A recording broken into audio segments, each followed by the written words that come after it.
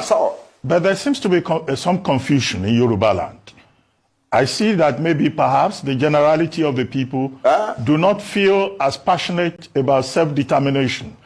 And secondly, there is all kinds of positions. Afenifere is talking about restructuring. You are talking about self-determination. You don't know this. You don't know the nature of the Yoruba society. You don't.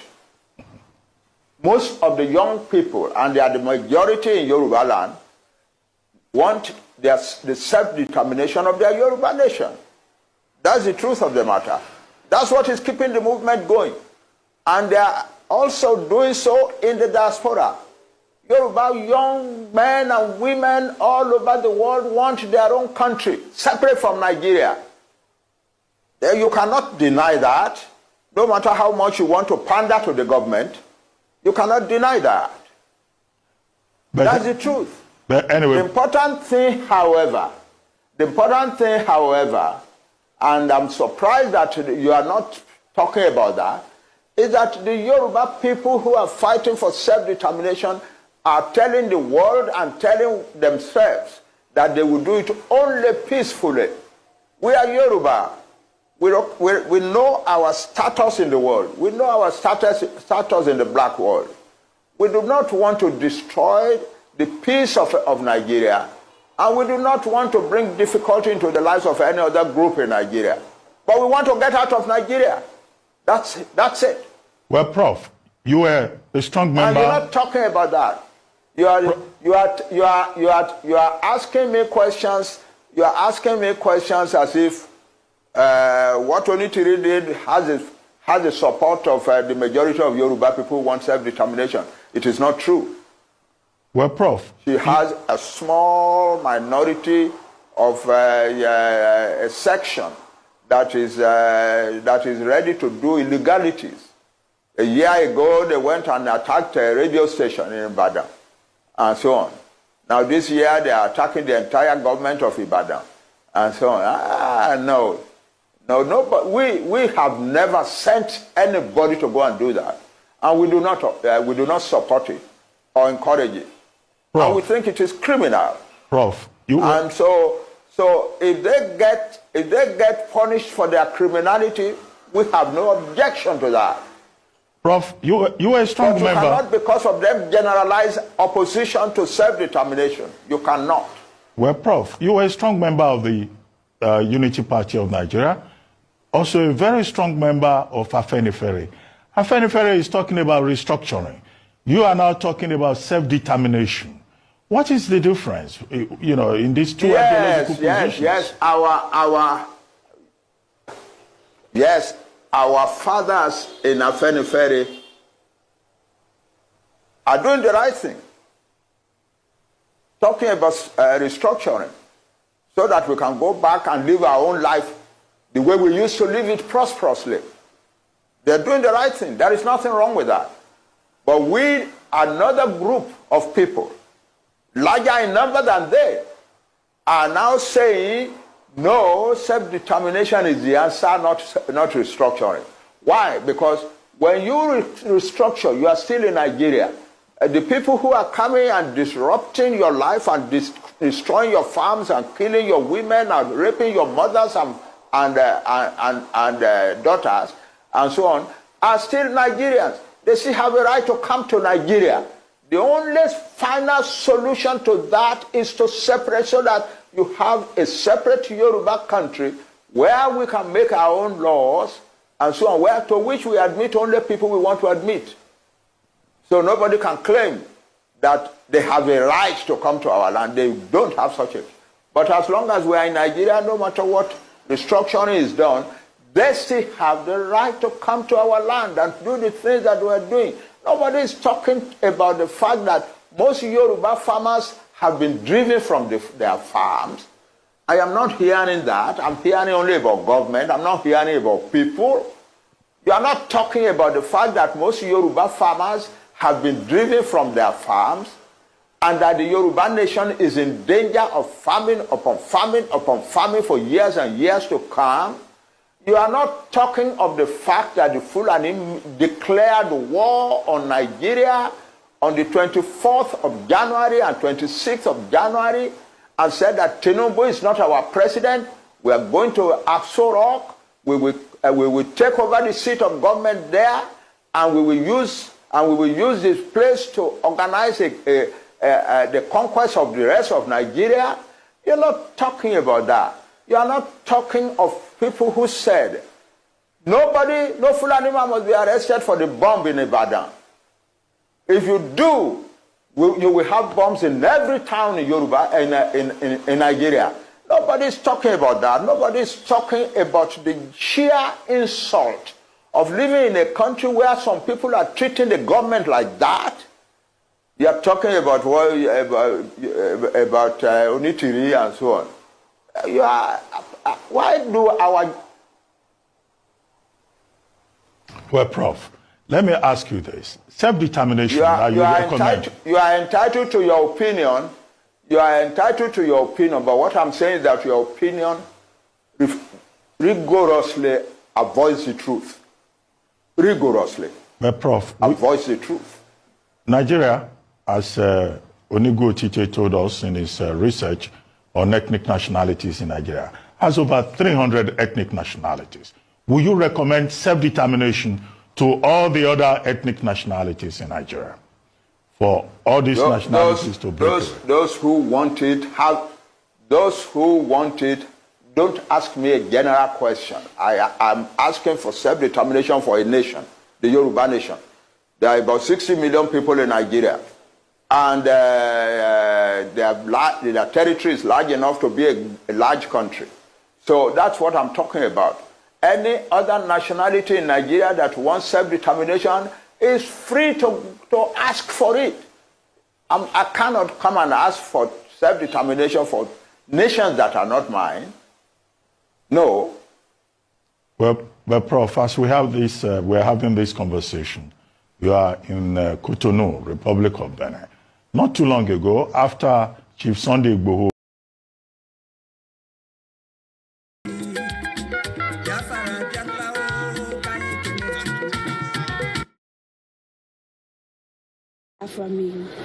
It means freedom, liberty, fairness, equity, and justice. In practical terms, these are very good sounding words, but in practical terms, what does Biafra mean? Confederation. So, a weak center, very weak, very strong regions. Absolutely.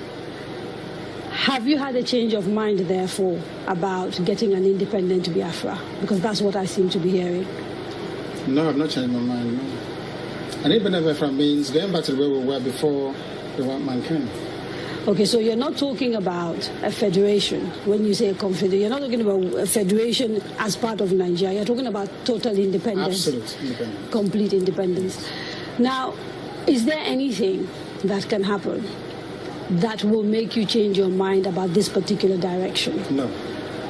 So it is either Biafra or nothing else? Or death, yes. Or death? That's correct. If push comes to shove, yes, will you go to war?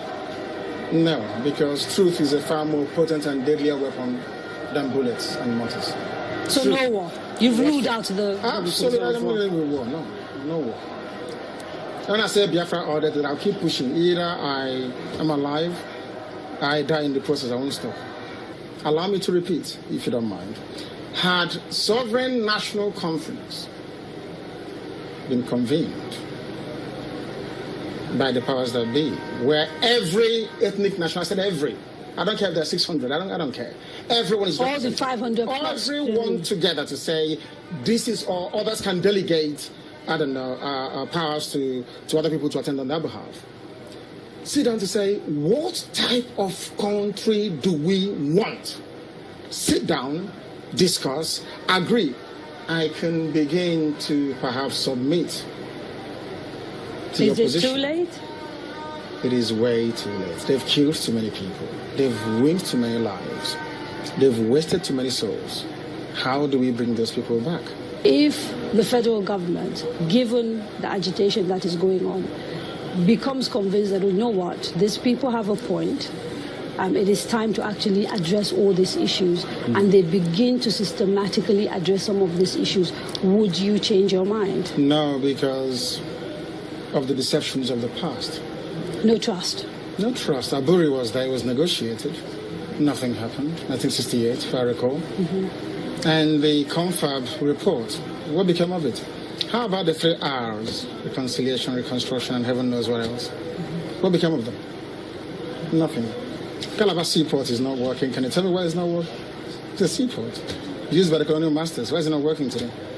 How about Iguacha Seaport? Why is it not being used? Why not worry? Why must we allow only Lagos to function as a viable seaport?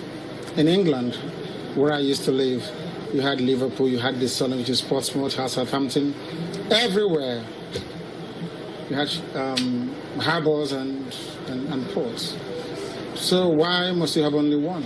I've heard people say these are very valid arguments, and that these are things that are to do with bad governance. So the average Biafran, to use your phrase, or Igbo man in the Igbo, is facing poverty much in the same way that the average guy in Yobe state is facing poverty. And so these are issues of governance. You don't agree with that? I agree completely. Okay. So if that is it, why isn't the agitation about tackling the problem, which is ensuring good governance, perhaps starting from locally? Because part of the allegations against you is that you don't confront your political leaders in the East, and you'd like to blame Abuja for everything. Because the way I would want to solve a problem is not how a Fulani man would want to solve it. You really believe this is an ethnic thing, and the approach is different? No, the approach is different. No, it's not ethnic. It is more to do with value system. Right. The way you may... Very good morning. I'm going to take you now straight to Finland. Remember that the platform you're watching from is called Koikimedia, bringing the world closer to your doorstep. Remember to continue to share, support this platform so that we can grow the platform. Remember also that this platform stands for not just humanity, is also dedicated to the self-determination of the Yoruba people under the leadership of Professor ADEBANJI Akintoye. I can tell you that there is a signal ready coming all the way from Finland. I'll be taking you straight down there where the day 4, December 2nd, as they all happening. Let's go straight because there's not much time. Let's take you straight to Finland.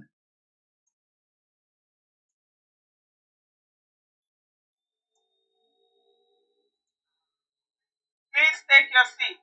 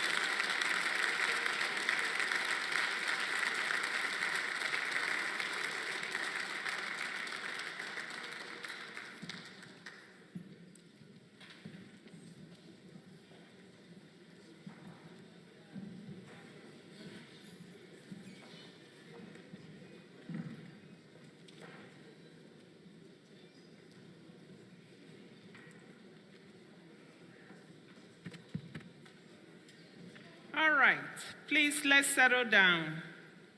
A hands of applause for the symphony.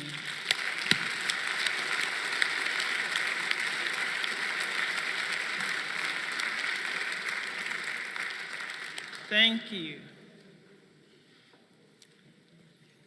Now, may all that are able to stand, please stand and remain standing until after the invocation.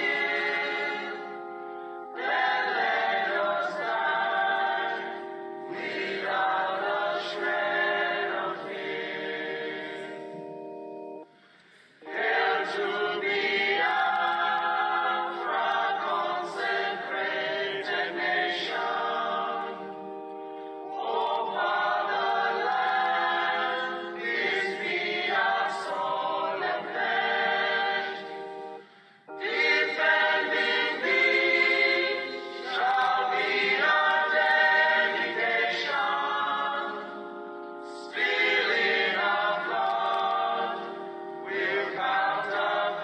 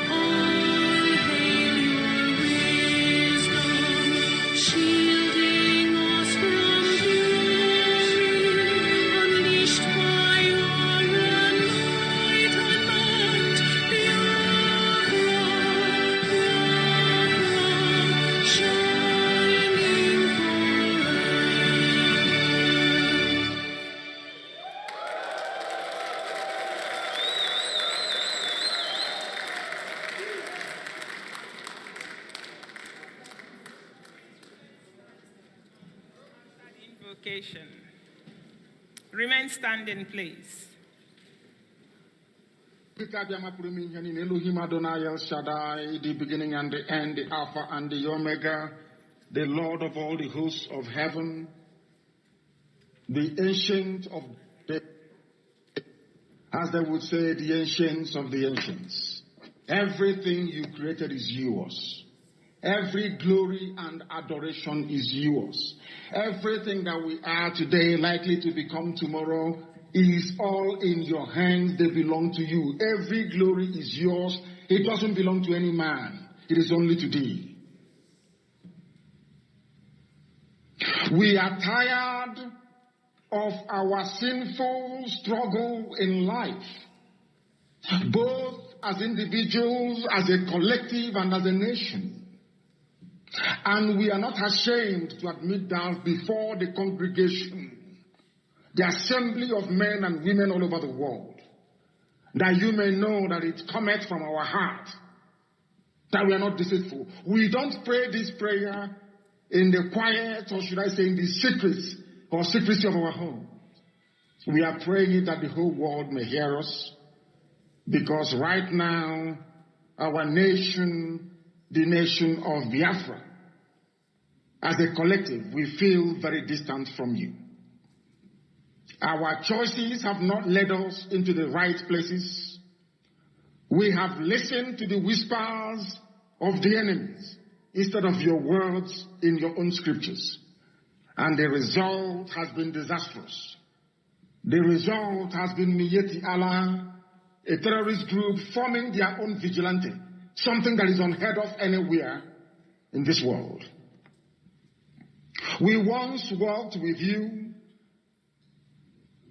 our heart tender, because you led us in the Spirit. Yet, little by little, we exchanged your truth for temptations and deceit that led many away from you. Instead of taking thoughts captive and confessing them immediately, we allowed ourselves to grow totally out of control. Repentance was not in our vocabulary. Blame upon blame, cover up upon cover up, or trying to reason and rationalize reason has never worked with you. Nobody can rationalize their cover-ups or their blames. They only give birth to deeper sin entanglements. Yes, you created us in your image, O Almighty God of Israel. You know our thoughts before we even speak them. You x-ray the hearts of men and see through our sham excuses and intentions. Your spirit has warned us repeatedly, but we ignored you. Disappointment and discouragement have taken their toll on your children. So today we are confessing before the whole world our desperate need as individuals, as a collective, and a nation for you. You have promised us that if we will confess our sins, you will forgive us and make us clean again. We truly need your forgiveness. Repentance is on our hearts and lips. We want to turn around and head another direction back to you, O Elohim. But we need your help. Just as you created the world out of nothing, create a clean heart out of nothingness in us. You have forgiven us our sins. You have restored our lives and the fellowship we once had together. You do not condemn because you're God, and you will not disown your own, which is IPOB and Biafra. We are your children forever. But we take all the blame. We own our own sin. We are the ones who broke fellowship with you, and we are crushed over the way that we have come to thee and treated thy word and your holy name. We ask for your forgiveness, your love, your abiding grace, and your mercy, that this same family of IPOB that you ordained in heaven and manifest on this very earth at this time, at this very age, may live to fulfill that which you have promised, that which you foretold, because your words are yea and amen. That this Biafra may come in our time, that mankind may know that indeed there is no greater power than thee, that you are truly the Almighty God, the Lord of hosts of the heavens and this very earth.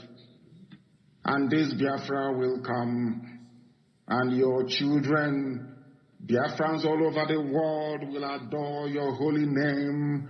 We shall sing songs of joy unto your holiness. Every generation of Biafrans that will ever have the honor of walking this very earth shall offer ceaseless praise and adoration unto your holy name, that they may know that indeed we are the children of light, to the glory of your name and your name alone, now and forevermore we pray. He said,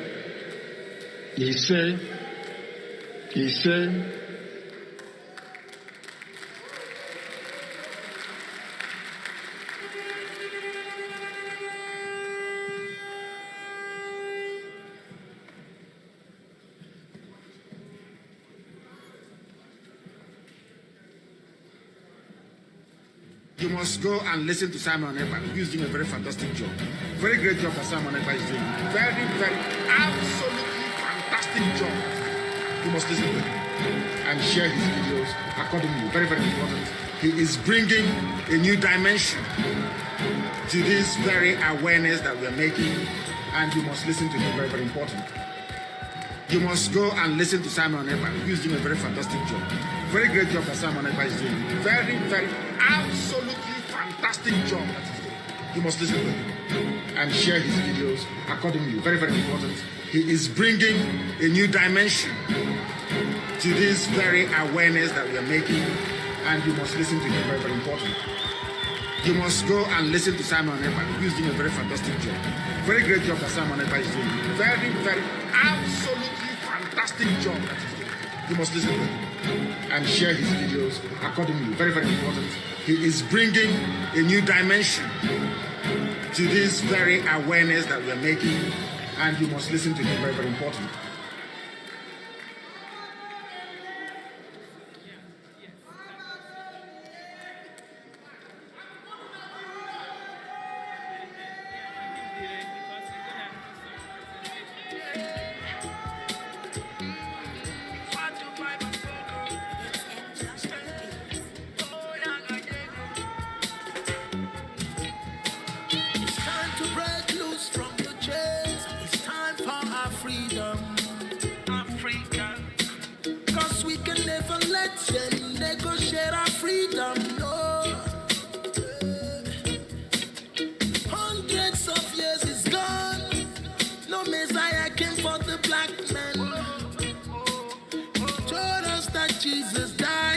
For the black man still they suffer. The truth be said, Africa will rise at the right time, and the time we're waiting for is right now.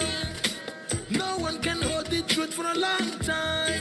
Oh no. So stay awake.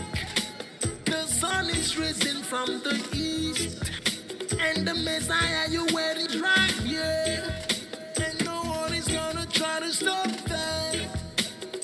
I can hear a great call for justice. Freedom, let the sun rise. Freedom for Biafra. Freedom, freedom the Kanu. Oh, song of salvation. Freedom, let Africa rise. Freedom for Biafra. Freedom.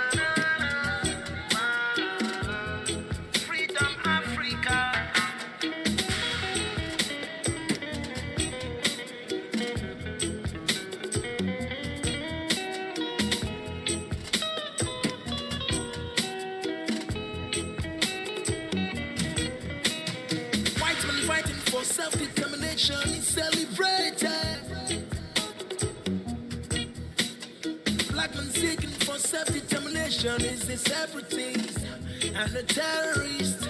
Yeah. When they jail a black freedom fighter, they jail in African freedom. Don't I have rights to my self-determination? Is that a crime? Oh no. Don't I have rights to live? Don't I have rights to express myself? Don't I have rights to speak?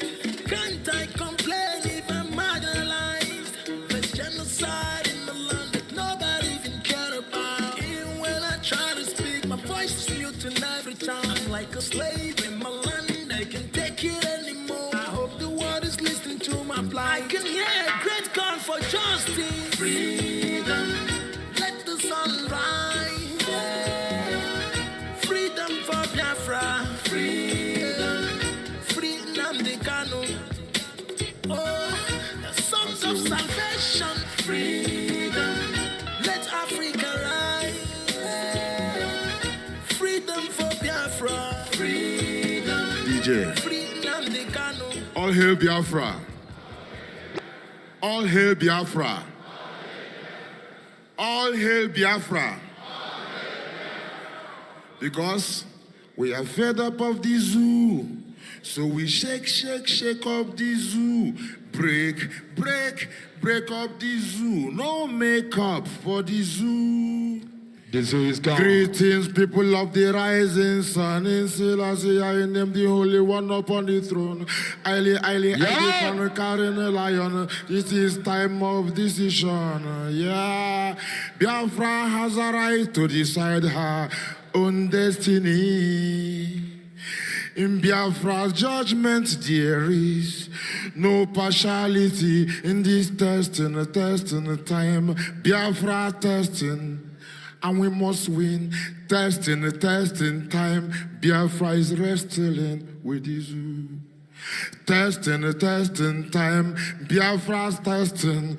Yeah, not resting time because Biafra is wrestling. Yeah, Biafrans.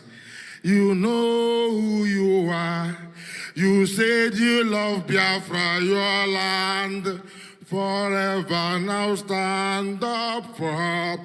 With the spirit of Chukwokikabiama, the Most High Jah, Yeshua HaMashiach, justice of Rastafari. Yes, was on the make our Juku. Efyong as the Israel Okukanu, I choose the Anu, Lozegisanu. Now rest on Namundi Kanu and the rest of us. So rise in us, spirit of peace, rise in us.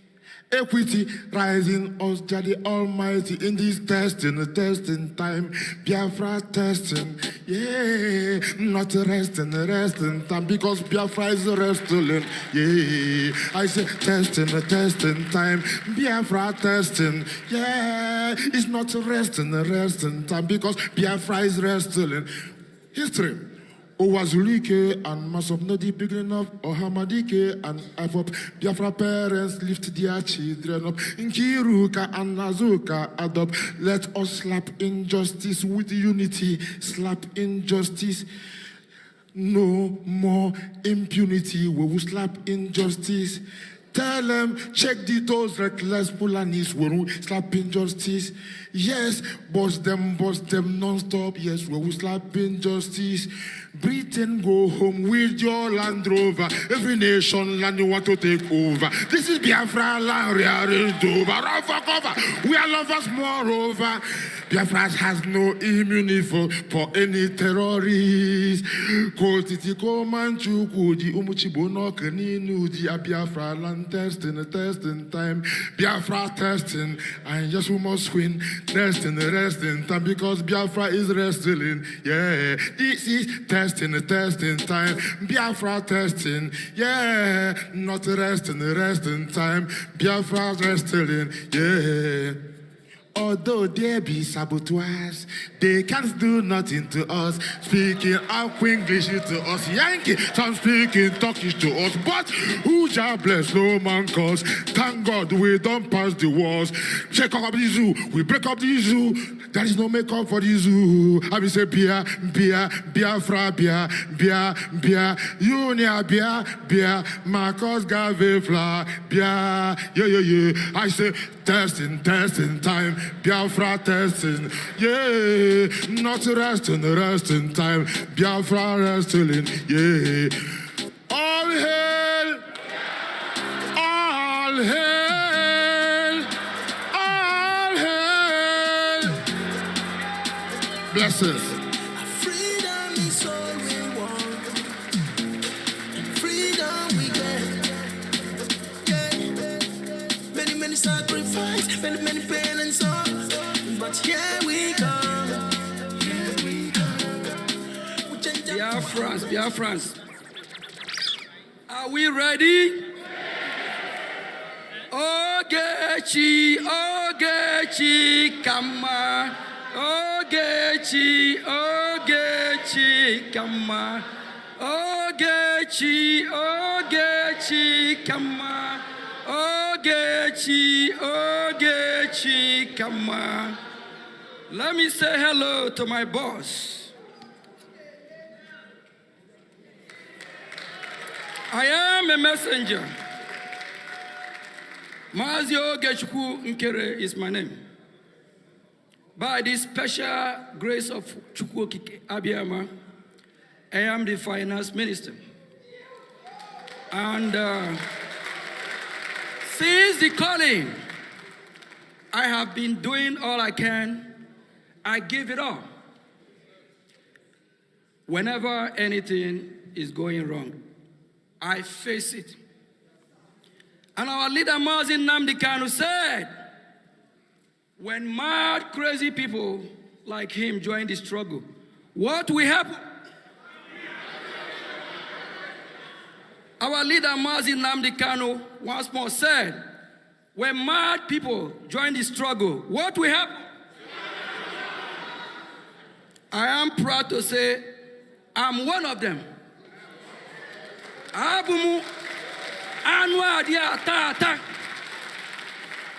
My boss remain my boss. My prime minister remain my prime minister. With due respect, his word must come to fulfillment. What do I say? With due respect, his word must come to... Oh, say it again. We are not backing down. And Biafra is not backing down. We will go to any length to stand our ground. Unshakable. Unmovable. You can't move us. You can't bully us. Yes. We don't care who you are. Fellow Biafrans, we all know our website. And we all know what to do. And we all know what we'll be doing every weekly, every day, daily basis. Please kindly visit the website. Do the right thing. Do we all know what today is? Do we all know where we're here today? Yes. I left the United States of America down here for a reason. One, to see my prime minister. Number two, to make sure that his prophecy, his day, come to what? What do I say? Come to my boss, my prime minister. I respect him. I owe him for his word. My boss has been campaigning for about a year, and his word must stand. We started this journey since the 29th of November. And this building is where history we make history, and we stand by it. That's it. The journey that started on the 29th is in preparation for history of my boss. When my boss said, he know the day Biafra win. My boss said he know the day Biafra will Come. And what is the day?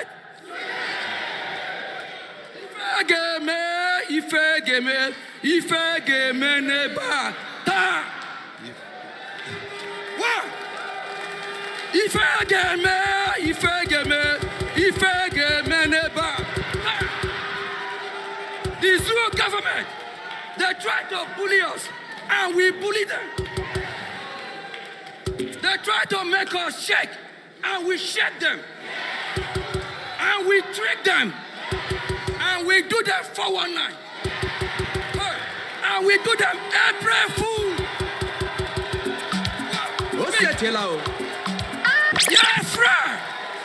Biafra. We do the zoo April Fool. We fool the zoo. My boss, my prime minister, he said December 2nd, Biafra will be restored. Biafra will be what? Remove.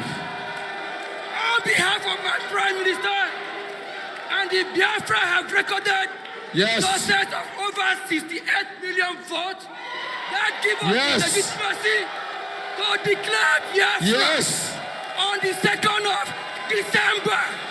The zoo was fallen. Biafra is declared on the 2nd of December. The date must not be changed. The date must not be moved. We are unshakable. We are untouchable. We stand where we are. Our plan is our plan. December 2nd, Biafra is declared. Oh! Our leader, my boss, said he knows the day Biafra will come. Okay, when mad people like me join this struggle, Biafra will come. You can shake us. You can bully us. December 2nd, mark your calendar. That is the day Ogam Sina Biafra Gabia. If you know this, because all the mandate for over a year, my boss put the date and said, Mas Yogi, oh Bosia. That date is not movable, it's not shakeable. From the 29th, we start the redeclaration process. We read everything necessary. We prepare for this day. Today, December the 2nd, mark your calendar. Biafra is restored. And please, when you sign your name, only the signature, United States, UN, not going to validate it.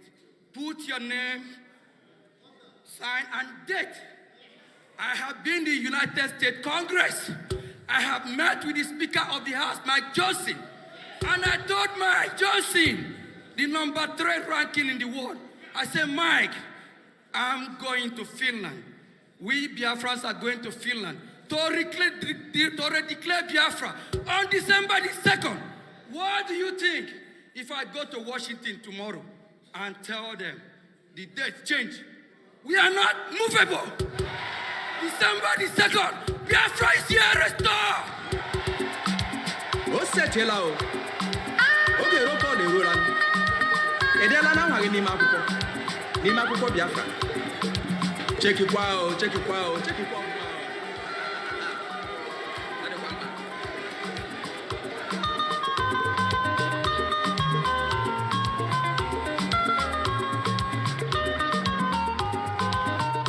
Abraham ejoga jojo, idela wage ni makupo.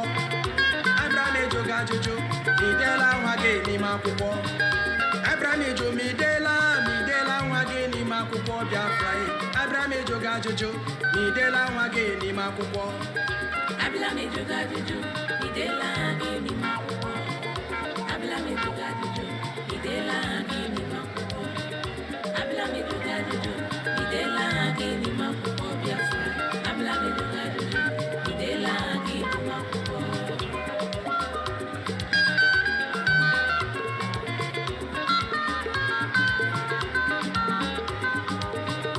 Abraham ejoga jojo, idela wage ni Abraham ejoga jojo, nidela wage ni makupo. Urugini kogabara ge, mageza chodogo na duduga. Medega wage na kuponde nyera nyingweronwe. Yes, respect to Finland's minister, one and only, okay, Chinkara. The truth of Biafra is so good, it's so sweet.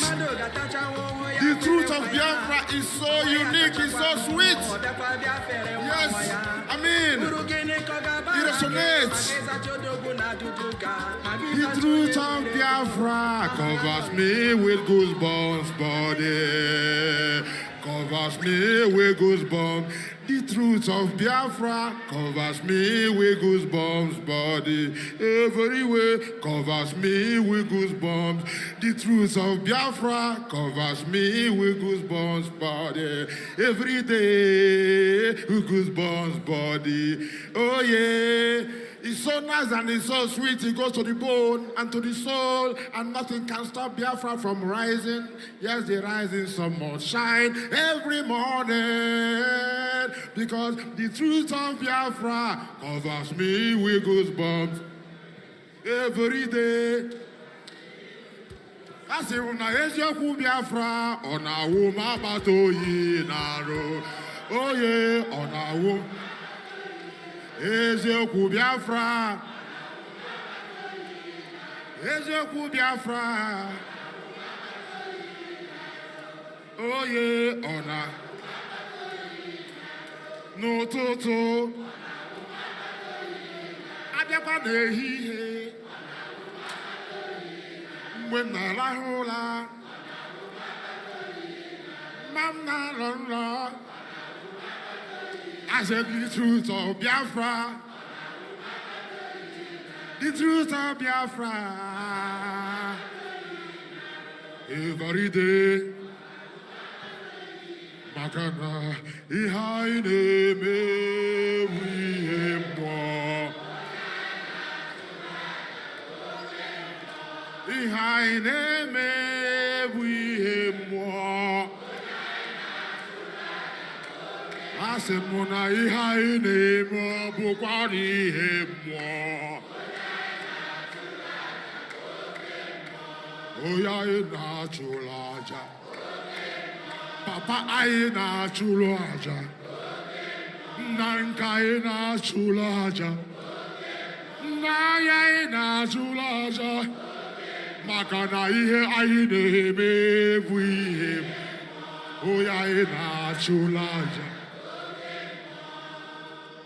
All hail, all hail. No matter what they try, they cannot tarnish Biafra's name. The truth is flowing from our brain, and it's raining just like rain. Tell them, this fire can't tame. This is a burning flame. This is the sun's flame. All hail, all hail.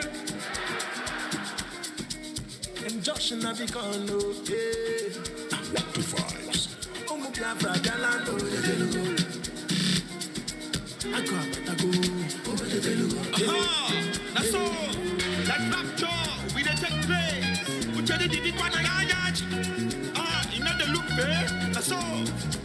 Everybody can the kanu. Member. Odegu wa get the Simon Ekpa. Member. Yaj.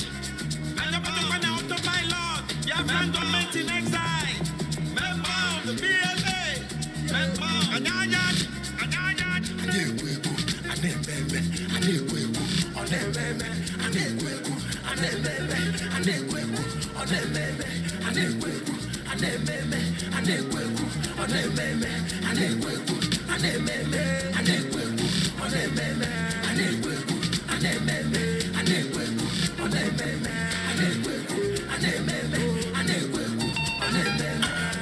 Everything palm and everything said. We going home to promised land. Freedom we want and freedom we get. We taking over our land. And let me come and let me die. This no be 1967. Each of our men, I am men. Each of our guys, I am the guys. Man, I land the man, man, I hate them mount. Member, sir. Talking I do.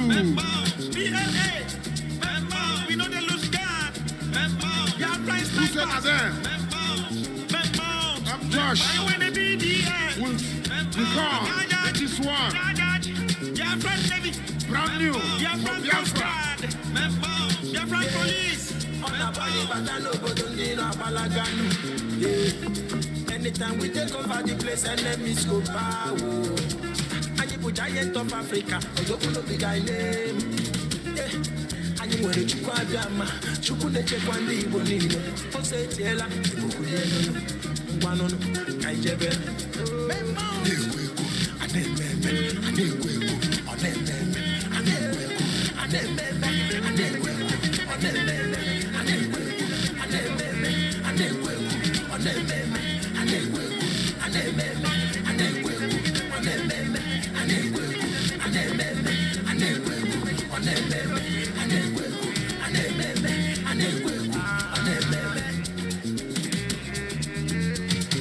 What to vibes?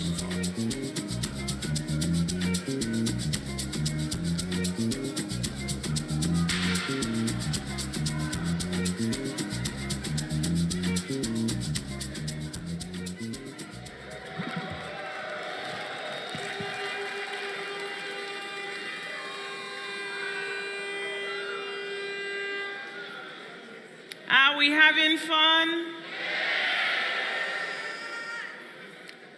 Are we having fun?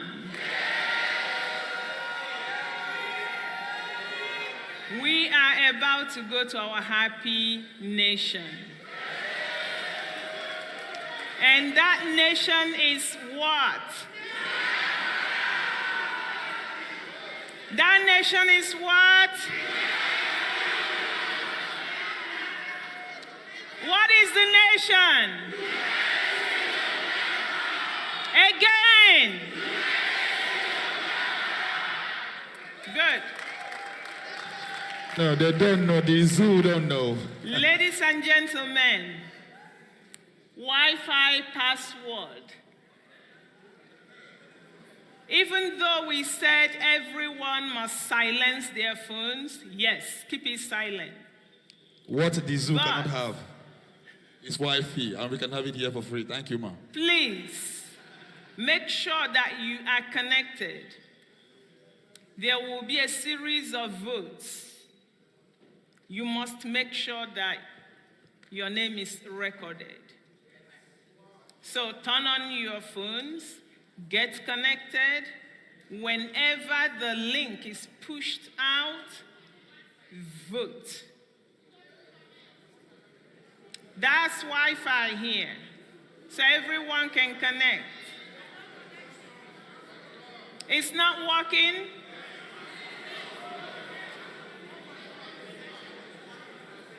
All right.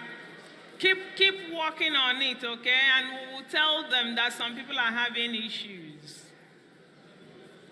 All right? Ushers, please, come to the stage.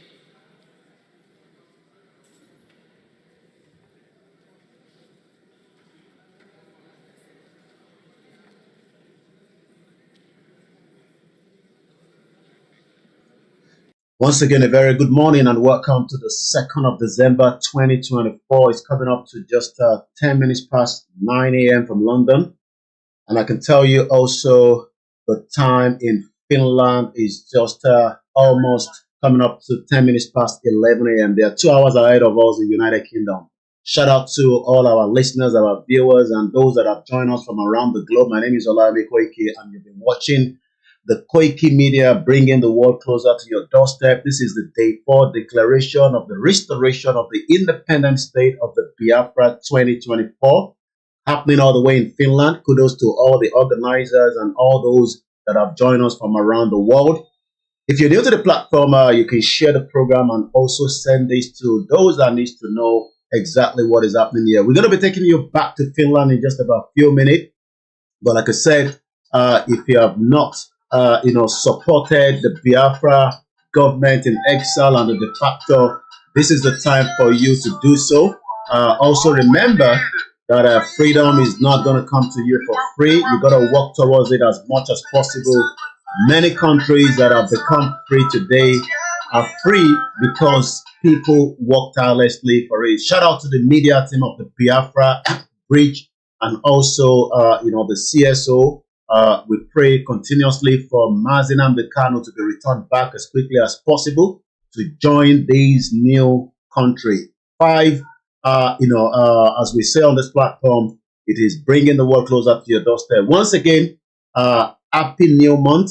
Remember, if you're not part of the history, it will be something that you would have to regret for the rest of your life. All the countries that we have talked about in the past that have become independent, what you need to understand is they started from somewhere. We talked about many countries around the world.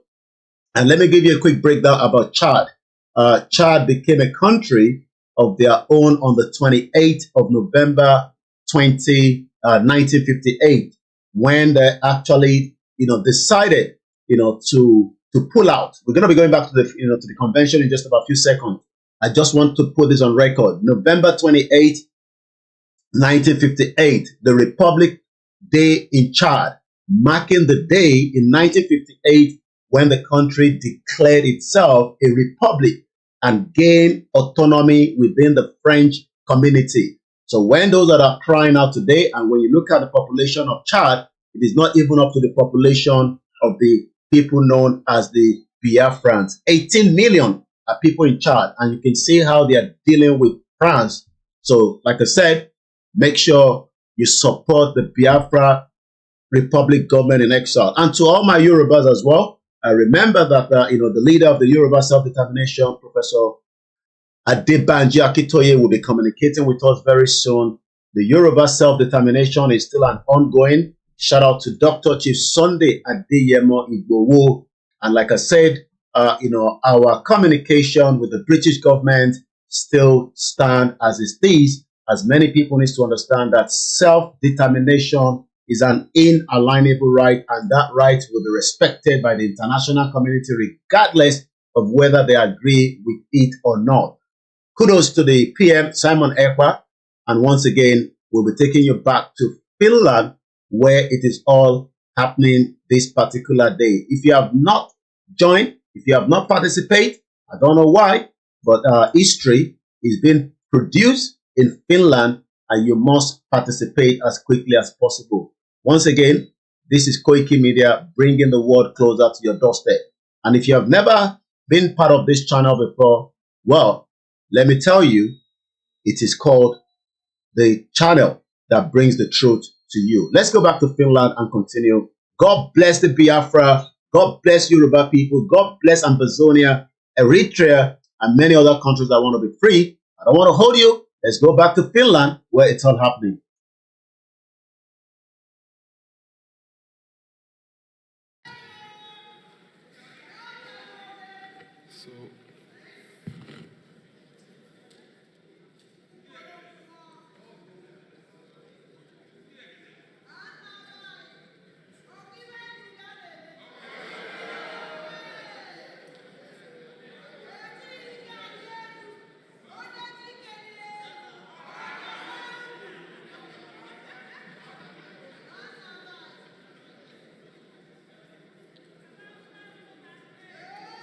So while we are still waiting for something to pop up, let's remind you of what, Nigeria is all about.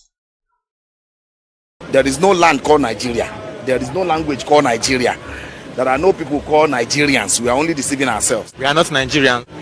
Okay, where is Nigeria? Where is the land called Nigeria? What is the Nigerian language? We are nations that had been forced together to live in one pathetic country. So anybody who goes there today to say pray for Nigeria, that person is just deceiving himself, because the people who want to be that Nigeria had not sat down to agree if they want to be Nigeria. If you don't allow we Biafrans to go, that zoological republic called Nigeria will be a worse place than Somalia, and today it is happening. And if you have not applied for your Somalian visa, please try and do so. Should I say Somali visa? Try and do so as quickly as possible, because the zoo is on the path of destruction, and there is nothing man can do to reverse it. Mark today's date and what I'm telling you. Nigeria will be destroyed beyond human comprehension. Benke was born for Simon Isho. Father Jaja, open the gates. Olisa Obasimbong, open the gates. Ogene, open the gates. Biafra gates. Chuwoki Kabiama, open the gates. Osanabu Obiniwe, open the gates. Tamara Ayeba, open the gates. Biafra gates. Mege oh, mege oh.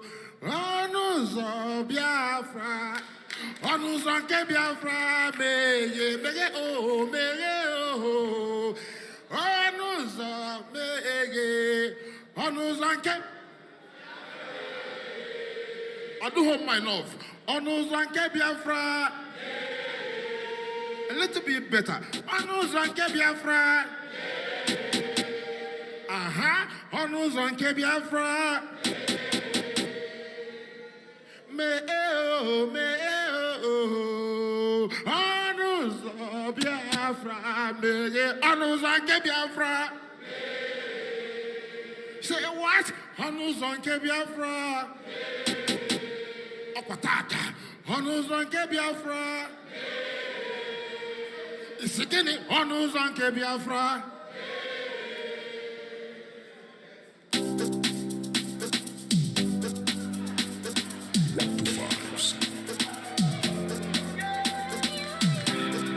Freedom is all we want, and freedom we get. Yeah, yeah. Many sacrifice, many pain and sorrow. Too many But sacrifices. here we come. We change them for our praise. Those we don't care for the sorrow, the tears and the blood. What the man say? Put the news around. Tell them say Africa don't free. Tell them say Biafra we don't go. Tell them say we don't open the gate.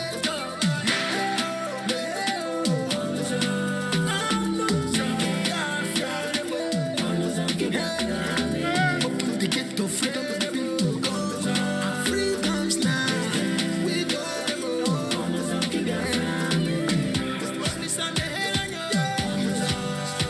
Let the sun rise and lead us strong. Africa, we glory again in Biafra. Helsinki 2024 in Lathi. God please open the door. No be what in the zoo they wish for. We cannot afford to be poor. You know how they give us before. Sticky, lean, all the more. You increase us like sand of seashore. What the make it was born for. Simon is sure. Father Jaja, open the gate. Police are passing from open the gate. Oh, gonna open the gate. Biafra gate. Chukwuka, Biafra, open the gate. Masana Anyway, open the gate. Tamara Ayeba, open the gate. Biafra gate.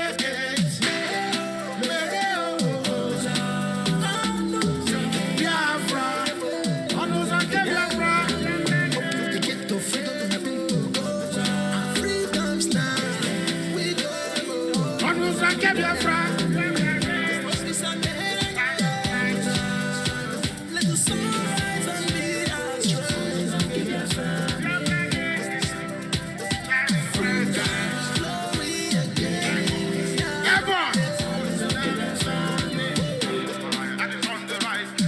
Away, but shining bright. Biafra is the light, a beacon of light, up to the time, liberation time. 1, 2, 5. Yeah! Liberation time. Yes, sir. Yes, sir. Biafra is here. No going back. Here. Standing. Giddy bum, giddy bum, giddy bum, giddy bum. Cut it. Blessed love.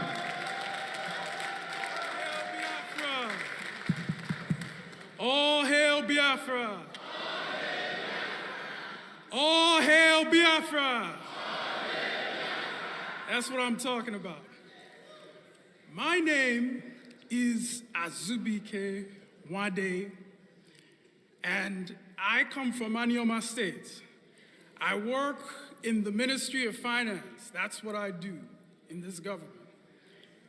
And the day before yesterday, our brother from Ambazonia spoke to us, and he talked to us about the planning of the defense of Biafra, the planning of our defense, because this is very, very important. And money is very, very important. It has a very big role to play in the defense of Biafra. So it is important that we all learn about cryptocurrency.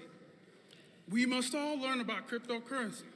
Cryptocurrency is money that is not controlled by any government or bank that may tomorrow decide to work against what we're doing.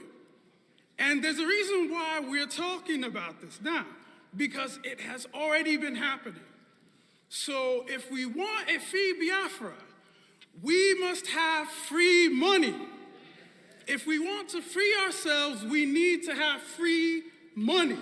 We need to have a free stream to our boots on the ground. So that is why Biafra coin was launched. It was launched in April. Many people have begun buying. Even in the homeland, they're buying it, they're using it. So it's important for us all to begin buying Biafra coin. If you don't know how to buy, you should learn how to buy. So when we finish with all of the events that we've planned in this convention, we'll all return to our different locations. And when we go home, talk to your liaison head. Tell them that you need Biafra coin training. Each liaison will hold Biafra coin training, and we need you guys to attend the training.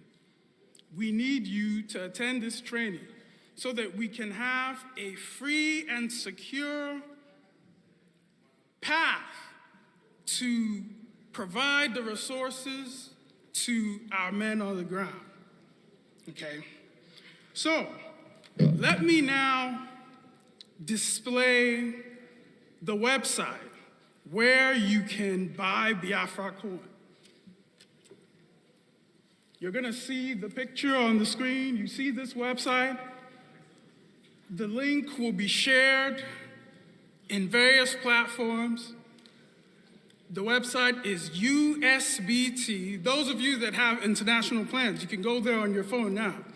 USBT.bankofbiafra.org.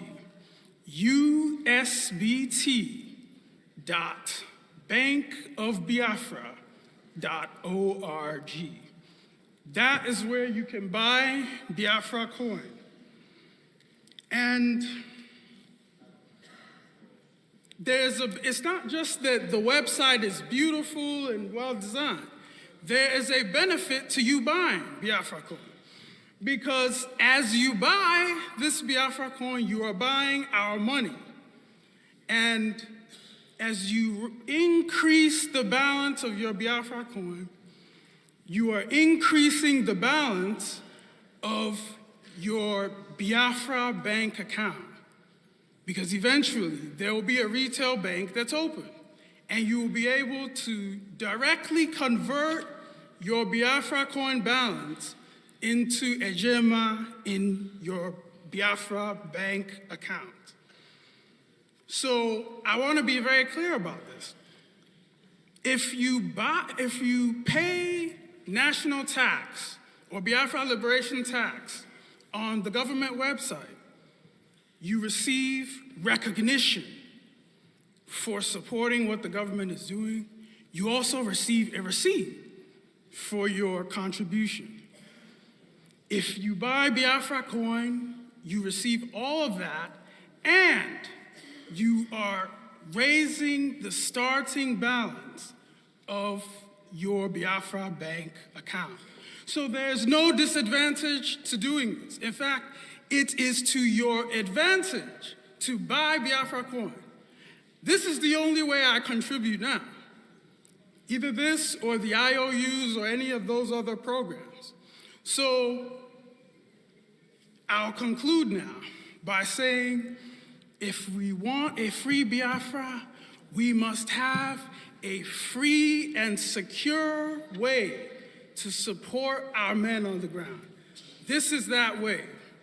This is that way. We don't want any government to mess with what we're doing. We don't want any bank to mess with what we're doing. This is how we do that. Buy Biafra coin, free Biafra by buying Biafra coin. Thank you.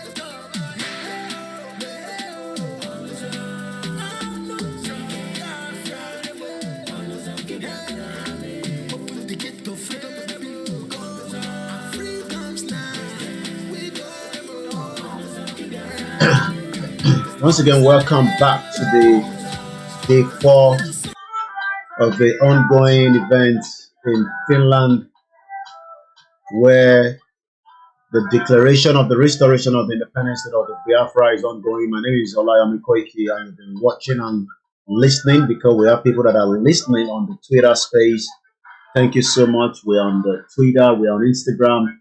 Apparently, Instagram just took down one of our pages again this morning. And I'm sure these are the evil forces that doesn't want freedom to be well said. Let's go back to Finland and hear more for what is happening on the other side there. Good morning once again.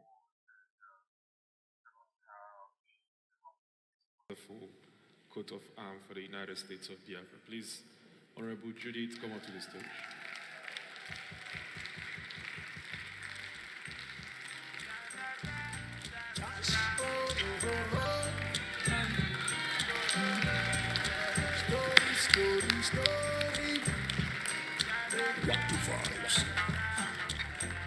Then bring helicopter come to my village and they drop bomb on my people.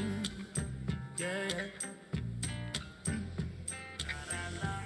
Jet fighter pass from my village and bomb my people for loot. Oh. Army came with their python, came down to my village, danced and killed my people. Shoot my brothers, them shoot my sisters, kill our mamas, kill our papas. Yaineme bihemwa, onyanyi na cholaja bokemwa. Yaineme bihemwa, onyanyi na cholaja bokemwa. Okachamala. I netu chuku Judith inetu yakatamala. Greetings, great Biafrans. Today is a very great day, a day that God has chosen, a day that has been prophesied, because the word of God, the world can never go without being complete. God is the author of this coat of arms. God is the one that directed. God is the author and he is the director. So all honor, glory, adoration goes to God. And I'm using this opportunity to tell you that Biafra needs each and every one of you. Because if each and every one of you support to make an impact, we can fund Biafra to eternity. I am only a servant willing to serve my people without anything in exchange. Ahe Biafra. Ahe Igodomigodo. Ahe Ozanogogo. Igodomigodo. My leader will say, Igodomigodo is that key that opened all keys. And that is the land of which I came from.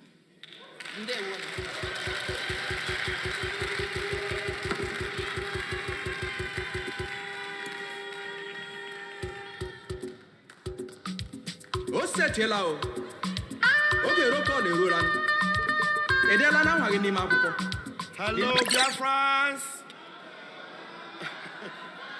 Thank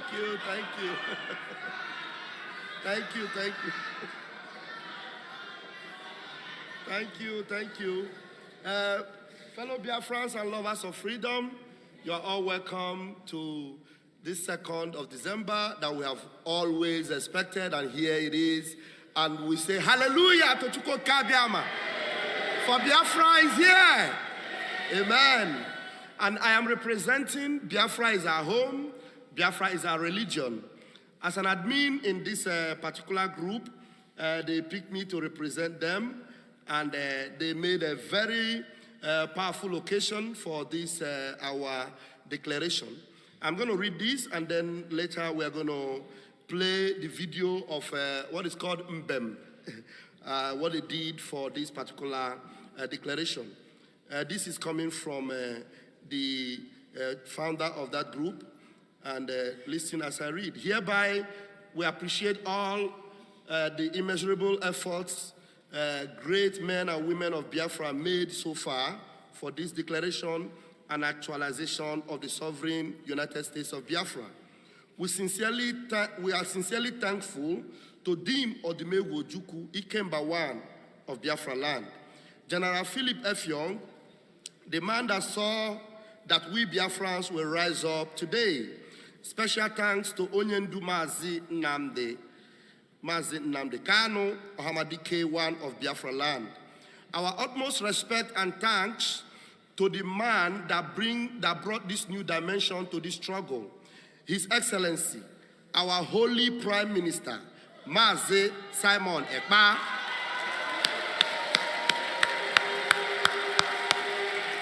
Tiena Batobie! Tiena Batobie! All right. Let's listen to a few of his dignified titles. The dignified and deified one, the chosen one, Ochuari one of Homo Biafra, Obato Bie of Homo Biafra. You are truly the finisher. And to all the cabinet members of the Biafra Republic government in exile, we thank you all for your selfless services towards this our freedom. Finally, we thank all the Biafra Defense Forces, BLA, BDF, and the rest of them. We call them our archangels, the oracles of our land. Our prayers are with you all. And to all Biafrans, we say, airborne. And signed by Odinanwata Ezeamuru Nobi, the chief admin. Biafra is our home and Biafra is our religion. Put your hands together. I want to play the video so that Biafrans will see.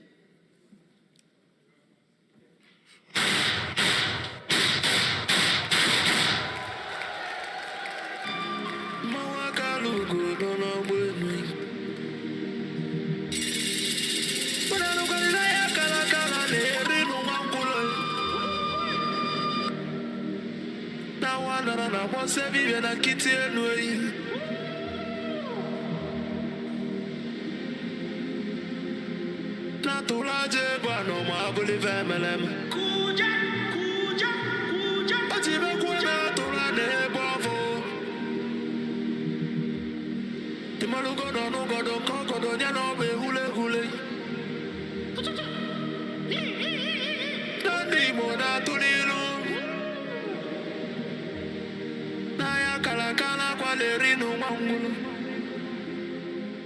Ngula matali woso jere futa mbaka njoba diali.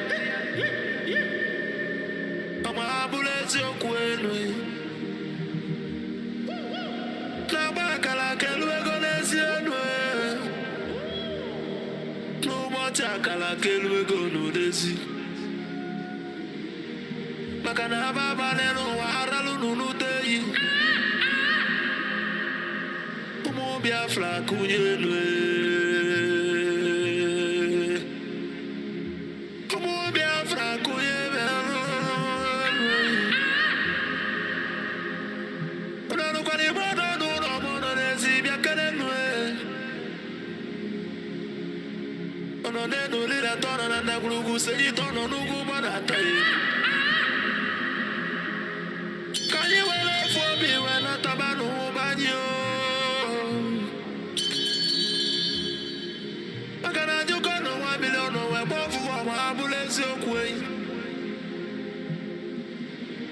Nakani kwata milake kwa wacha sienyi ka kesuezo pabule be walo tamano. Mo Biafra kuyenwe. Kanye wele fobi wena tabanu banyo. Makano fobi abakama. Na no go no way.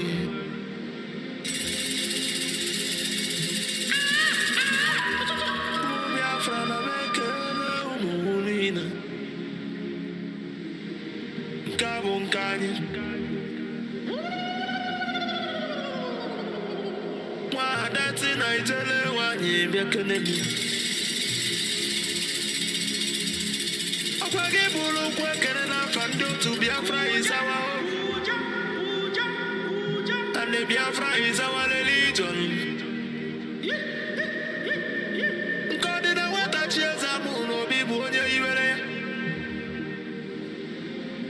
Where's the can argue? I don't know what you want. You can buy one of Biafra land in Mongol. I don't know. Fondi mochiri de bube bigade biche mele mongo. Abusi bodo kwedi mali bonine. Ada kwedi malo Biafra bia. Adume gochuku. Papa gisi kana logi Philipo Efyang. Abusi kwa mwake kuloku ekusi okusi na Biafra yekunye. Na ya bu Biafra ya tolugo enata. Una vulu na ya bu Biafra ekuigo. Troko agule mwata na kanane ele. Abagise kene lugo nyendu mazinande kanu. Amadike Biafra kede du.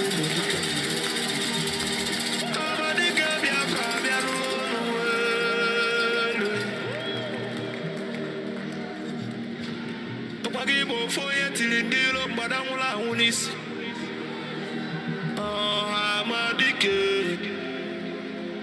Amadike bumma undiro. Tamekele gina. Yeah. Ni o jisinu ikenu. Natukuna ndana ya aba unube. Makano ya sulobe ya toka imaluge nuwe. Jisinu ike. Kene lo mondi Biafra revelation ami umuchuku.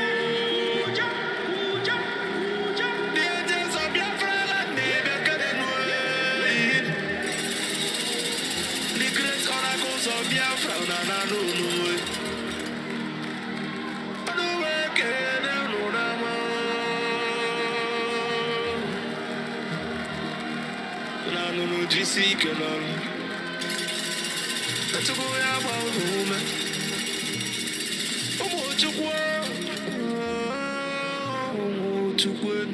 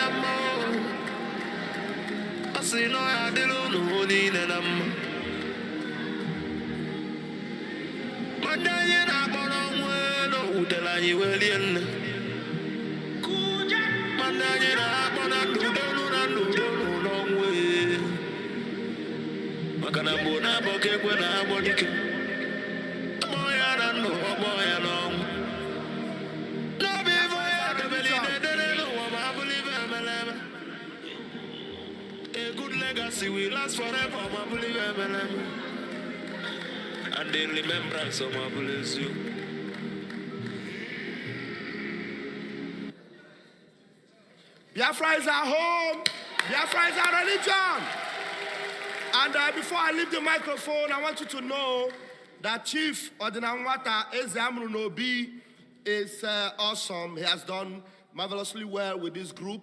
And we remember when the PM hosted them, and they raised a lot of funds also for the BLA, for the men. And I want you also to know that even for this convention, they made T-shirts and some souvenirs. You can pick a few of them up. And I want you to know that the support is massive. They have done their best. You can also do more. So that is why you should understand that everything about this lies in funding our men. May God bless you all. Airborne! You understand? Yeah. Josh. 1 to 5. So.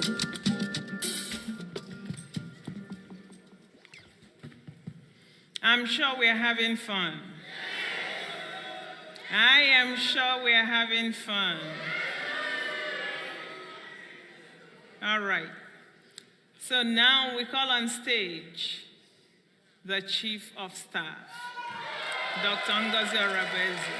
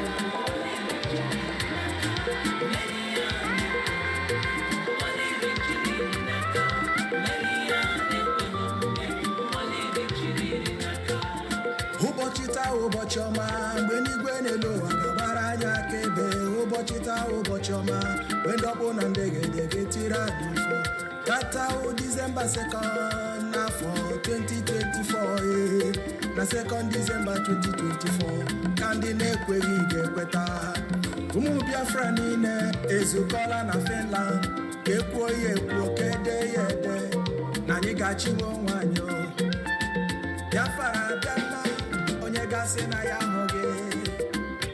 Hello, Biafrans. All hail Biafra. All hail Biafra. All hail the United States of Biafra. Thank you so much. Thank you. Thank you. Thank you so much. Thank you. Thank you. Thank you.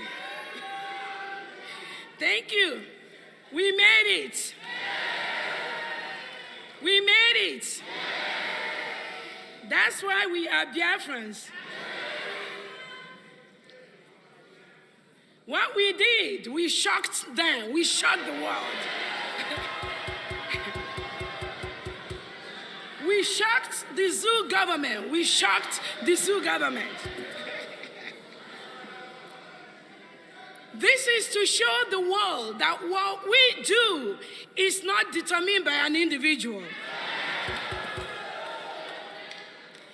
When the spirit of Biafra leads us, we move non-stop.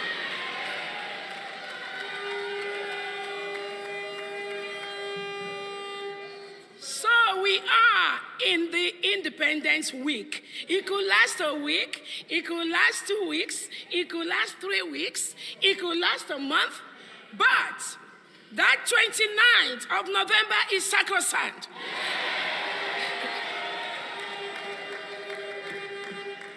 And there was a reason Biafrans decided to shock the zoo, and we did it.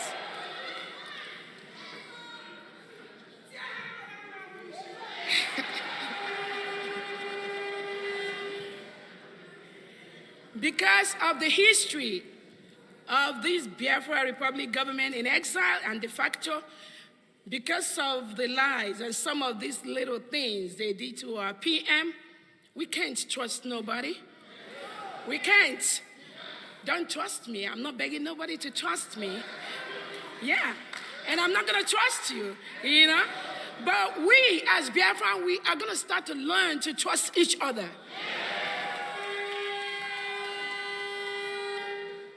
So, on behalf of our Prime Minister, His Excellency, the Obatobie, the Peace Ambassador, Anunkan Kampi, His Excellency Simon Eber, we Biafrans, we thank you and we greet you for bringing freedom to the United States of Biafra.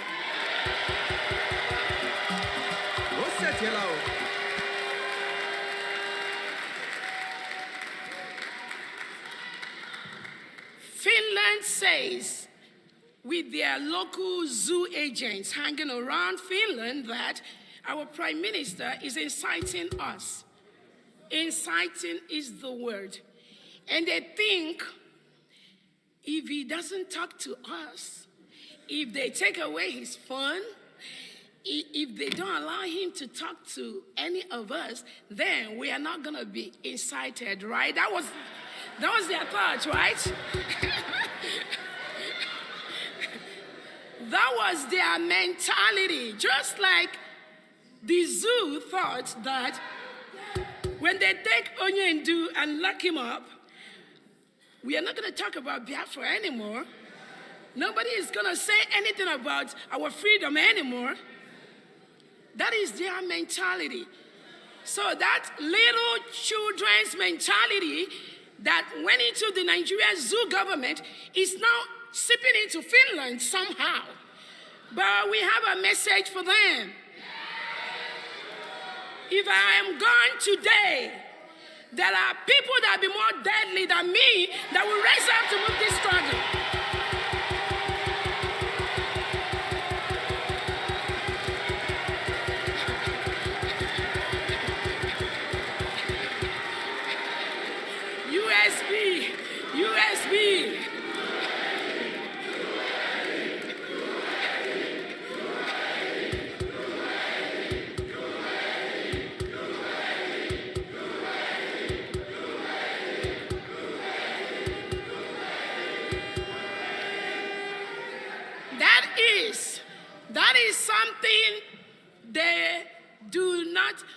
understand, or they do understand, but they think they can suppress us.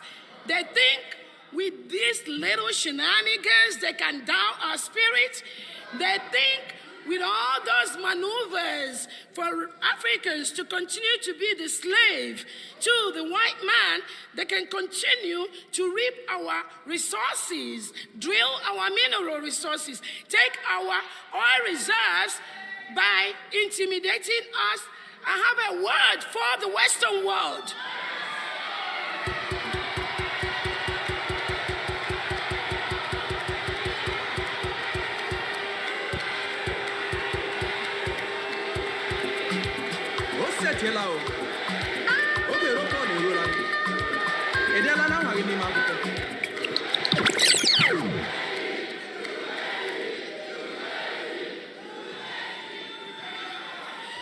I have a word for the Western world. This crop of Africans you have at this time, you can never intimidate them.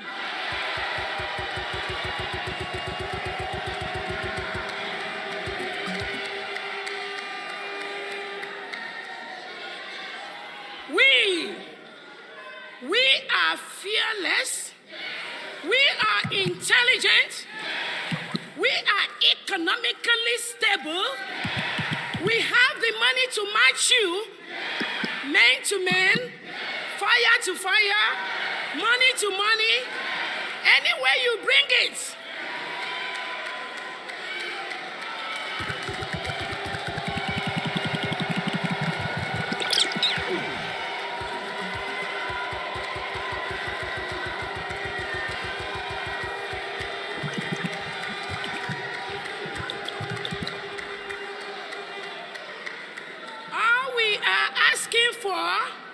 Is to let us have our rights, to let us build our countries, to help us build our communities, to let our people enjoy those things that all of us here are offering and helping you in the first world, wherever country we are in the diaspora. Whatever we are helping you to build in this country outside, we want to take it home to our people. I think that is a fair statement. It is fair. It's a fair statement. We can always come and visit you. We can always come and visit our businesses we have in diaspora. But we must go home and establish our homes.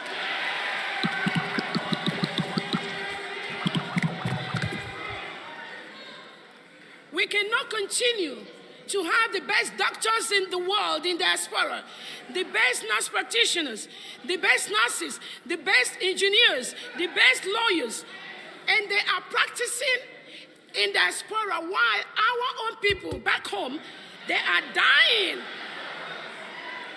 of high blood pressure, diabetes, basic health care. They are not getting it. And you think, if you are working with any foreign government, just like Michael Rubin, our guest speaker, is trying to tell the international leaders right now, including Finland, if you think that these people that have been in Finland for the past 3-4 days, we have been in Finland, we have been making us, we have been talking. We are looking for those that think that what we are doing is wrong. We want them to come out. Yes.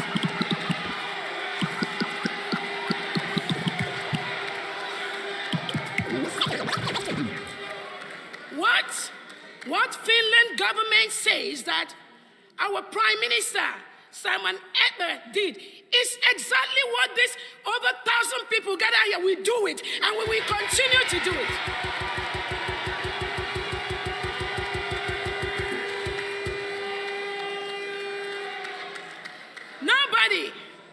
Nobody, if the zoo government likes, if the Nigerian government under President Tinubu, if they like to hold our leader Nnamdi Kanu for the next 100 years, if Finland, that is known as one of the freest countries in the world, could succumb to this little child's play being engineered by Nigerian agents in this Finland that are some Biafrans too, if they succumb to this, then they've dented their image. But we Biafrans, we hold Finland at a very high esteem. And we will watch how this is going to play out between Finland, Biafra, and Nigeria government.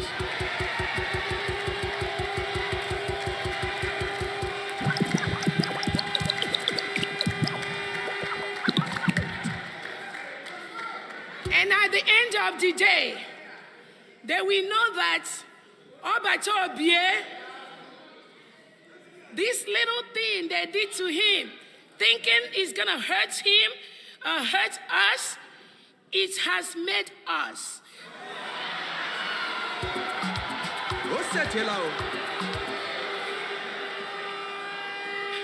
On that note, my fellow Biafrans, friends, journalists, and well-wishers, I want to use this opportunity to introduce the special music that was done for Obatobie before these little incidents from the Finland government happened. This music was intended to help all Biafrans raise money towards what we are doing. And you can hear money, money, money, money, money. Yes, we need that money. We need it. We need it. And now we are going to increase that, but we will make sure that we set the right apparatus to make sure that when we get money, Biafrans know where that money is going, every step of the way. We will continue to use every available resources. Talk to the countries that are ready. A lot of countries are ready to back us up. So money may not really be a problem because we got it coming in huge. Yes.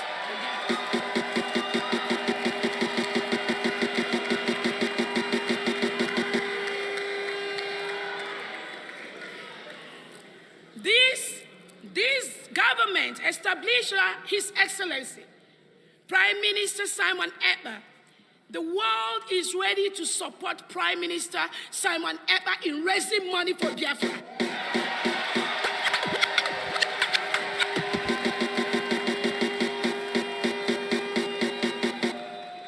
And that is what each and every one of us should be doing. So we are going to play that music that was launched, is in Dito Records, is global anyway, for our Prime Minister, and his wish is that the whole track of that music is going to be played. I think it's about 5 tracks.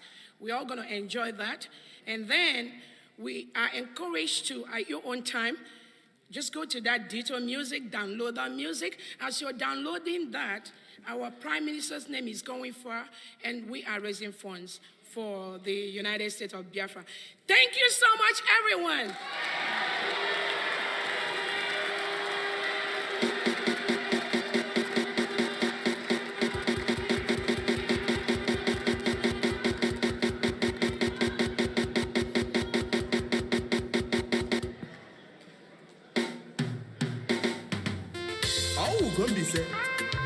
Go be sad line it.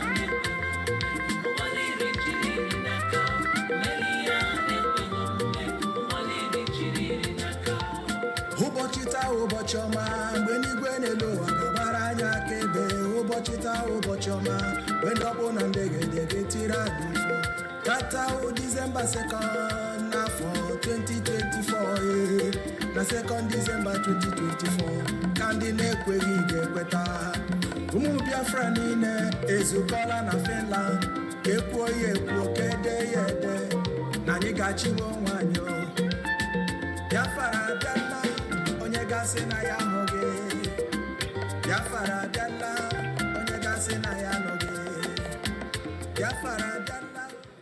Thank you very much. We call Justice to the stage. He represents Brigi ex-media warriors.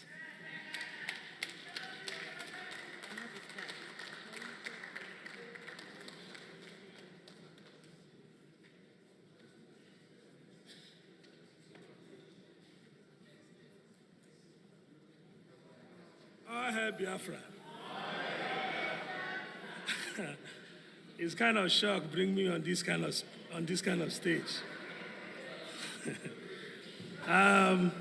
This is justice and fairness, and that's all we ask for as Biafrans. Asking for your independence is a fair game. All protocol observed, and I want to thank each and every one of you from coming far and near to this place. We are the warriors in airspace. Maybe many people don't know me, but they hear my voice. And when we are coming here, some people threaten me that I'm going to be arrested. They said they're going to take you away. All the supporters of our Prime Minister, you guys are going to be in trouble. And this morning I said on my airspace, I asked them, who don't want to be in this kind of prison? Tell me, is there anyone who don't want to be in this kind of jail? So if you don't want to be in this kind of jail, I want to be in this kind of jail. And I can tell you, Biafra is here. We are not afraid. I told them we are not afraid. Anytime I wake up, I look at my 3 kids, and I ask myself, what's their future in Nigeria? And I cry every night. I said, I have a lovely daughter and 2 sons who cannot inspire to be anything in Nigeria. They can only inspire to be something when Biafra comes. And that is why we are putting our life, our blood, our money in it. So we are not stepping aside. I thank our Chief of Staff. He has sent the message to the world. It's high time to stop intimidating us. We cannot be having the best medical doctors, the best lawyers, the best practitioners all over the world, and our people are dying out of ordinary appendicitis. It's not going to happen anymore. And I'm going to thank I appreciate everyone. You guys are awesome. Biafrans are the most beautiful people all over the world. You know, there's something I always say. Whenever I'm out on this stage, I told them, anytime you say you're in Nigeria, I look at you 2 times. I say, this is a criminal. He have come here again.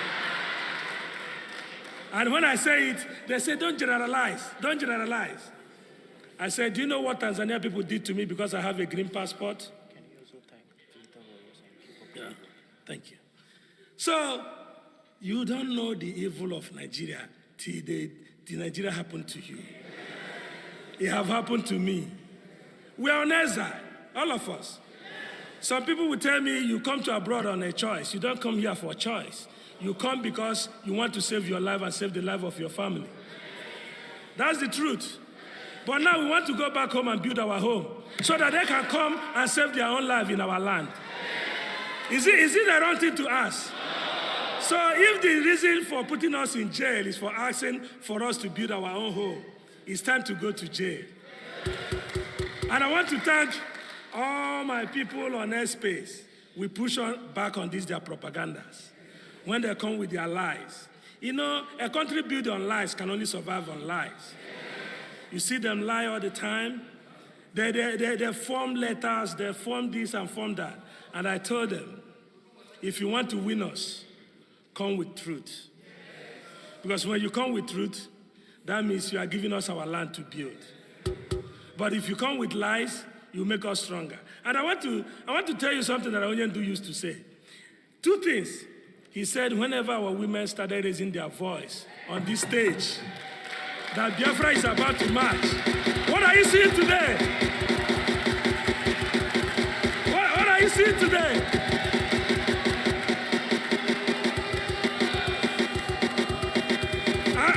And the last thing I want to end here, I remember Onyendu said, he said, before we came, there's no one like us. Are Nigeria like us? Do they look like us? How can you tell me that somebody who married a 12-year-old girl can come and marry my daughter who is 11 years old? We are not like them. And he said, now we are here. All of them want to be like us. That's why they write propagandas against us. And when we are far gone, they wish we live forever. Thank you very much.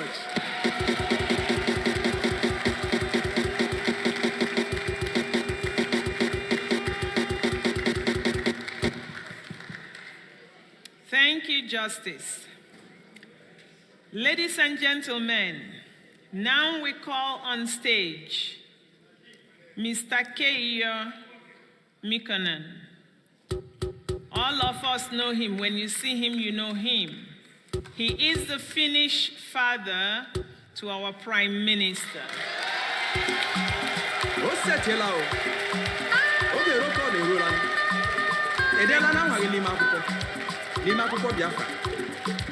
Check it out, check it out, check it out.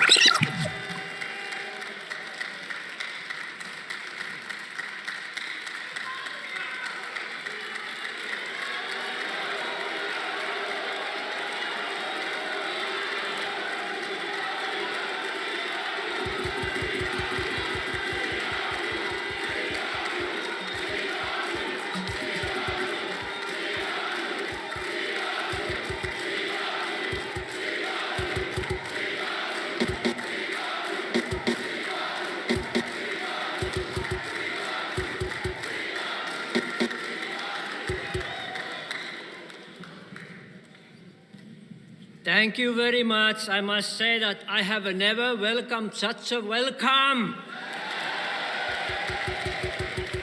I don't know what to say.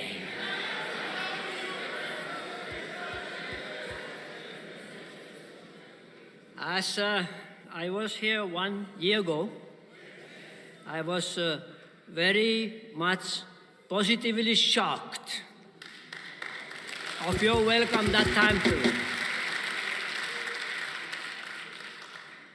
Okay, anyway, I'm sure your program is very tight, therefore I don't want to take too long time. But I would just like to say first that please don't put into public this, that I am here speaking to you, because I am also the person, if my presence or whatever is going to wrong hands, you know what is going to be? Problem, right? Therefore, please understand. All right? Everybody understand? Is there somebody who don't understand? Okay, good. That's clear. Then I can speak. All right. You are concerned very much about Simon. I say Simon because I met him more than 2 years ago. I watched him, and I watched when I watch the person's eyes, I can see what kind of person the person is. And I saw honest, caring, loving person.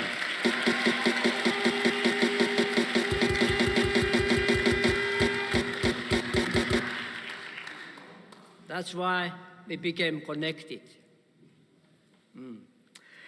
And for this time now, you know what has happened until now. I would like to just clearing up that all of you know somehow more what is his situation.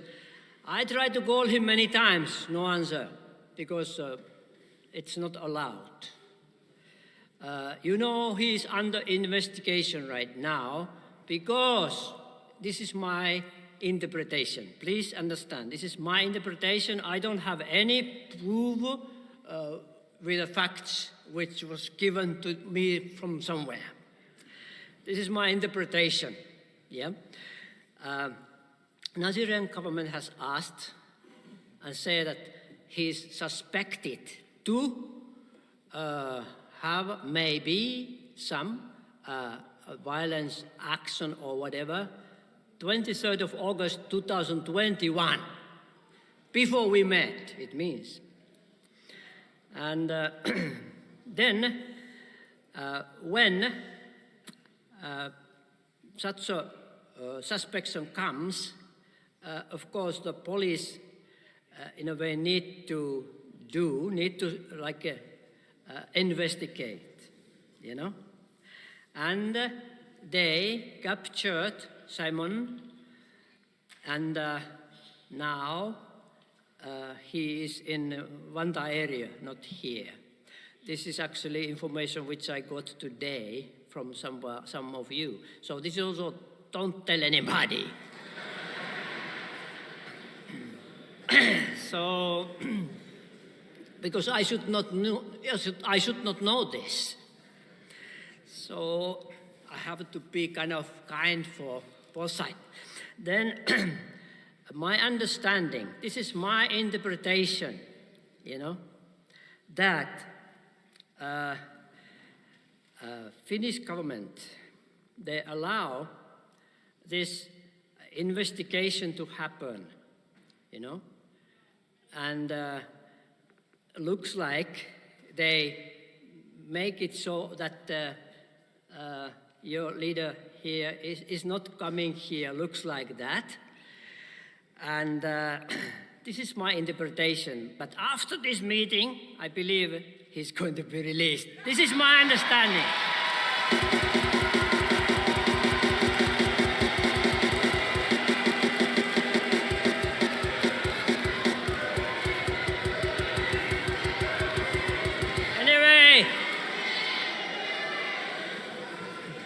Anyway, in the Finnish news, this was reported very neutrally somehow, but and also the Yle news, they reported, it was one main news, Yle news, they reported, you know.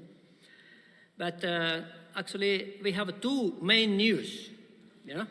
And the second news, which was 10 o'clock in the evening, this news did not even report that one.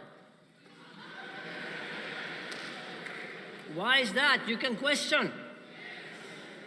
I know that in Nigerian media, they have said that Simon Ekpa will be captured until May of next year. I haven't read. But in the Finnish, this how to say, Yle, even Yle information, there is no mention about that at all. So there is some contradictions going on. Yeah. Therefore, and also one more thing I would like to say, because I'm sure your schedule is very, very tight.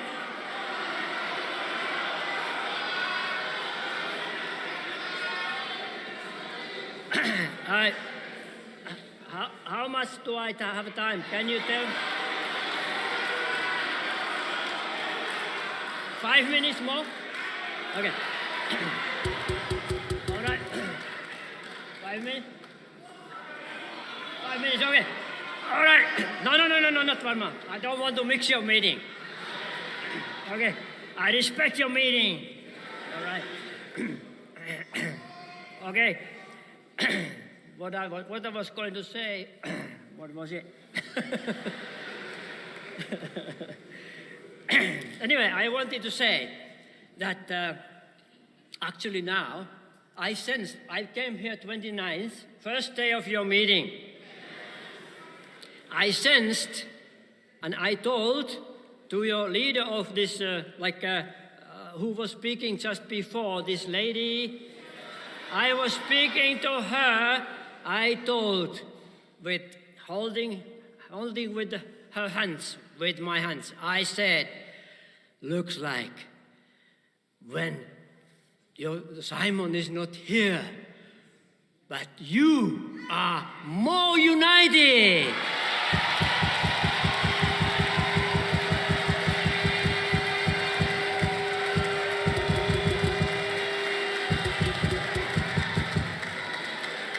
And I would like to now tell just a little bit, if you allow me, about Universal Peace Federation. Can I tell or not? Yes, okay. Very shortly. Universal means spiritual and physical, internal, external well-being. In creation, there is harmony because of balance. Inhale, exhale, we need in order to have balance. Rights and duties we need in balance. Individual and communal we need to put together. Freedom and responsibility we need to put together in balance. And most difficult pair or couple to put together is faith. And do you know what is the other side? Faith and reality, isn't it? All right. Even Einstein said religion and science need each other.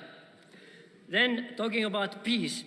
Peace cannot exist or it doesn't come automatically, but it needs certain practical principles and realization to exist or come about. So please, no, this is not meant more. Okay, it was meant for another meeting. So, anyway, and people, federation, need the people who are cooperating together.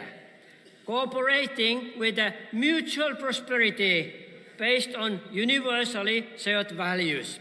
And all mankind actually happen to be huge family. Of course, Biafra belongs to that family as well. Hopefully governed by Heavenly Parent. Okay?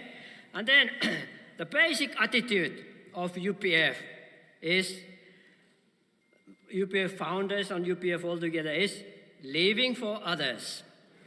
And actually, our Lord Jesus Christ saw us the example. Don't you think so? Not only he is a savior and a Messiah, but he saw the example how to do. When he was on the cross, and he prayed for those who were crucifying him. Father, forgive them, for they do not know what they are doing. Right? What does it say? It says, even he loved his enemies, right? It's most difficult thing to do. I know I'm challenging you that say, so I'm sorry to challenge you like that. But for this kind of situation to really end in real sense, there should be patience.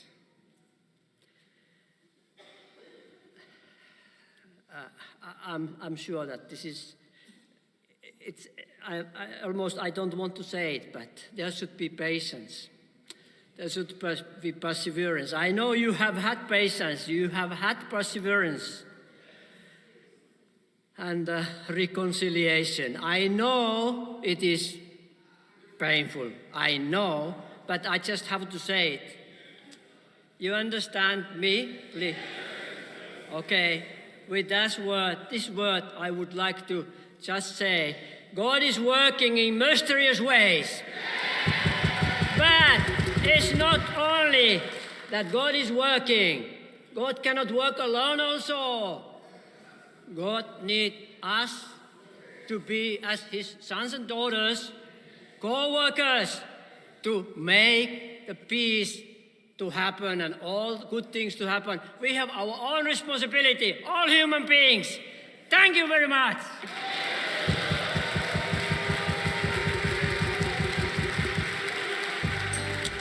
Thank you. Yo. Simon, unfortunately I cannot speak Finnish, but Simon has a name in Finnish, and the name is Sisu. Sisu Spirit. Yes, Simon's name is Sisu.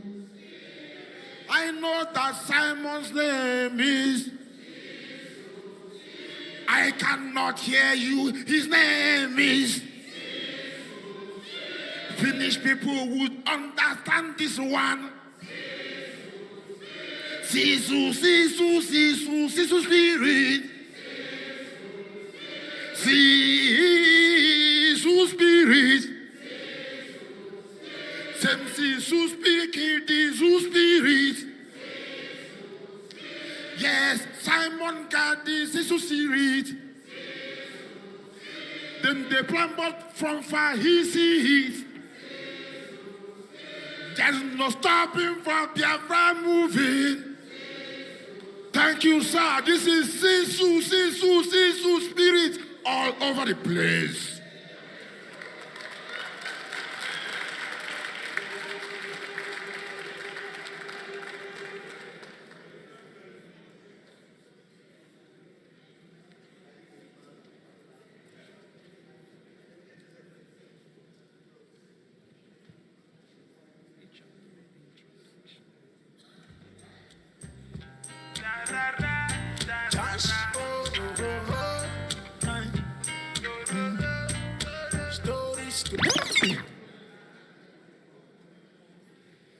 Ladies and gentlemen, we are having fun, we are learning, all enriching us. Now it's time for business. We do a little bit of business, then we go back to general learning and having fun. If you remember, on the 29th of November, Biafra as an independent state was declared. Our referendum ended on the 28th of November. We've worked really hard to crunch the numbers, and we want to share those numbers, the information,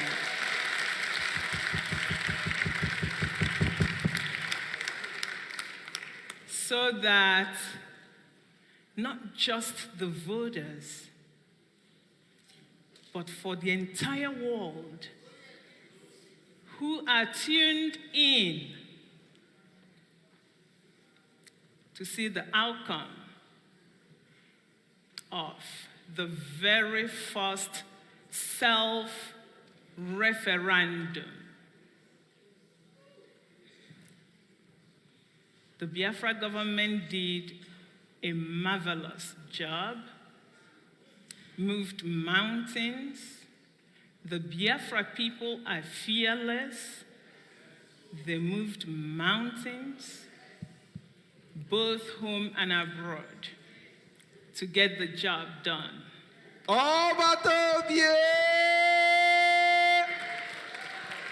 He made it possible for us. Thank you, Mr. Prime Minister. I can't stop thanking you enough. Yes, thank you, Obatobie. And thank you, Onyendu Mazi Nnamdi Kanu.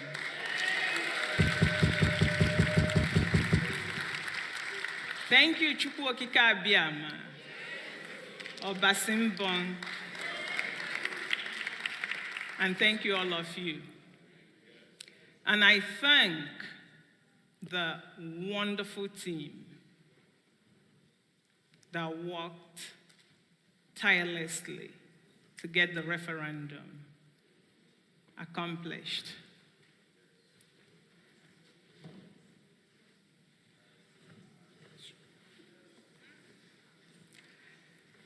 So, the die is cast.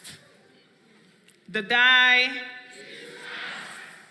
The die is cast. And the die is cast.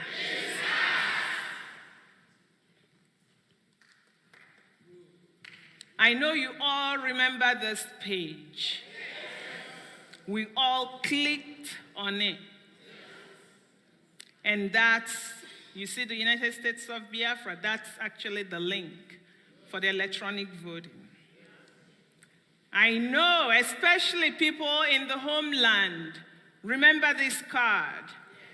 We all have this card in your convention bags. Everyone has one. And we may actually use them today. So be prepared. That's the referendum question that we all answered. A proposed declaration of the restoration of independent state of Biafra. To declare the restoration of the independent state of Biafra and Biafra exit from Nigeria. After having attained the status for a state recognition by successfully setting up functional governmental institutions required by international standards. And the question to all of us, both home and abroad, was, do you approve this proposed declaration of the restoration of independent state of Biafra to restore the lost sovereign nation of Biafra from Nigeria, which will be called the United States of Biafra, USB. Our jobs was simply to say yes or no. For the people that clicked no, that's fine. It is vote your conscience. The only thing we required was that for you to click a no, you tell us why. Because we needed to know, right? We are not know-it-all. So if you disagree with our position, you tell us why. The way that people grow is to listen to your opposition. Sometimes there may be sense in nonsense, and you take the bad, put it aside, trash. You take the good. So we asked, if you say no, you tell us why. You're going to have to upload your written explanation. And we record that too. So the referendum has a database. So this process occurred. We were all doing that. So for people that are not sure, referendum is really a very effective, non-violent, yet political tool that is used by civilized countries around the globe. Now you wonder, keyword, civilized countries. Can anyone remember the latest referendum?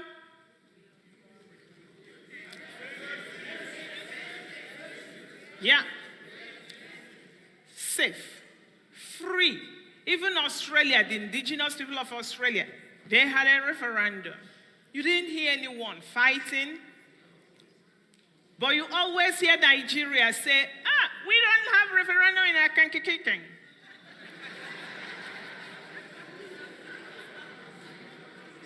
No referendum in Akintoye. What does that mean? It means they are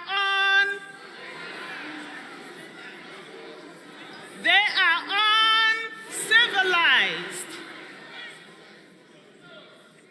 So then, in response to emerging existential threat facing all of us, not just Biafrans that are indigenous to Nigeria, there are all the indigenous people that are suffering.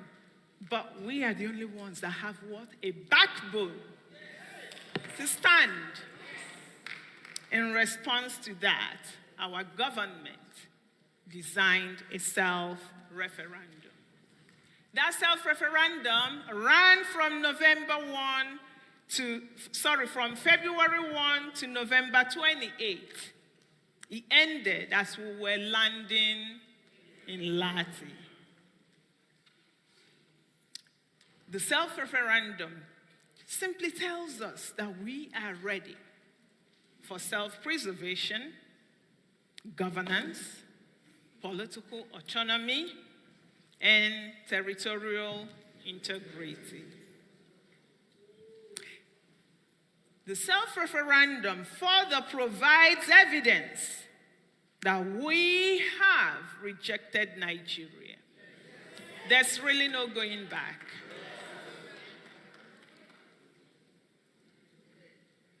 So, as people were voting, we know that people were having problems as well, especially people in the homeland, from intimidation to lack of resources, and also lack of information. So, we did some quality tests.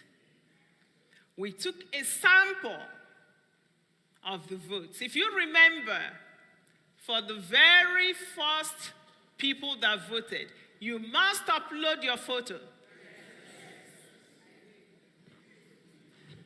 Who uploaded a photo? I did too. Yeah. So the first quality test that we did was to analyze millions of votes to see if photos were uploaded indeed. Ladies and gentlemen, that's the result. 98% of people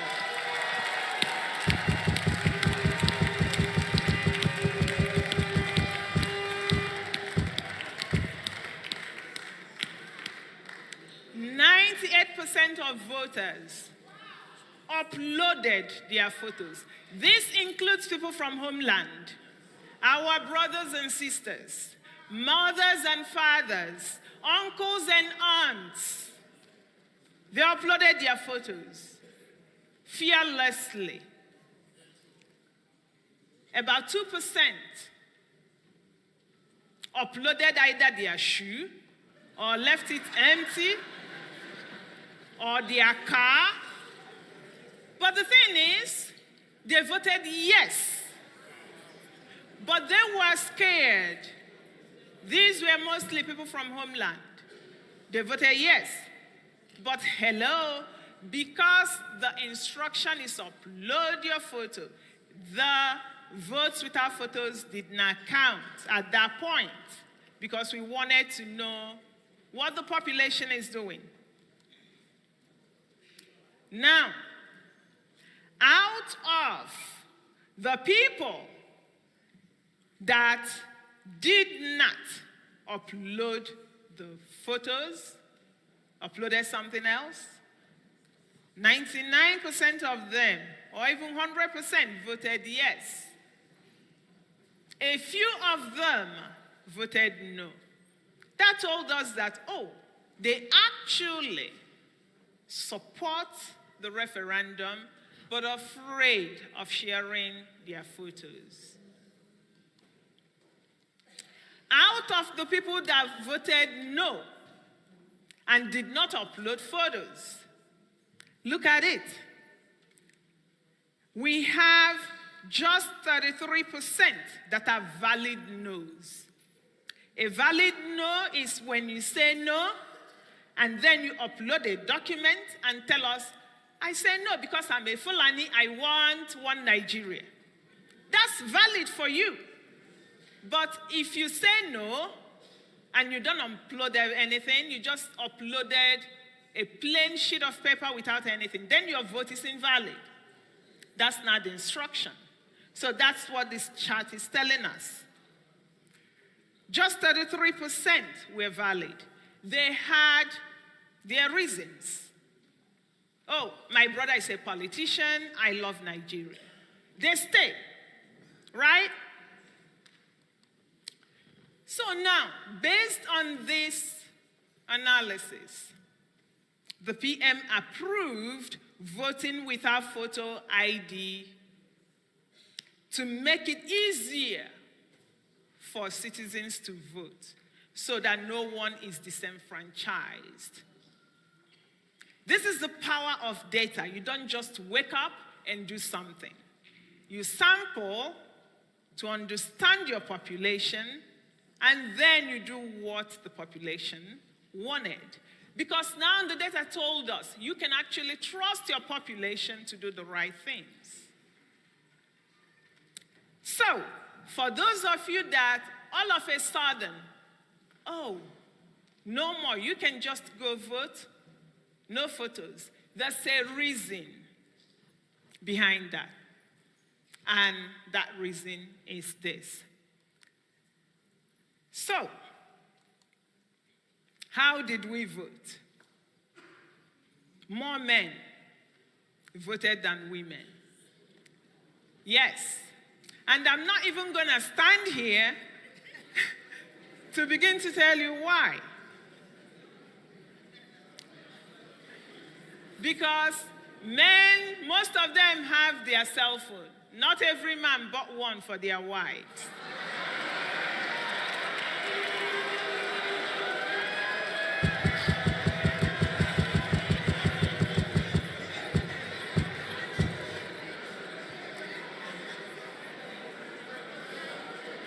So men, now you know. Women may go to the market and keep going, I will vote tomorrow, I will vote tomorrow. They go to church, they go and fetch water, they take care of kids. They may not vote. So, now, we did break the voting down by states, and I will hand over to Honorable Obi.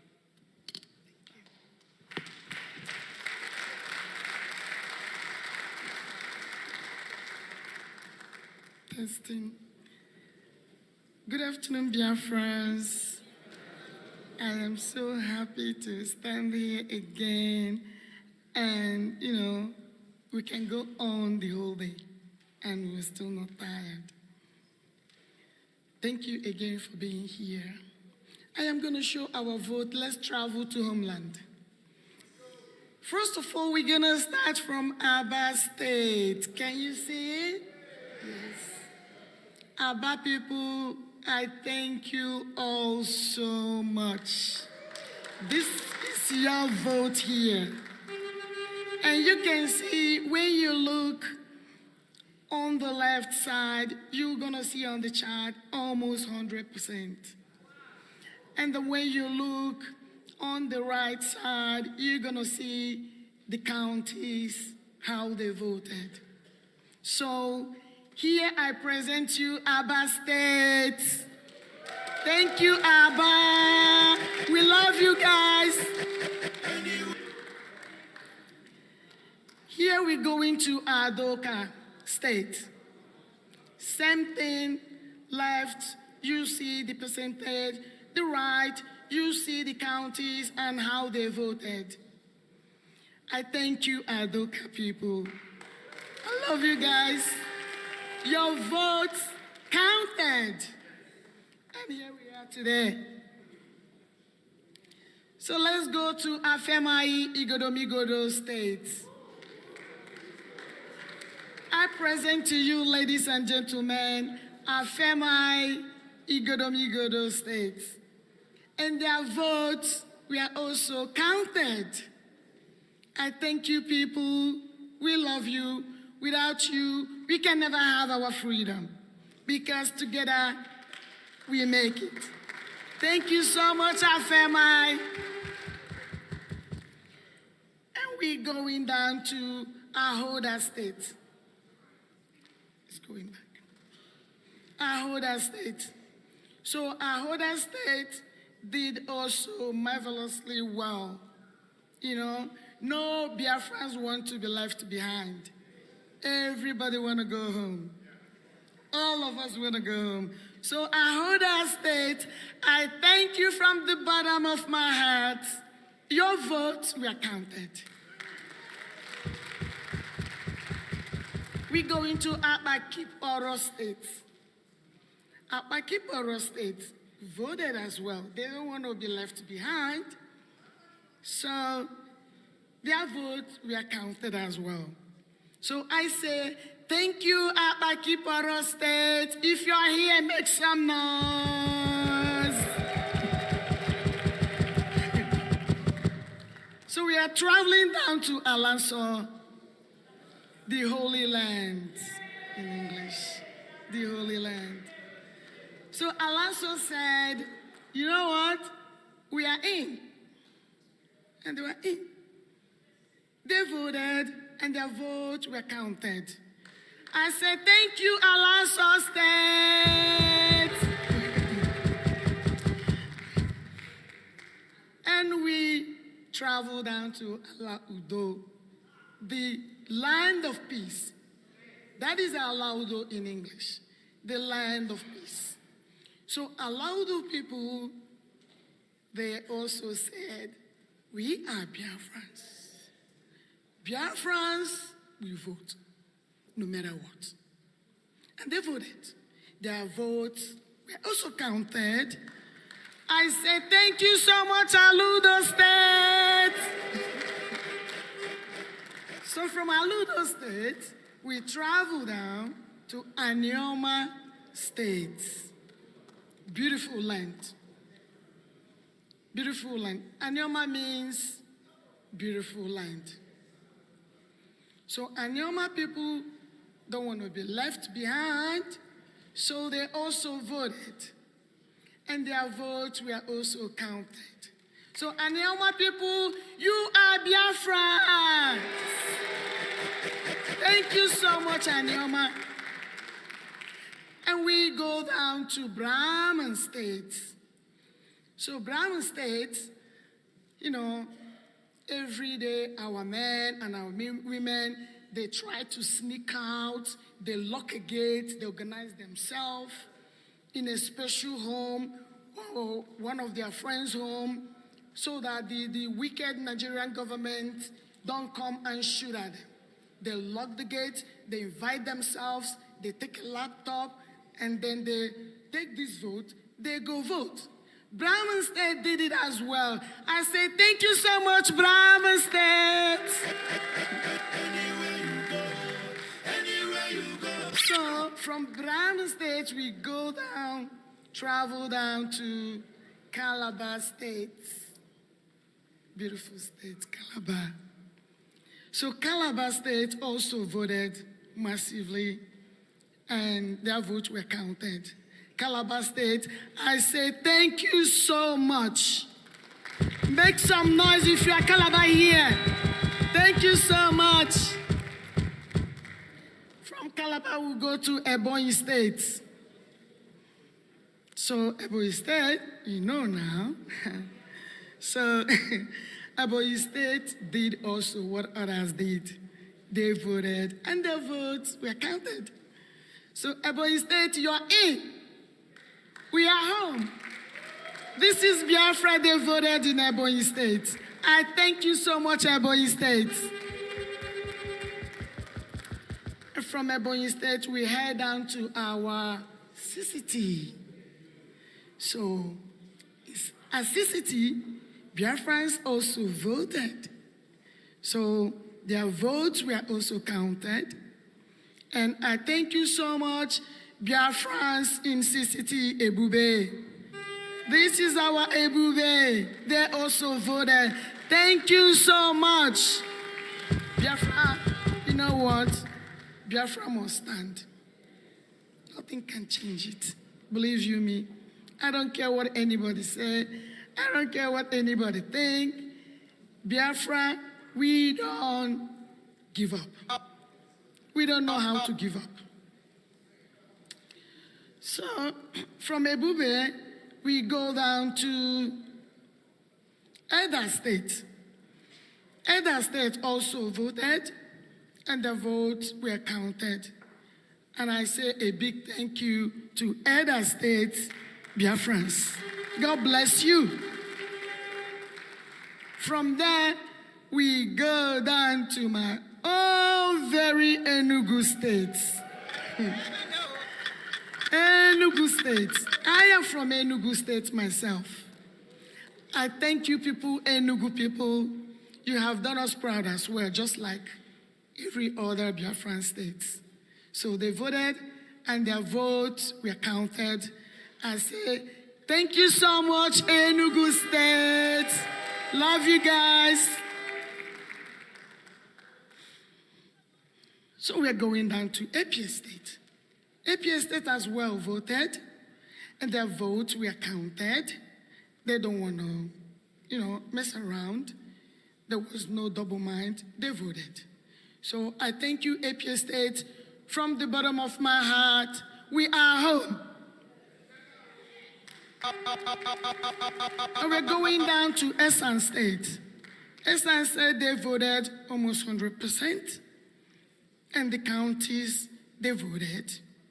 Even with those few that said no, they are less majority. The winners, we the winners are more in majority. So those are the ones that PM said we're gonna Abakaliki down to Biafra. And we did it. We did it. Thank you, Esan State. So we're going down to Ezani State. Ezani State. Ezani voted almost 100.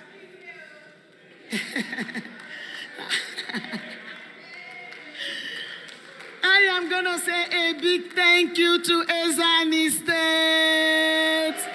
Love you guys. Without you guys, we couldn't have gotten where we are today. It's something we had to do together. So from Ezani, we go to Eden Igoromigodo State.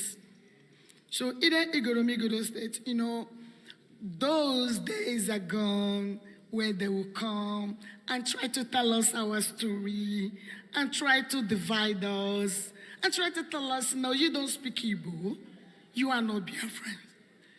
You don't have to speak Igbo to be a Biafran. Biafra is never only Igbos. When they come to kill us, they're not going to ask you, speak your language first before I kill you. They all only look at you because we are different. No matter what you say, we are different. And they can see us. They know us. They can identify us, even in the dark. Because when you speak like a Biafran. When you walk like a Biafran. Your action is like a Biafran. So they identify you quickly than you identify them. So when they come to kill, it's easy for them. So Igoromigodo said, this time, you're not going to deceive us. We are Biafrans. And they voted. And their votes were counted as well. I am going to say a big thank you to Igoromigodo State. We love you all.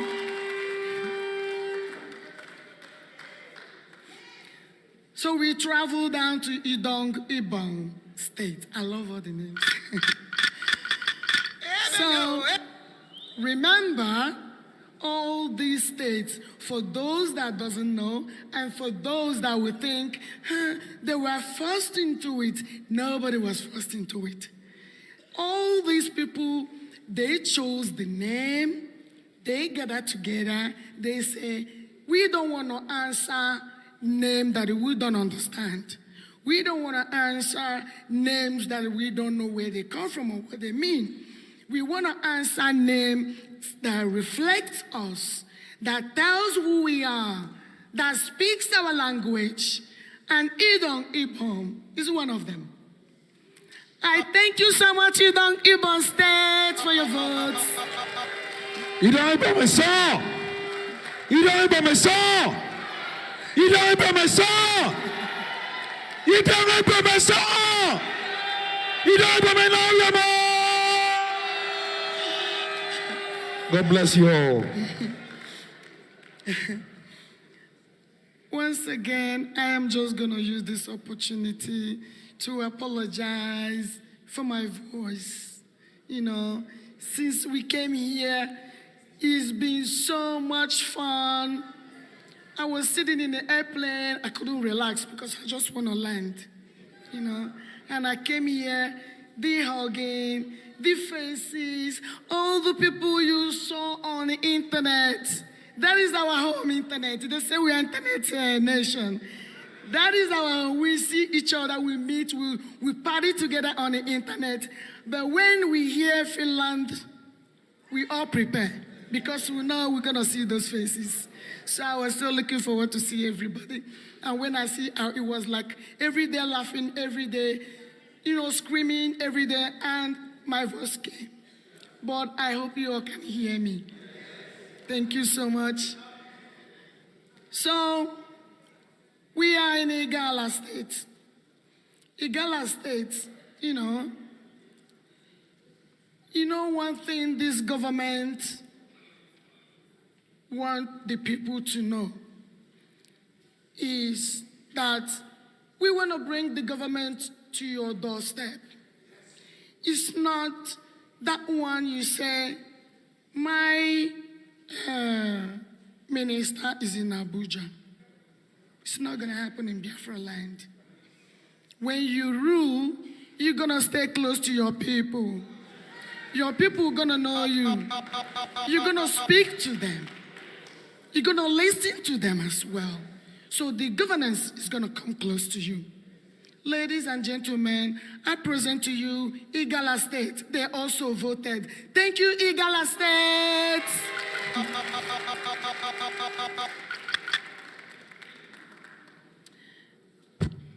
One second.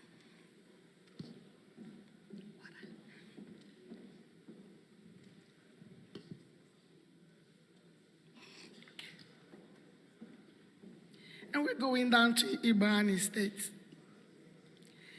Ibani State, they also voted, just like every other Biafran state. So Ibani State, we love you guys. I say a big thank you to Ibani State. So from Ibani State, we are traveling down to Ika State. You know, I know many of us here cannot go home, just like me. I cannot go home as well. Everybody waiting for Biafra to come. One day, we all gonna go home. The mass exodus will take place, and we're gonna go see all our states one by one. So, Ika State, I thank you so much from the bottom of my heart. You voted.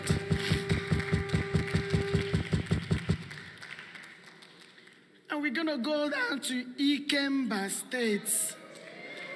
You know, Ikemba. They did marvelously well, just like every of our states. And we say, thank you so much. It means a lot to Biafrans. Because you know what? When one Biafra vote and the other didn't vote, it's not supporting us. It's not bringing us closer to our freedom. So, but this time, we joined hands together and said, this time, We must do it. This is our last chance. And we did it. Thank you, Ikemba State.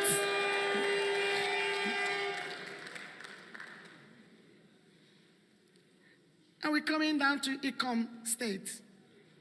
Ikom State, they voted. They struggled like the others. You know, I heard some, their phone was stolen, taken from them. You know, voting the Nigerian terrorists in uniforms. They will check their phone and look for that, our voter's card. And when they find it, you know what happened. I don't want to say it. But it's okay, because we are home now. Ikom State, I say thank you so much.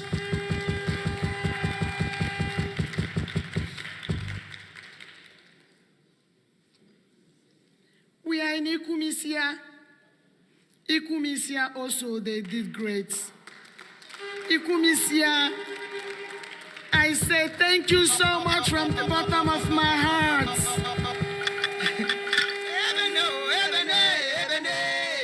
Itang Anang State voted as well. They made us proud. Itang Anang State, thank you so much. The Western States also did just like the others. We are Biafrans. When we live together. And when we stay together. You know, one thing I love about our people, you guys are so smart. Believe me.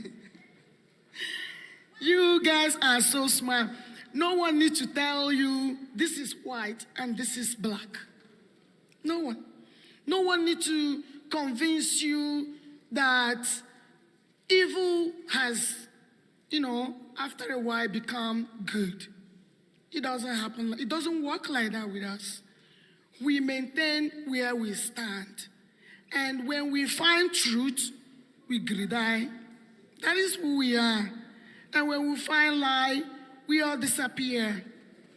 I thank you, Iwere State, for your vote and the confidence in the government of the United States of Biafra. Thank you so much. Here we are in Iwuro State. They also voted just like us in other states. And their votes were also counted. I thank you so much, Iwuro State. Your votes made a difference. Thank you so much. And now we're coming down to Odumegu. I know who is going to jump now. Where is she?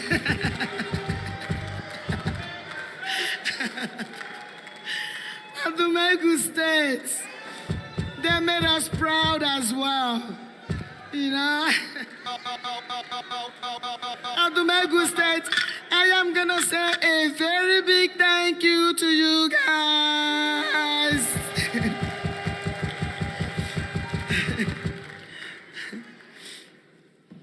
We're traveling down to Obia State. Obia State, they did the needful. We call it the needful. It was needed because we needed to save more lives.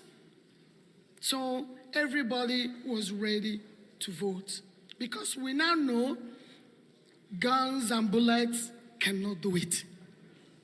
The only thing that could do it is your vote. Because when you were voting, when everyone were voting, those that voted, it was a bullet to Nigeria. That's your one vote. You might think you just vote. No, but it was a bullet. So all of us that voted, we were all in the military with our guns. It just, we all had different types of guns. You know, when you have your pen, it's your gun. You write. Those on the space, those on social media, they carry their weapon day and night. Obia was one of that. They used their gun to separate themselves from the evil entity called Nigeria. No. Thank you so much, Obia State. We are going to Ogoja State. Ogoja State also did the needful. They made us proud. They said, we are brothers, we are sisters. If you go, I go. So Ogoja came. Thank you so much, Ogoja State. I want to hear you make some noise for Ogoja State. Thank you so much. And we are traveling down to Ohabuenyi State. Ohabuenyi State, they also made us proud. They said, I don't know, that word they say, Ayikoma Miri, or Bofufu.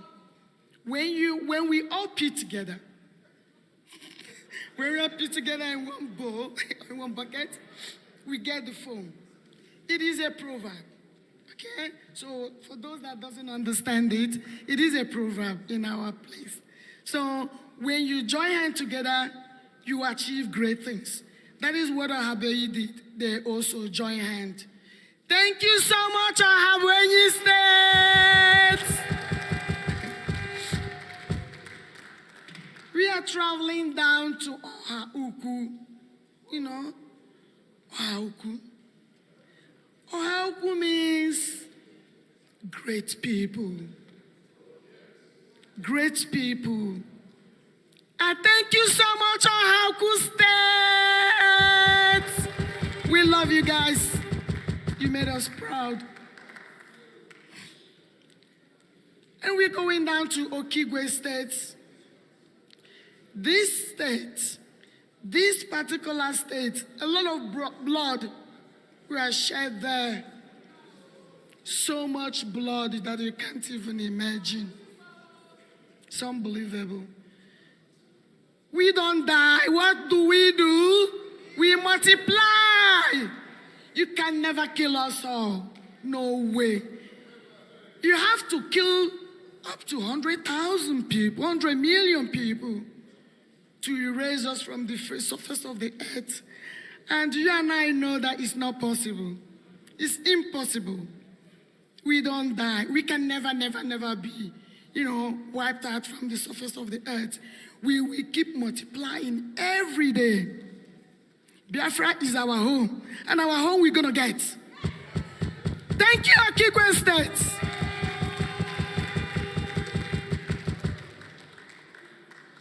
We are going down to Omambala State. Omambala State. They also did the needful. They say they are tired. They just want peace of mind. Even if they are poor, they just want a place they can sleep and close their eyes while they are sleeping. Not like sleeping, but awake, They want a place, a nation they can come. When they close their door and sleep, they wake up and open their door. Not like those brothers and sisters, mothers and fathers that went to sleep before they woke up. They didn't wake up.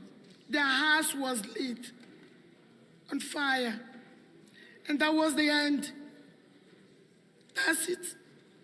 So in Nigeria, your tomorrow is never guaranteed. But they know in Biafra that tomorrow is guaranteed. That is why Omambala voted. I say a big thank you to Omambala State. We love you guys.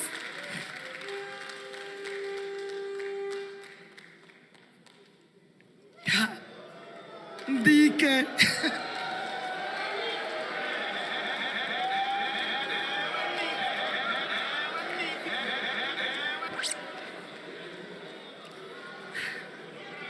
We are in Olu State. All of us here knows what happened in Olu and still happening in Olu. This state is holy. This state, there is something about it. You and I knows it. I am not going to say it here. Everybody knows it. But the enemy knows it. So, these states, they suffered so much. believe you me, you know, the air bombardment in Olu, the fighter jets in Olu, the ammo tanks in Olu. What is in Olu? You know, the funny thing about all this bloodshed is that the enemies, they knows us more than some of us knows who they are and where they come from. So when they do this thing, people ask, why? What is it? Why them? What is them? They have a target. And you know, the Fulani Caliphate, they don't know how to stop until you stop them. But in Olu, Olu is their dead zone. When they come, we crush them. We don't go look for them. They come to take us. But our duty is to wait for them to come. And when they come, we neutralize them. Olu states, I am going to use this opportunity and say to you, you are not alone. We are together in this. When it happens in Olu, it happens in other states. When Olu is bleeding, we are all bleeding. When Olu is crying, we are all crying. Olu states, we made it. Thank you so much, Olu State.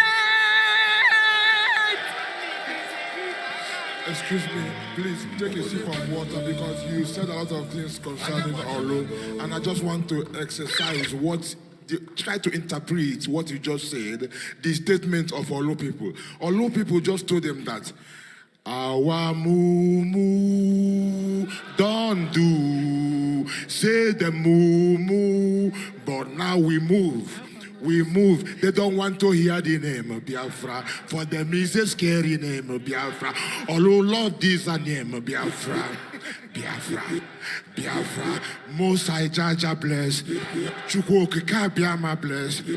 Conscientiousness bless. Although this is for you. Thank you so much.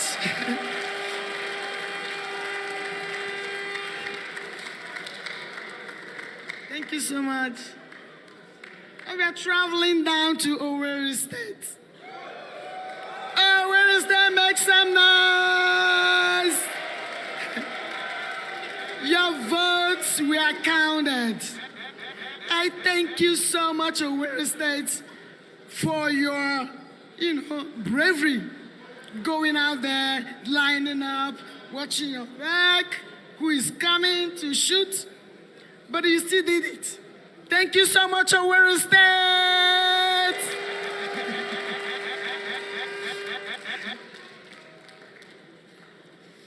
We are going down to Kwa State. Kwa State, the Nigerian Caliphate Islamic terrorist nation, they came and they divided us into pieces. And they called us names that we don't even know. This is the time the people say, we want to answer the name that reflects who we are. And I present to you Kwa State. Kwa people voted, and their votes were counted as well. And I'm saying thank you so much, Kwa State.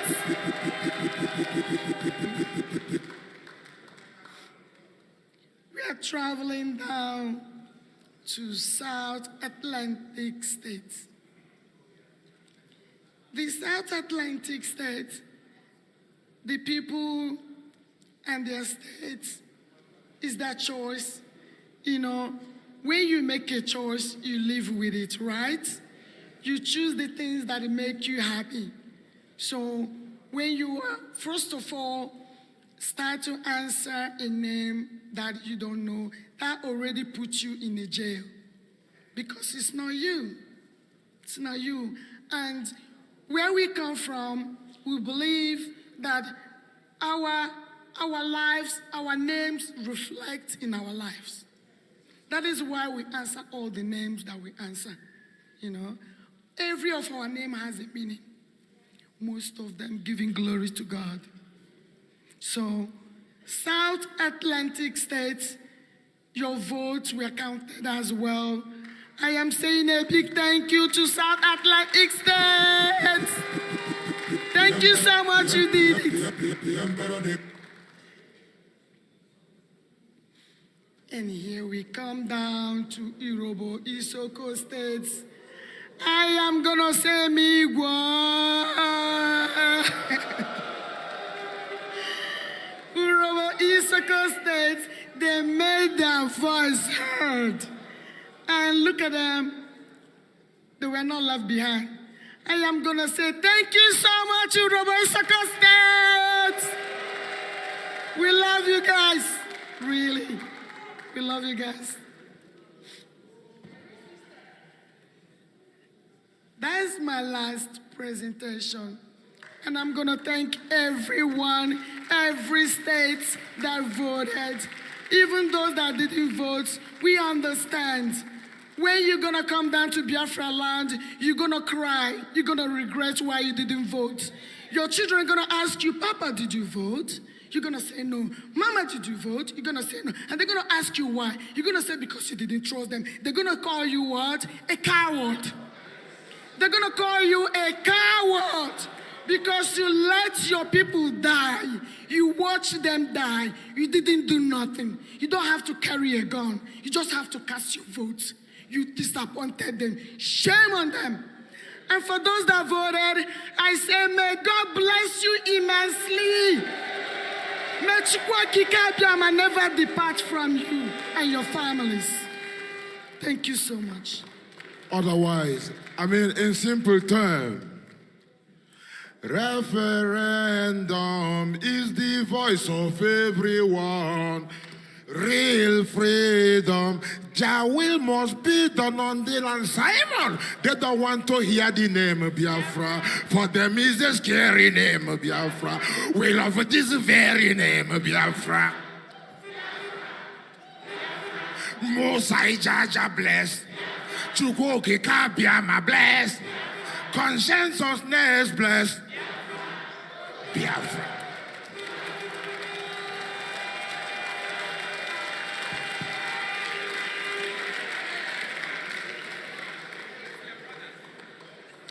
Wow.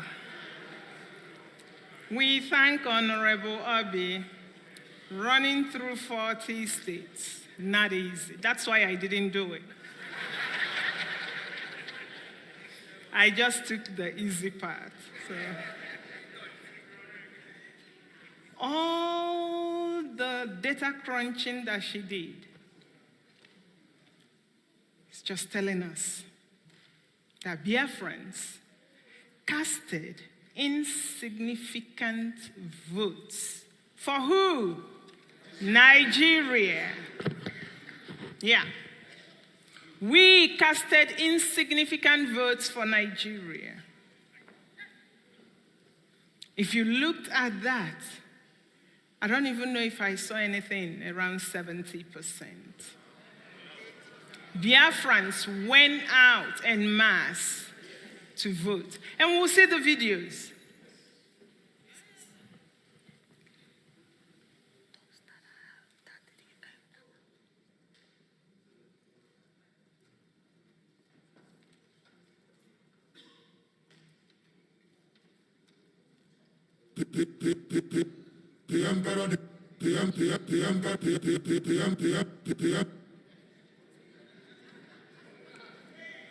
So,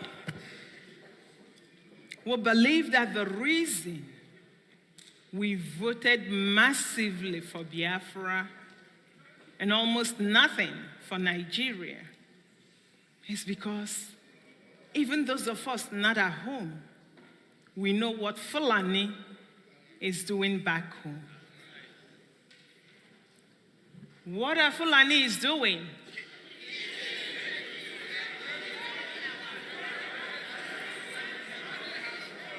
Do we like what they are doing?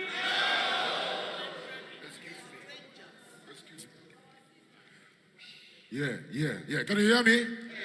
I just heard somebody said killing. They killing in Benue every day, Niger State and Plateau State every day, the whole of Middle Belt State every day. So our moo don't do, say we moo, but now we move. They don't want to hear the name. Biafra. For them it's a scary name. Biafra. We love this very name. Biafra. Most High Jaja bless. Biafra. Chukwokika Biama bless. Biafra. Conscientiousness bless. Biafra. Yes. We move. And he actually summarized it. Biafran said, our mumu don't do. They kept telling us, pray for Nigeria, it will be fine. I started hearing that, and I'm over 50. I started hearing that. Pray, it will be fine. Yes, we've been praying. And then, Mazin Namdekanu came and said, wipe off this thing on your eyes so you can see. Open your ears so you can hear. We listened. Our PM came. He continued. And then he brought a solution. And Biafran said, our mumu don't do. We don't want Nigeria anymore. And then when you look at the data, it's really amazing. Because globally, people under 18 years of age are estimated to be around 25% of the entire population, whereas the adults are around 75% of that population. We know Nigeria doesn't have a reliable census. They don't know how many people are in Nigeria, but they know how many cows. Every cow has a number and a name, but human beings don't, right? Human beings don't, but cows do. And because we were under Nigeria, we were suffering the same fate, but we have an estimate. So then, based on that estimate, we believe that Biafra is about 80 million people. And in this referendum process, about 50 million people voted.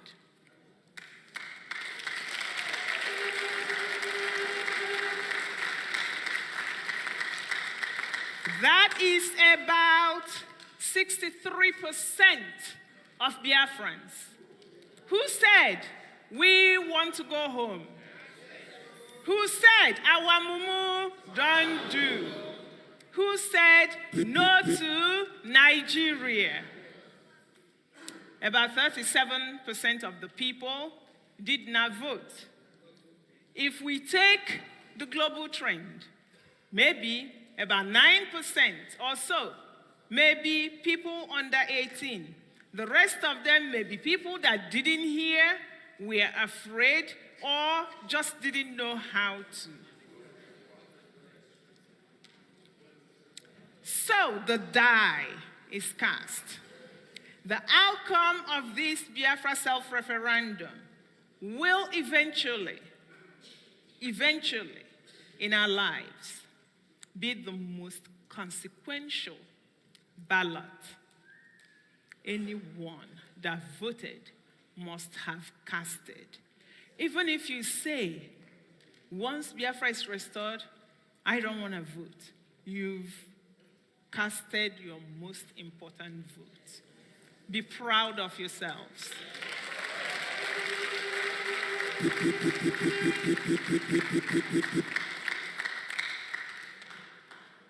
This outcome a great thanks to our Onyendu.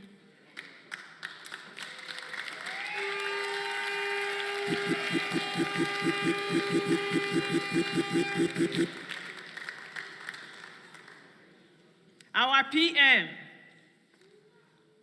all respect to him.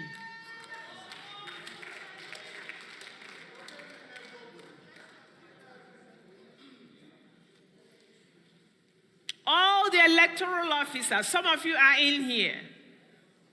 Kudos to you. The emperor, the conqueror, the champion, the lion is here. The citizens, all of us, but especially Biafrans at home, we thank you. This couldn't have been possible without Biafrans at home. We will see the videos. Although we are talking about this quantitative referendum, we say quantitative referendum because we have these numbers to crunch. We also have the qualitative referendum. Do you remember our Monday sit at home? Today is Monday. Today, a day of referendum back home. We've been sitting at home for over 170-something days. That is referendum. That will also be analyzed this way. We didn't just do that because we just wanted to talk about the quantitative referendum. So, ladies and gentlemen, we thank all of you. At this juncture, we'll be talking about voting. In your convention bags, you must have this. If you have yours, raise it up.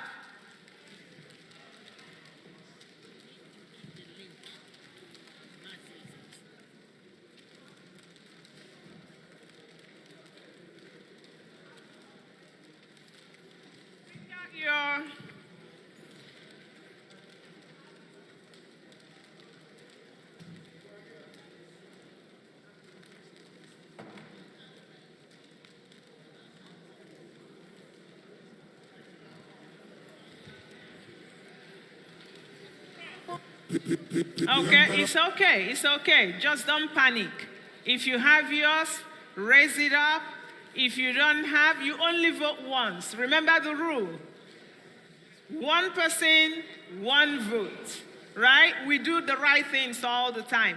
One person, one vote. If you don't have yours and you have your convention but not here, that's okay.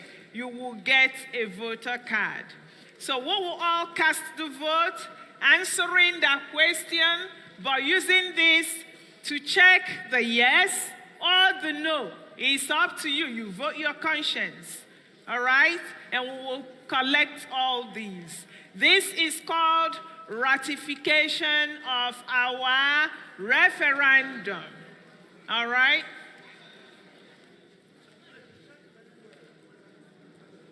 The emperor, the conqueror, the champion, the lion is here. One other thing. If you do not have this and you have internet connection, we will deploy an electronic form to the attendee platform. So you can either vote with this or vote electronically. You all remember how you also voted before. We will send out a link that you can use to vote electronically. If you vote electronically, don't use the paper. If you use the paper, don't vote electronically. All right?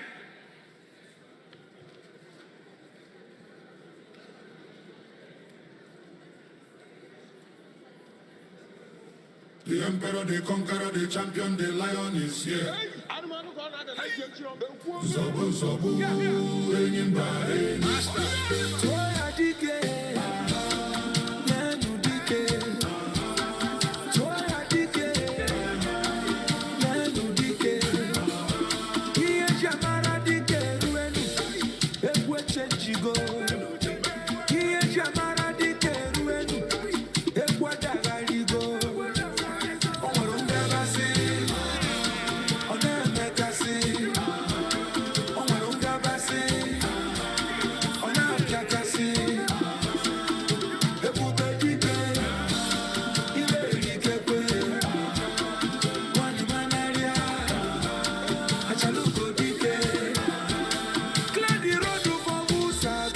producer, DJ, thing called Game Changer. Excuse me, I'm a bit confused. This what we just did now is what it's all about, yeah? And they call you a terrorist. They call Mazinam a terrorist. They call Obatobie a terrorist. But now listen this. I will do this one slow so that it can be clear for everybody. We know that they are the terrorists, like the man called Sheikh Gumi, terrorist Gabe Sheikh Adesina Femi, terrorist Isa Ali Ibrahim Pantami, terrorist Boko Haram in the army, terrorists they stop the people from farming, terrorists Abu Bakar Malami, terrorists mainstream media swami, terrorists. Now we have more sellers than buyer, information minister lawyer, Mr. Lai Mohammed and lawyer. The truth is Biafrans fire. They don't want to hear the name.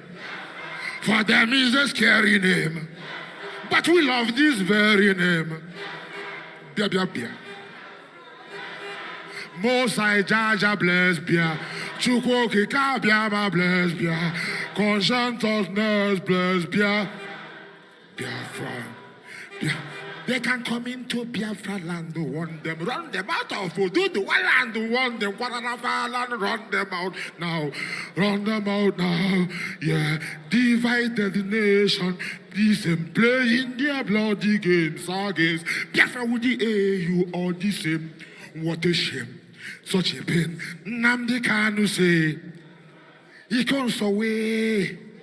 Black people worldwide say Biafra, Marcus Gaveway, Biafra. They don't want to hear the name. For them it's a scary name. We love this very name. Somebody help me.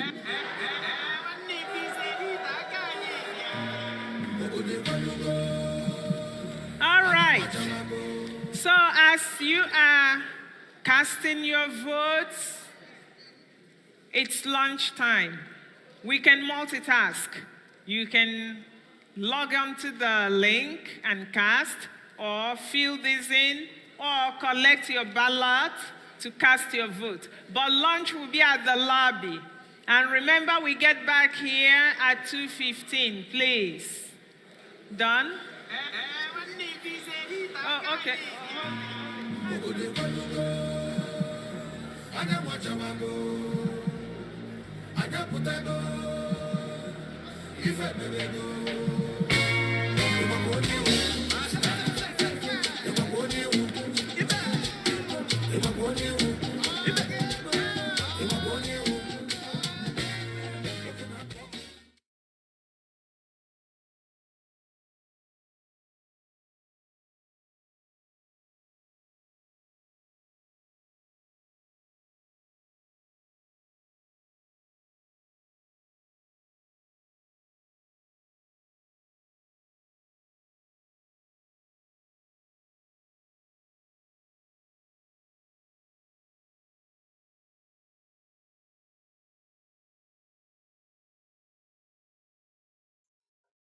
Well, as we come back to the studio, I'd like to appreciate every single one of you that have joined us. The break is about 1 hour, and that means that, bear with me, that is where we now have our own little time to review the day for. But bear with me, there's a few things I'm going to be doing from the background before I come back on my seat. Let me first appreciate every one of you that have joined us. If this is the first time you're joining this platform, all you can do, apart from sharing, remember that every media is well to be funded. So we do love to get your donation to support the platform. We are not monetized on YouTube, but the only way you can support us is to contribute your little and pray.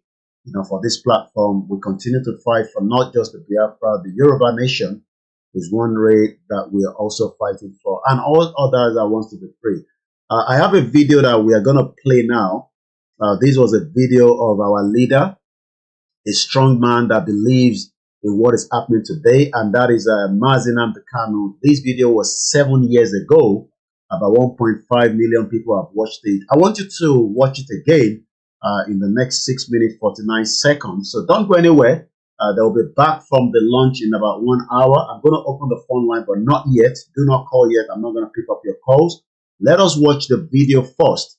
Then I will come back, open the phone line. If you would like to support, it is voluntary. You can do that through the PayPal or the account details that is there. And if you don't have, just pray for this platform so that we can be able to compete. Nobody is going to share your own story. Don't wait for NBC channels, all these Aponja medias, all the Zoom medias that are putting propaganda out there. Don't expect anything from them. So let's listen to Nnamdi Kanu 7 years ago when he was interviewed on Channels Television, and let's hear what he said as at the time. My name again is Oluwole Koiki. Shout out to Professor ADEBANJI Akintoye, the leader of the Yoruba self-determination. Shout out to Dr. Chief Sunday Igboho. Shout out to all the Yoruba self-determination campaigners and everyone that believes in what is being done in Lathi, Finland today. If you are not happy with what is going on in Finland, it shows that you do not literally want freedom. You need to be excited. If you're a Yoruba person, you need to be happy because one person's happiness will become our own happiness very soon. When are we going to make our own way? Let's continue to wait for our leaders to give us the direction of how. We pray for Simon Ekpa, the PM. We pray for everyone that has been, gone through so much out of Nigeria. Every one of us, Nigeria has done so much for us. But without holding too much of your time, let me play the video. Then we can have an ample of time to take calls later. Don't go away. My name is Oluwole Koiki, and this is the Koikimedia Network, bringing the world closer to your doorstep.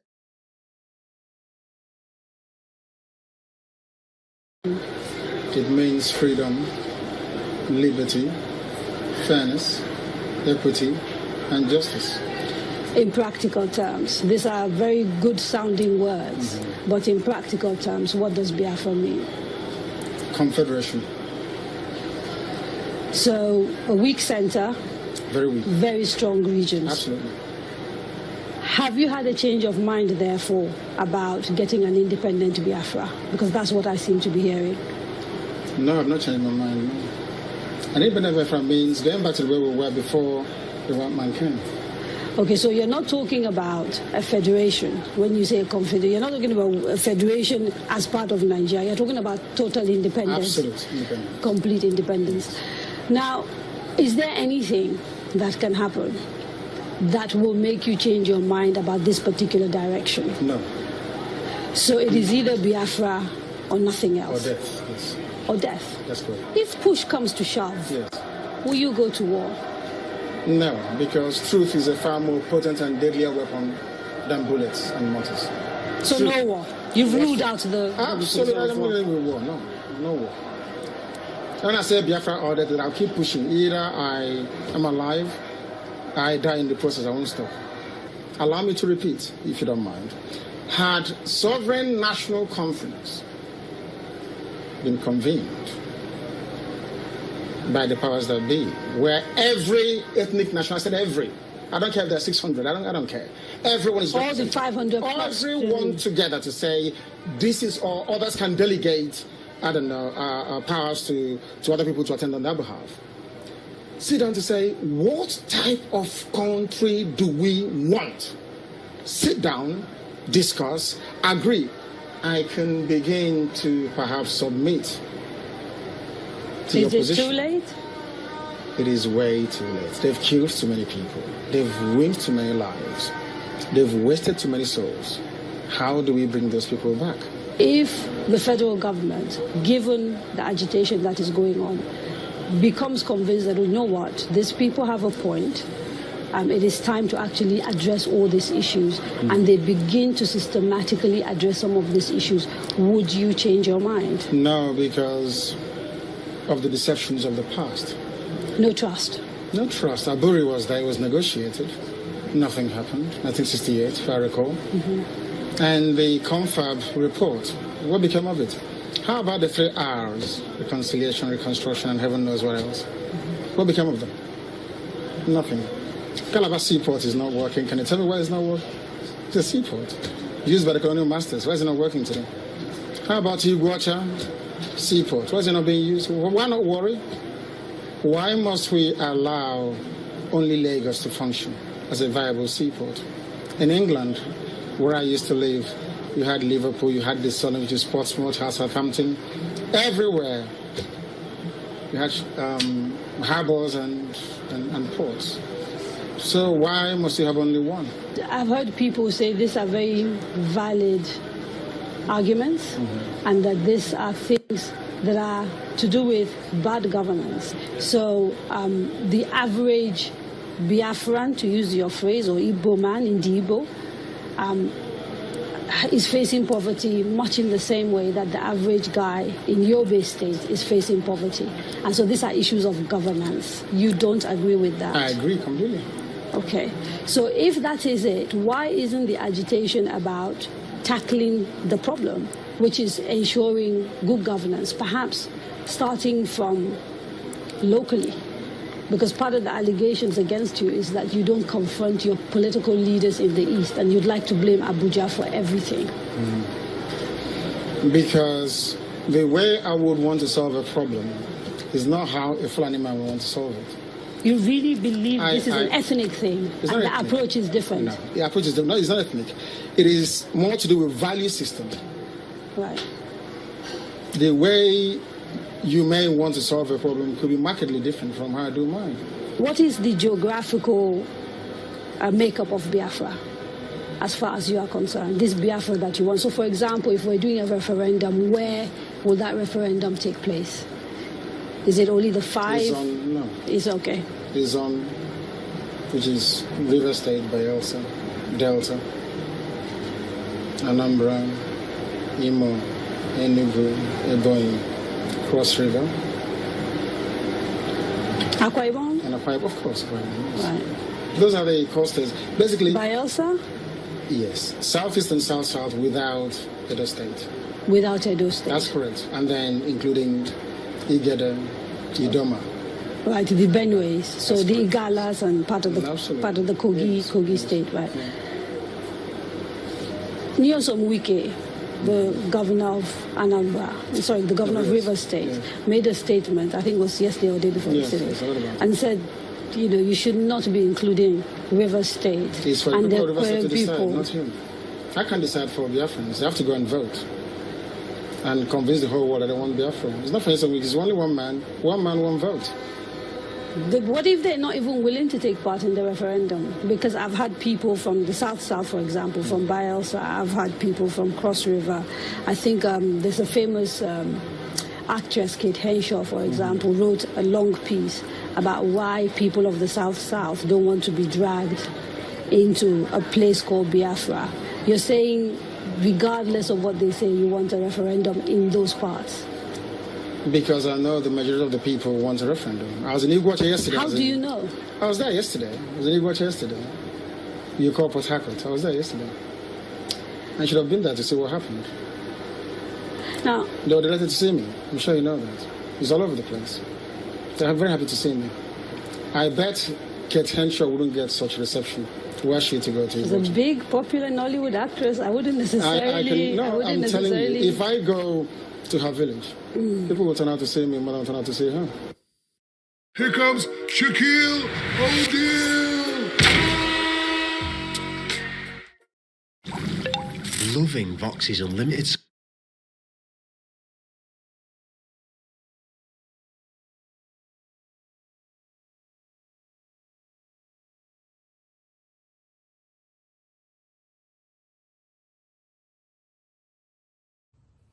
They wanted to be separate from the country that the British Empire had imposed on us, which was this country of Nigeria, where they kind of took a bunch of independent nations who don't have anything to do with each other, don't even speak each other's language, don't relate. Many of them were even enemies and warring at the time, smushed them all together and drew these arbitrary lines around them and called them countries and named those countries. Right. And then said, now y'all get along and do a country for us and be a union for us. and then go through, contentious, bloody independence processes that never really yield any real independence. You're still part of a commonwealth afterwards. True.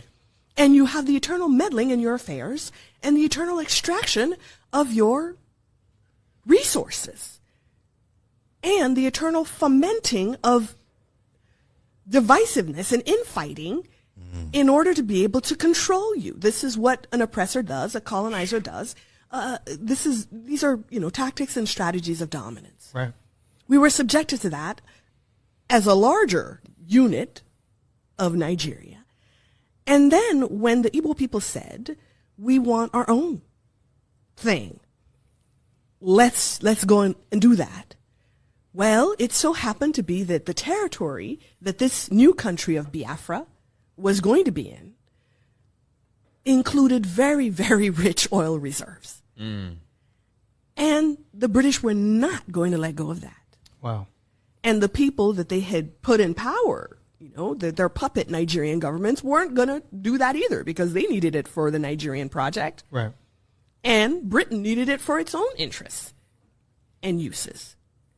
So Great Britain got directly involved in this civil war and in the war for independence and decided that they would do everything to make sure that Biafra did not go.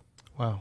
And this everything meant directly funding genocide of the people of Biafra. Thinking about how we've been having this conversation about the unity of Nigeria.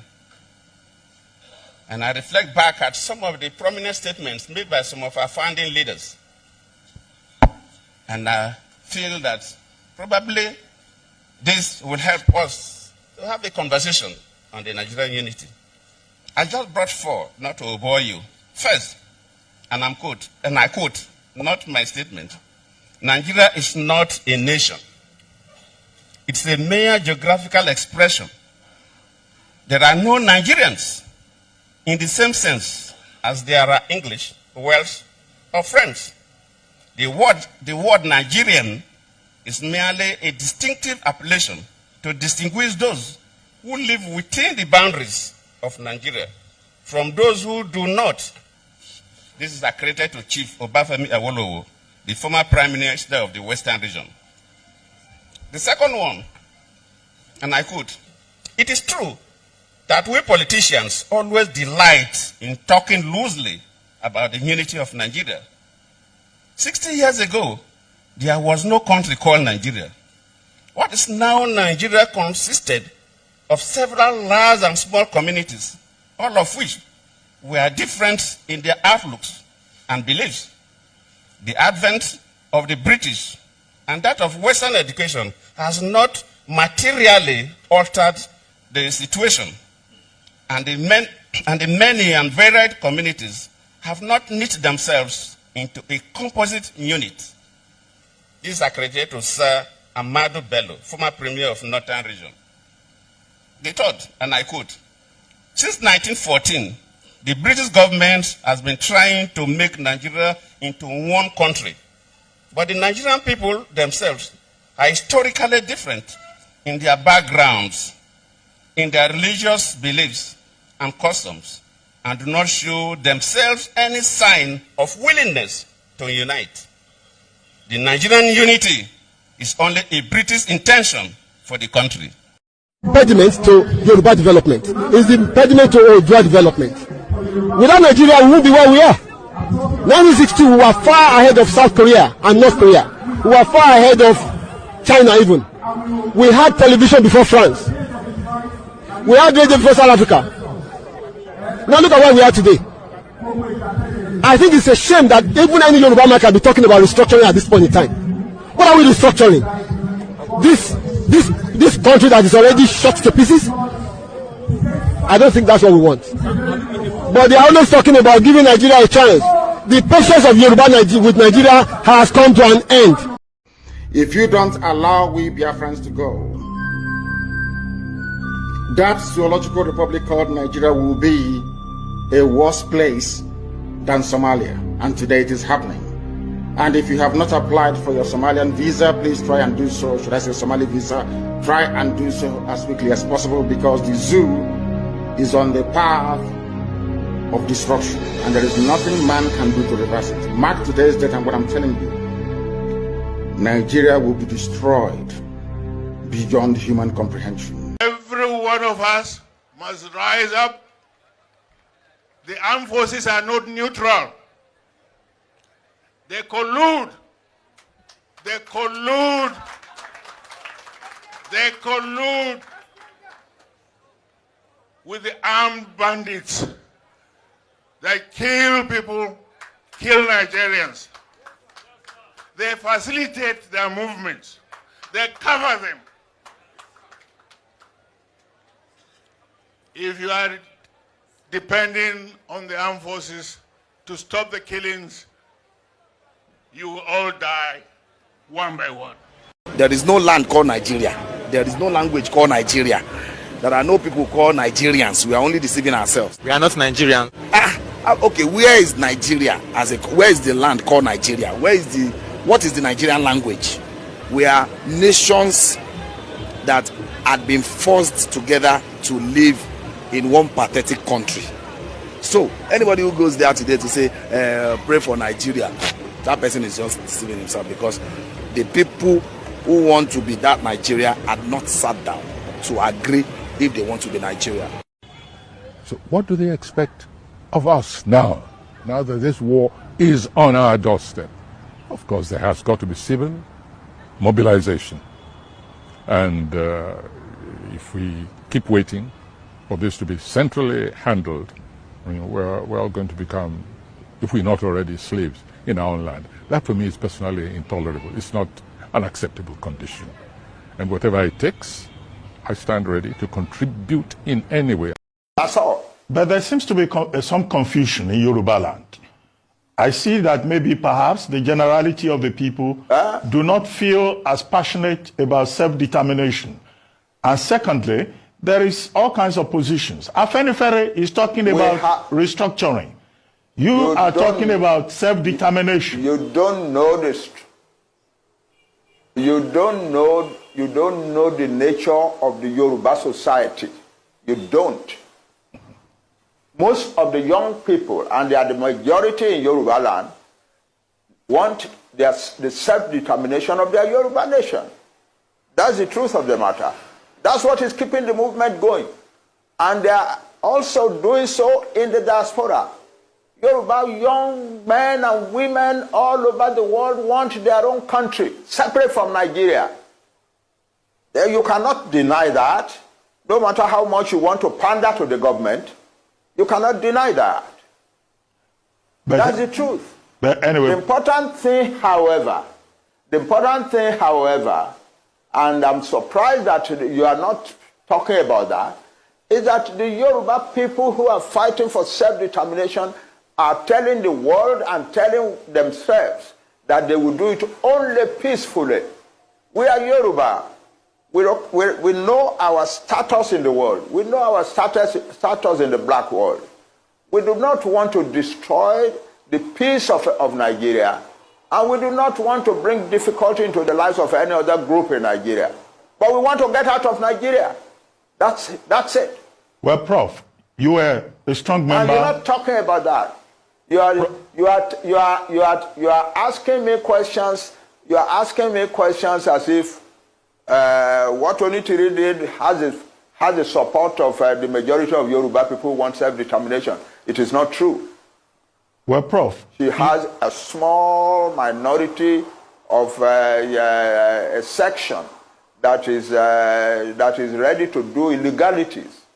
A year ago, they went and attacked a radio station in Ibadan, and so on. Now this year, they are attacking the entire government of Ibadan, and so on. No, but we have never sent anybody to go and do that, and we do not support it or encourage it. Prof, and we think it is criminal. Prof, and so if they get punished for their criminality, we have no objection to that. Prof, you are a strong member. Cannot, because of them, generalize opposition to self-determination. You cannot. Well, Prof, you were a strong member of the Unity Party of Nigeria, also a very strong member of Afenifere. Afenifere is talking about restructuring. You are now talking about self-determination. What is the difference, you know, in these two ideological positions? Yes, our fathers in Afenifere are doing the right thing. Talking about restructuring so that we can go back and live our own life the way we used to live it prosperously. They're doing the right thing. There is nothing wrong with that. But we, another group of people, larger in number than they, are now saying, no, self-determination is the answer, not restructuring. Why? Because when you restructure, you are still in Nigeria. The people who are coming and disrupting your life and destroying your farms and killing your women and raping your mothers and daughters and so on are still Nigerians. They still have a right to come to Nigeria. The only final solution to that is to separate so that you have a separate Yoruba country where we can make our own laws and so on, to which we admit only people we want to admit. So nobody can claim that they have a right to come to our land. They don't have such a. But as long as we are in Nigeria, no matter what restructuring is done, they still have the right to come to our land and do the things that we are doing. Nobody is talking about the fact that most Yoruba farmers have been driven from their farms. I am not hearing that. I'm hearing only about government. I'm not hearing about people. You are not talking about the fact that most Yoruba farmers have been driven from their farms and that the Yoruba nation is in danger of famine upon famine upon famine for years and years to come. You are not talking of the fact that the Fulani declared war on Nigeria on the 24th of January and 26th of January and said that Tinubu is not our president. We are going to Aso Rock. We will take over the seat of government there, and we will use this place to organize the conquest of the rest of Nigeria. You're not talking about that. You are not talking of people who said, no Fulani man must be arrested for the bomb in Ibadan. If you do, you will have bombs in every town in Yoruba, in Nigeria. Nobody is talking about that. Nobody is talking about the sheer insult of living in a country where some people are treating the government like that. You are talking about Onitiri and so on. Why do our... Well, Prof, let me ask you this. Self-determination, you are entitled to your opinion. You are entitled to your opinion, but what I'm saying is that your opinion rigorously avoids the truth. Rigorously. But Prof, avoids the truth. Nigeria, as Onigo Chiche told us in his research on ethnic nationalities in Nigeria, has over 300 ethnic nationalities.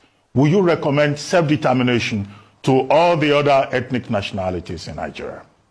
For all these nationalities to break away? Those who want it, don't ask me a general question. I'm asking for self-determination for a nation, the Yoruba nation. There are about 60 million people in Nigeria.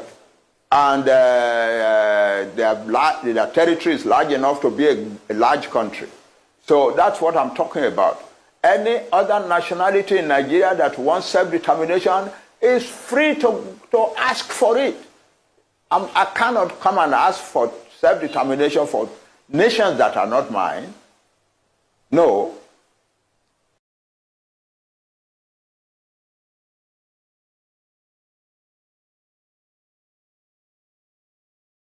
This clip is titled Alleged Regional Government Bill in Circulation, if true, overtaken by events. A document alleging to be a bill submitted by Bola Tinubu to the National Assembly seeking to reverse and to amend the 1999 Constitution and give regions independence from the central. In other words, going back to regional government arrangement. It's in circulation all over the social media. If this bill is true, and I hope it is true, my message is clear that the bill has been overtaken by events. What preponderance of Nigerians need now is not regional government, but they want an independent country of their own. Regional government belongs to the past. Currently, the agitation is for self-determination, for all regions, ethnic nationalities wishing to have their own country. Anything short of that is chasing the wild goose and will not pass the passage of time. I will not see the daylight. Indeed, what Nigerians are going through now, the way and manner we are being collectively mismanaged, we are being assaulted, we are being pauperized, we are being reduced into pitiable combustible materials, we are being reduced into beggars, into slaves by the Bola Tinubu regime is emboldening many of us who were formerly against breaking of Nigeria into smaller nations. We are now reversing ourselves. Majority of us, including myself, who was formerly against smaller nations out of Nigeria, is now fully committed to having Nigeria broken into different countries out of choice or out of compulsion, so that we can go and manage ourselves in our own way, in our own speed, in our own style, cognizance of taking into consideration our culture, our beliefs, our socialization, our meaning, if you like. We are tired of a central government where everybody has been made to become a slave. Everybody has been reduced, except the few who are milking the country high, empty, and dry, who are stealing our collective patrimony, collective resources, who are sending us fear and terror, who are deceiving us every day, every night, every hour, every week, every month, all year through. And therefore, those who are thinking that a bill to take Nigeria back to the are doing any favor, they are making the biggest mistake. That is not what Nigerians need. What Nigerians need is dissolution of Nigeria into smaller nations, out of choice or out of compulsion, in peace, not in pieces. Anything short of that will not see the light of the day, will not address the current challenges, will only be postponing the evil day. Today, we are all witnesses to the heart-wrenching situation in Gaza and other Palestinian territories. We cannot discuss war and peace, conflicts and resolution, or humanitarian imperatives today without reflecting on the Israeli-Palestinian conflict that has been raging since 7th August last year. Of course, the conflict predates this period and has been simmering for a better part of half a century. What it tells us is that the international community has failed to live up to the spirit and aspirations of the United Nations to rid the world of inequality, violence, and domination of one people by another. Justice is antithetical to revenge. Freedom is an inalienable right and a natural entitlement that cannot be denied to any people. The Palestinian people deserve their independence. They deserve to have a home of their own in territories already recognized by this very assembly and by international law, which is being routinely ignored. Nigeria continues to urge efforts to bring back on track the two-state solution that offers the prospect for a new beginning for the region. Nigeria reaffirms. And it's just 3 minutes past midday. It is the second day of the month of December, and I wish you a happy new month. My name is Oluwole Koiki, and this platform is Koikimedia, bringing the world closer to your doorstep. As we've been monitoring the situation in Lathi in Finland, they've gone for the break, and that means that nothing is coming from there at the moment. We are now on the day 4. We've listened to a lot of the discussion from Finland. I was listening to a few Nigerians this morning on the Flip TV this message is getting out. Many Nigerians are becoming aware of the USB, the United States of Biafra, has been declared on the 29th. Whether some agree with it or not, but I can tell you that the reaction is getting closer. I saw the Nigerian military pull down one of the flags somewhere in the southeast this morning. As usual, they're following the situation. But one thing we need to understand is that whatever the agenda, it is time that everybody understand that things is no longer what it used to be. It is still, a country that has killed millions of people, and the millions that still want to save it are wasting their time. What we can say is that the end of Nigeria is here. And I'm looking at the quote from the Koikimedia team this morning. Let's bring that screen to you.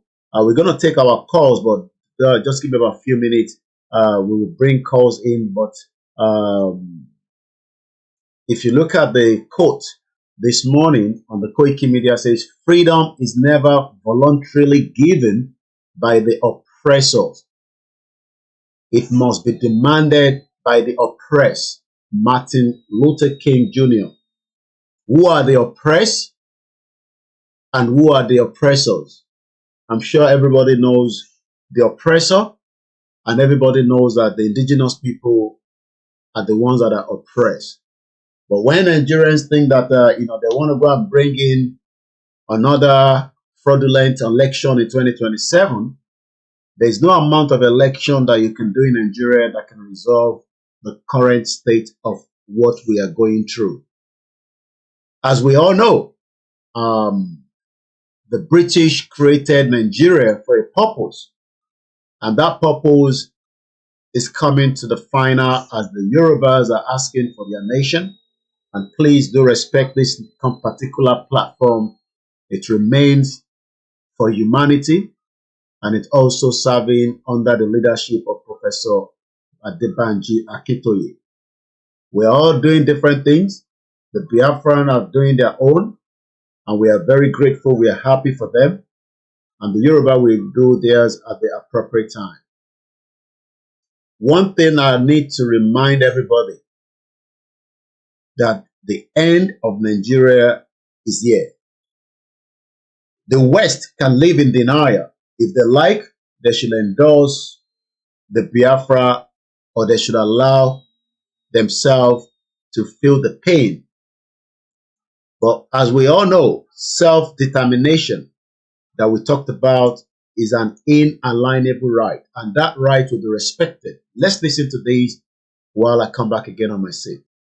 Other countries were refused at first, but we have to remember, and this is a really important point, that self-determination is an inalienable international right and a law as well. And other countries will recognise Scotland's democratic choice expressed at the ballot box. They will recognise that because that is the route that many other countries have taken in order to become independent. And just to make that point, that international law is very pragmatic on that point, so we should have confidence in that. Other countries were... You heard it very well. Self-determination, as you're seeing on the screen, is an inalienable right. Don't worry about it. And that right will be respected by the international community and the world at large. But the problem is many Nigerians don't understand that there is a difference between the self-determination and the current state of Nigeria that we have today. We all know the genesis of Nigeria. You don't have to be told. It was amalgamated in 1914, 1st of January. There was a clause that after 100 years, if the union is not working, everybody has the right to go their separate ways.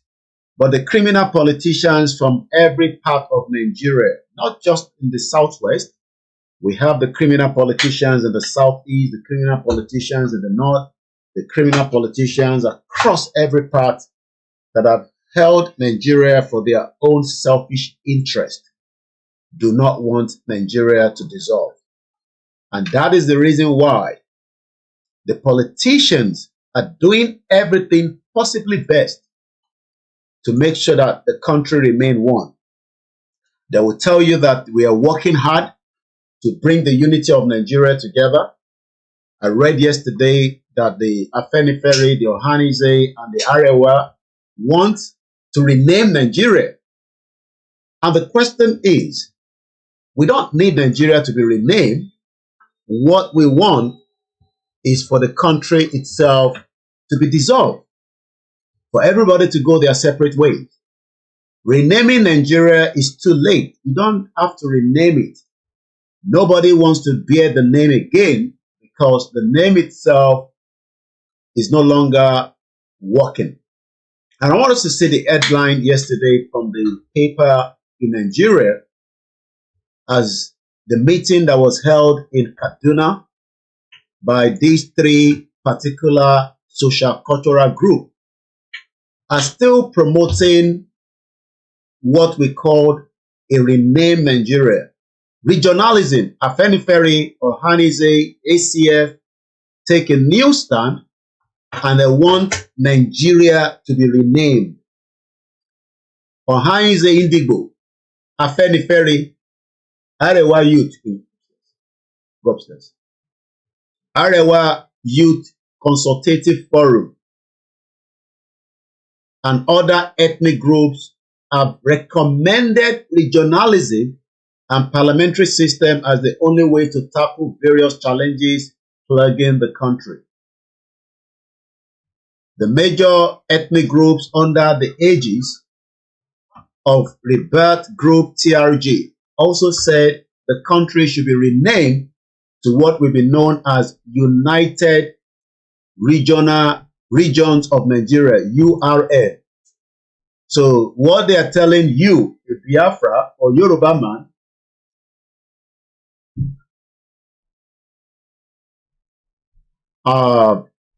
should not bear their own USB, but we should go and love United Regions of Nigeria. This is what these three social cultural groups that have been criminals, three of them, it doesn't matter whether they're the Yorubas, the Igbos, or the outside, all these three, they are criminals. They've enriched themselves using Nigeria. They've put our people's life in danger, and they are still the ones that they want us to listen to. They say, oh, these are our elders. Respect your elders. The criminal Afenifere, the criminal Ohanize, and the criminal Arewa. Even the Arewa, we know is the Fulani because there's nothing called Hausa anymore. Hausa, have been taken out of the picture. So, I'm asking us again this morning, is it changing the name United Region of Nigeria is the problem? Or making sure that this social cultural group can come out and say, look, the country is not working. Let us have our different countries. We'll have neighbors. Let us look at the population of Chad, 18.28 million, as I was saying yesterday. And we saw how Chad is taking control of their life by telling France to get the hell out of their territory. But because many of those that doesn't support the USB and the Yoruba cause to free from the bondage of Nigeria, bear with me, I want to show something, that's why I've covered the screen. I'm going to bring that up in a minute. Many of the Nigerians are living in denial. They think that they can change Nigeria to work that their father and their mother could not change. Their parents tried, but it failed on them. The same Nigerians say they are looking for the youth to solve all the problem in Nigeria. Showore cannot solve the problem. Neither Fela Dorotoye, neither any of those that they call the youth. What everybody should be talking about is the complete de-amalgamation of this fraudulent country known as Nigeria. But as we know, Many people are waiting for something to happen. So we're going to remind you that in 1958, Chad became an independent country. They are just 18 million. They're 18 million. And you can see how they've become the voice of their people. But if you're waiting for the Ohaise and the criminal Ohaise and all these other social cultural groups to come and free you, what they are doing is they are using Nigeria to enrich themselves and only their loved ones. And we need to stop that. So let's watch this video quickly and then we'll take the calls. There's still a bit of time. I know the lunch is about an hour. So we're working with that as well. So let's listen to this again.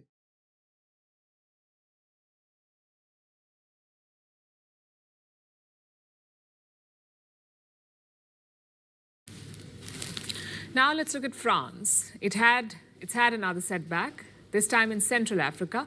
Yesterday it lost its last remaining base in the Sahel region. It has been asked to get out of Chad. Chad is a country in Central Africa.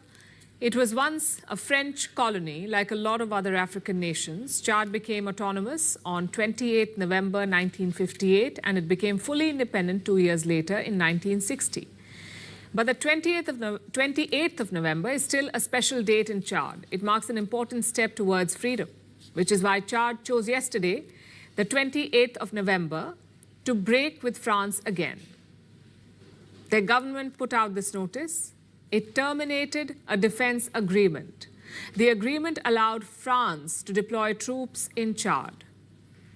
But now Chad has torn it up, which means French troops deployed there will have to leave. There are 1,000 French soldiers deployed here. They will have to start packing up soon. But how did this happen? What led to this? Look at the timing. The French foreign minister has just concluded his visit to Chad. He met with Chad's president, Mohamed Deby. We don't know what they discussed, but right after that meeting, Chad tore up the defense pact. Their foreign minister said, and I'm quoting, France must now also consider that Chad has grown up, matured, and is a sovereign state that is very jealous of its sovereignty. It's an understandable reason why should Western powers station their troops in former colonies. Imagine if the British left thousands of soldiers in India. If British troops remained here decades after India's independence, it wouldn't have been acceptable to us. So we do understand wanting to guard sovereignty, but this is only one part of the story. There are two more. To understand the second part, we need to zoom in. France had many colonies in Africa. Let's show you a belt stretching from Chad all the way to Mauritania. All these former colonies hosted French troops. They were all part of a security grouping called the G5 Sahel. All these former French colonies were dealing with a common problem, terrorism. That was France's justification to deploy troops. But they failed to fix the problem. They failed to contain the terrorist groups. So slowly the African nations started getting annoyed. 3 of them recently had coups: Mali, Burkina Faso, and Niger. Their militaries overthrew the civilian government. Well, at least you got the idea of why you need your own now before it is too late. If anybody is still in doubt, it is not too late to join those that needs to be free. So let's pick on the calls quickly, just few calls, and then we'll get ready to go back to Lathi in Finland, where it's all happening. But for now, you're still back with me in the studio from London, where we are giving you all the highlights of the day 4. Most importantly, I want to hear from people back home. What is the reaction? A lot of people are saying, what next? Well, what next will determine from the Biafra government, both de facto and exile, to decide what next. Our job is to continue to pray and hope that they have all the resources to complete the job. So when you call in, please, 2 minutes, reduce the mic or the device at the background. I haven't got the energy and the strength to start shouting. And if you call after 2 minutes, we will bring you down so that the next person can come in. Go straight, you're live with us, go ahead. And please mute the background, I can't deal with that this afternoon. Hello, my brother. You're live. Can you mute the background? You can't listen to yourself twice in the house. You're calling, you're also watching the program. You gotta take one. Is it that you want to talk to us or you want to watch? So you gotta mute the background. I want to talk to you. Then mute the background and go ahead, please. Thank you. Okay. Good afternoon, my brother. We can hear you loud and clear. Good afternoon. I just want to thank you for your good work. I'm a Biafran, but I pull it up. I can see your great job that you are doing for our people to be free. And my prayer for you is that the Almighty God will give you every support, everything you need to make sure that we reach where we are going. So, but there is one question I want to ask, please. We're listening. Go ahead. Go ahead. Okay. As the Biafrans have already declared their independence on 29th, I want to ask you, Yoruba nation, did they have any such plan or any agenda, something like that? There's no plan of any declaration because the leaders have not given what next. So there's nothing of such on the table yet. Okay. Yeah. Okay, thank you. You're welcome. Thank you so much. Okay. Thank you. Well, for those of you that are always asking, what are the Yoruba people doing? Let us remind you that it is two different races. People running. The Biafra started running. The Yoruba did not want it to go. Then all of a sudden, Akintoye came up and said, the best option is for us to go. Afenifere were not invited. They were not interested in that. That's why they want to remain Nigeria. Where you have reached, we are also going to get there. If you travel from Nigeria to London, you could go from Nigeria on a direct flight with Banji and you arrive under 6 hours, 30 minutes. You could go through Qatar and you have a stopover, you will still arrive in UK. Will be different time, but both of you will arrive in the UK. So as much as many Biafrans expect what is happening in the Finland to be also happening with the Yorubas, everything has their own timing and plan. So, and we cannot say because you are doing what you're doing, we need to go and do it straight away. It has to be carefully planned. It has to be careful because what you're watching did not play out in one day. Simon Ekpa, the PM, did not start this in one day. It started with Mazinam, the Kano, the leader. And then thereabout, Simon picked it up. A lot of saboteur in between your movement as well. So whatever you are watching in Finland today, it will definitely happen at some point with the Yorubas. We might even decide to make sure that our own is declared in Yoruba land. But again, we will leave that to the leaders of the Yoruba self-determination under the leadership of one man alone, Professor ADEBANJI Akintoye. He's fully in charge. They know what they are doing, just like your government knows what they're doing. But one thing is, they will decide at the point when the Yorubas will take the next step. So nobody will come here and say, we need to go and declare now. No, don't do that.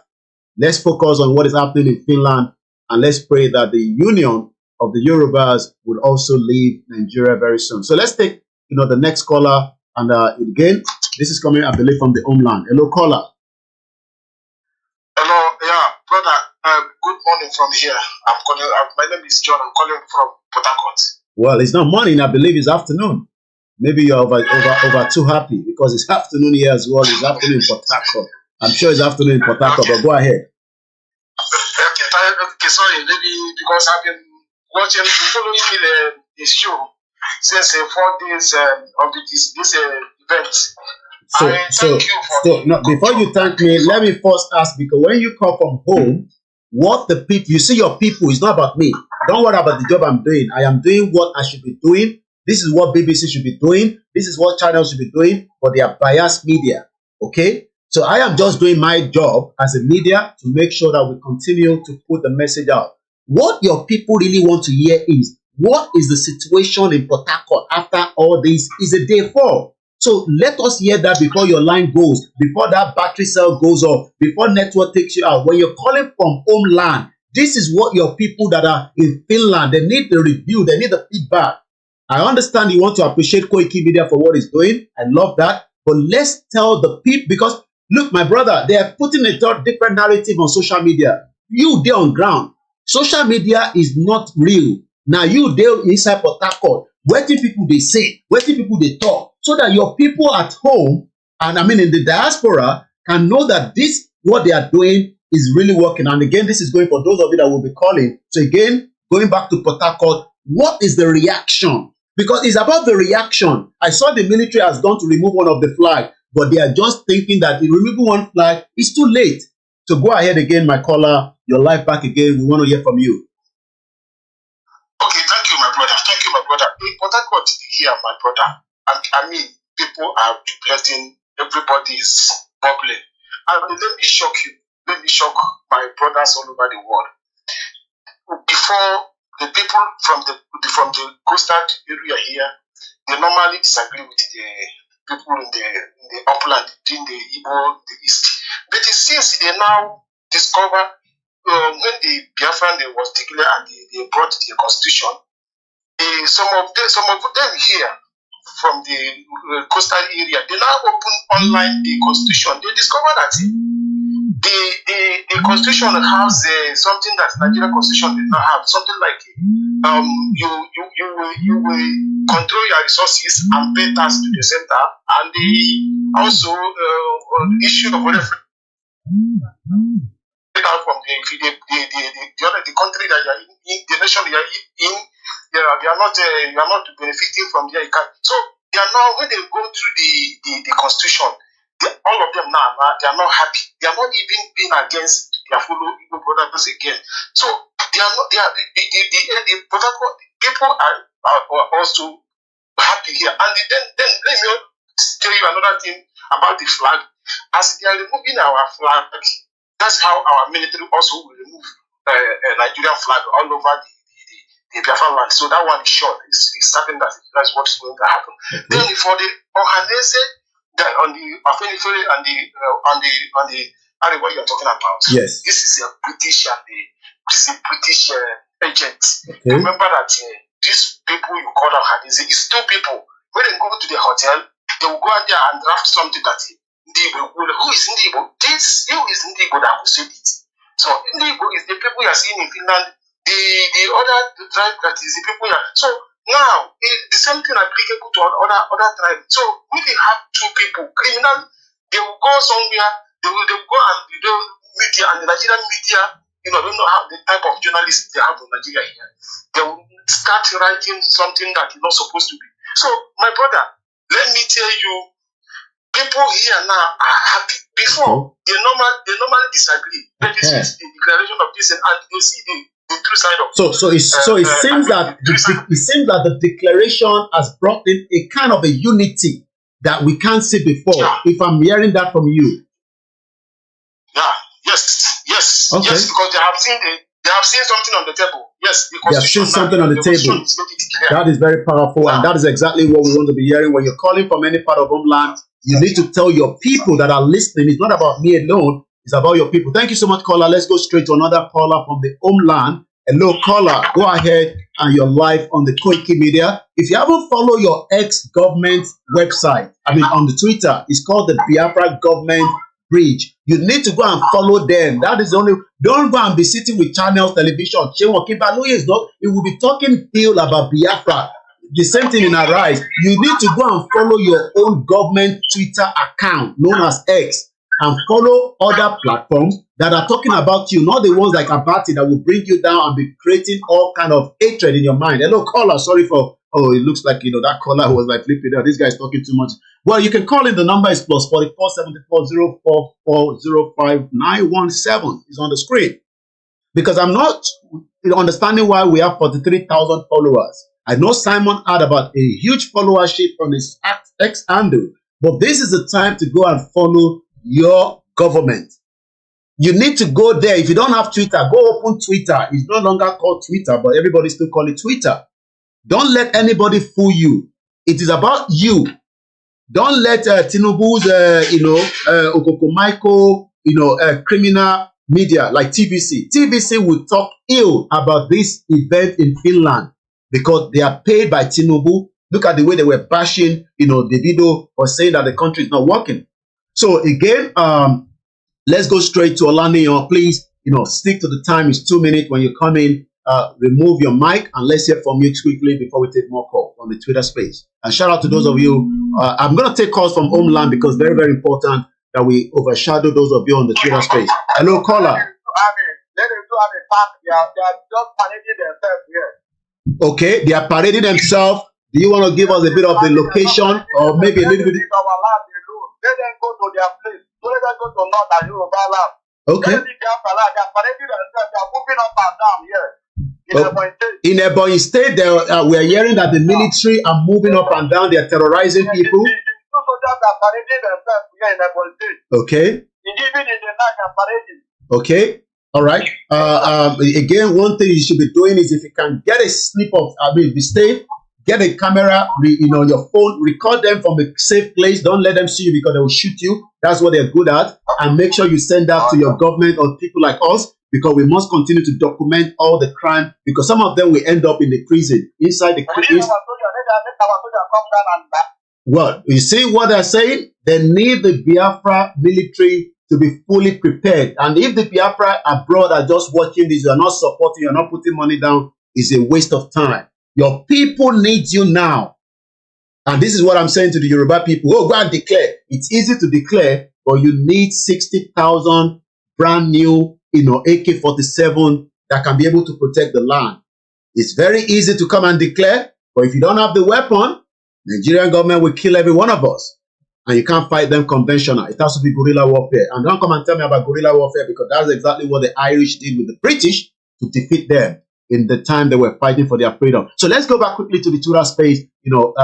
Remove your mic. Let's hear from you, Olaniyan, quickly. Once again, you're watching a live transmission. My name is Koiki, and this is Koikimedia, bringing the world closer to your doorstep.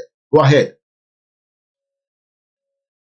All right, Olaniyan is busy. Let's go to the next person there. Rage, go open your mic on the Twitter space. And I hope people can still hear me on the Twitter space. I hope my mic is still coming out. If my mic is coming out, give me a thumbs up and let me know, if my mic. Okay, I think Olaniyan is connecting. Go ahead, Rage. Let me hear from you. Go ahead. Okay.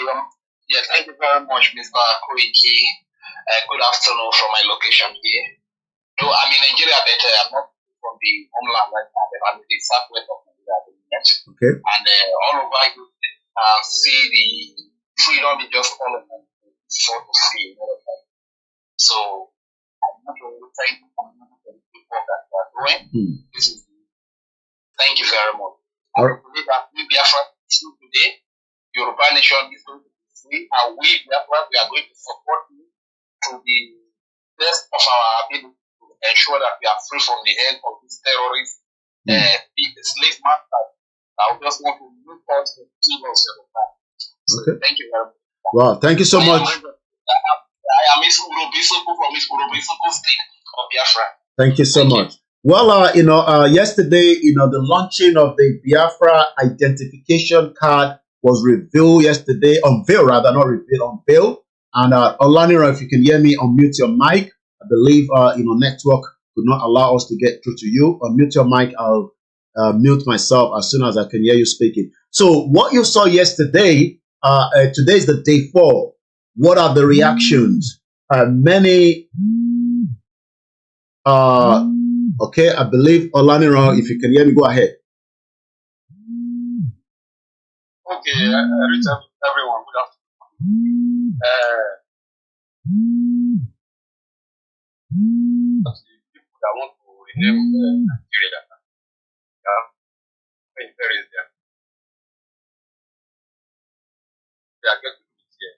Suffering where people suffer from. Olaniyan, please remove your earpiece if you are wearing earpiece. Okay, you can hear that because I was struggling to hear you as well, and we have thousands of people around the world, so it's an advantage if you're speaking on this platform. But if we can't hear you, I'm struggling to hear you as well, and I can imagine people that are on the thread, and it's a very busy traffic this afternoon because we're very serious on it. Go ahead, please. Let another person speak. I will come back. All right, Olaniyan is always busy like that. I know him; he's a trader and he's always busy. So I'm going to leave him alone and then come back to more calls that is coming through the Biafra Liberation Army needs to be funded, and they need to be funded ASAP. Hello, go ahead, caller. Hello, Koikimedia. You're live. Yeah, I want to really appreciate you are doing a very wonderful job, and you have been so very consistent about this freedom of the indigenous people of the contraption. We want to really appreciate. Thank you for that resilience. We appreciate your resoluteness. It's really a very big work you are doing. We know by the time we will finally come, every one of us will come to rejoice together very soon. No, there is an attention I begin to see. I'm seeing something like more or less like an orchestrated plan. In the news this morning, there was a fire outbreak in Lagos, another fire outbreak in Abuja, another fire outbreak in Ibadan. I began to see an orchestrated force of anger. If we investigate properly, you will discover that this is more or less like indirect hit on the hidden in their business. So, but to me, I've not actually verified to ascertain if it's actually to be equal to me. But now we can understand that the majority of people are into business. If we are to do investigation to know where all this is coming from, people should be on the website. Okay. This is what I can say for now. All right. Well, the caller is telling us that there's a couple of fires in Lagos, in Ibadan, and somewhere in Abuja, and this could be an orchestrated. Do you agree with that? Since the declaration, there will be all kind of manners. I saw the Nigerian military removing a flag. Hello, caller. I believe you're calling from the homeland as well. Good afternoon, sir. I am calling from Lagos. From Lagos, it would be nice to hear the reaction in Lagos, where MC Oluwole is now fighting for Abuja NURT. What is the reaction in Lagos State? Especially, we have a lot of people from the southeast that are living in Lagos. Go ahead. We are all happy. We are praying. We are seriously praying that let God make it happen, because we believe that God has started the job and He must finish it. This is our prayer, and we are ready for at all costs to support in any way. We are ready to support. Okay. Even if they need any other thing that is more than money, we are going to give. I can imagine that we don't have to say everything, and I love that kind of energy. The people on the ground, you see the diaspora, people are challenging you. Your people at home, they challenge you. They say they be ready. If they need men, they need men. Men they. If they need anything, then they. Anything it takes. Okay. We are ready. Okay. Anyhow. So in 4 days, my brother, since 4 days now, you have been in Lagos. You are monitoring the situation. What are the people really saying? The people that are not from the southeast, maybe those Yoruba people, you don't mind them. What are people saying? I mean, they move on boards, you trade. What are people saying? Let our feelings know what people are saying. I want to tell you something, that the whole Nigeria is tired. Everybody wants to go. Everybody wants to. Nobody likes to remain in the jail. People say that they are in the jail, that they have seen a way out to go out of the jail.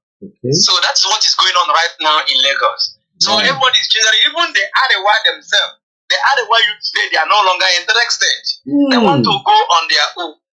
But it's not the same politician who is mimicking everybody.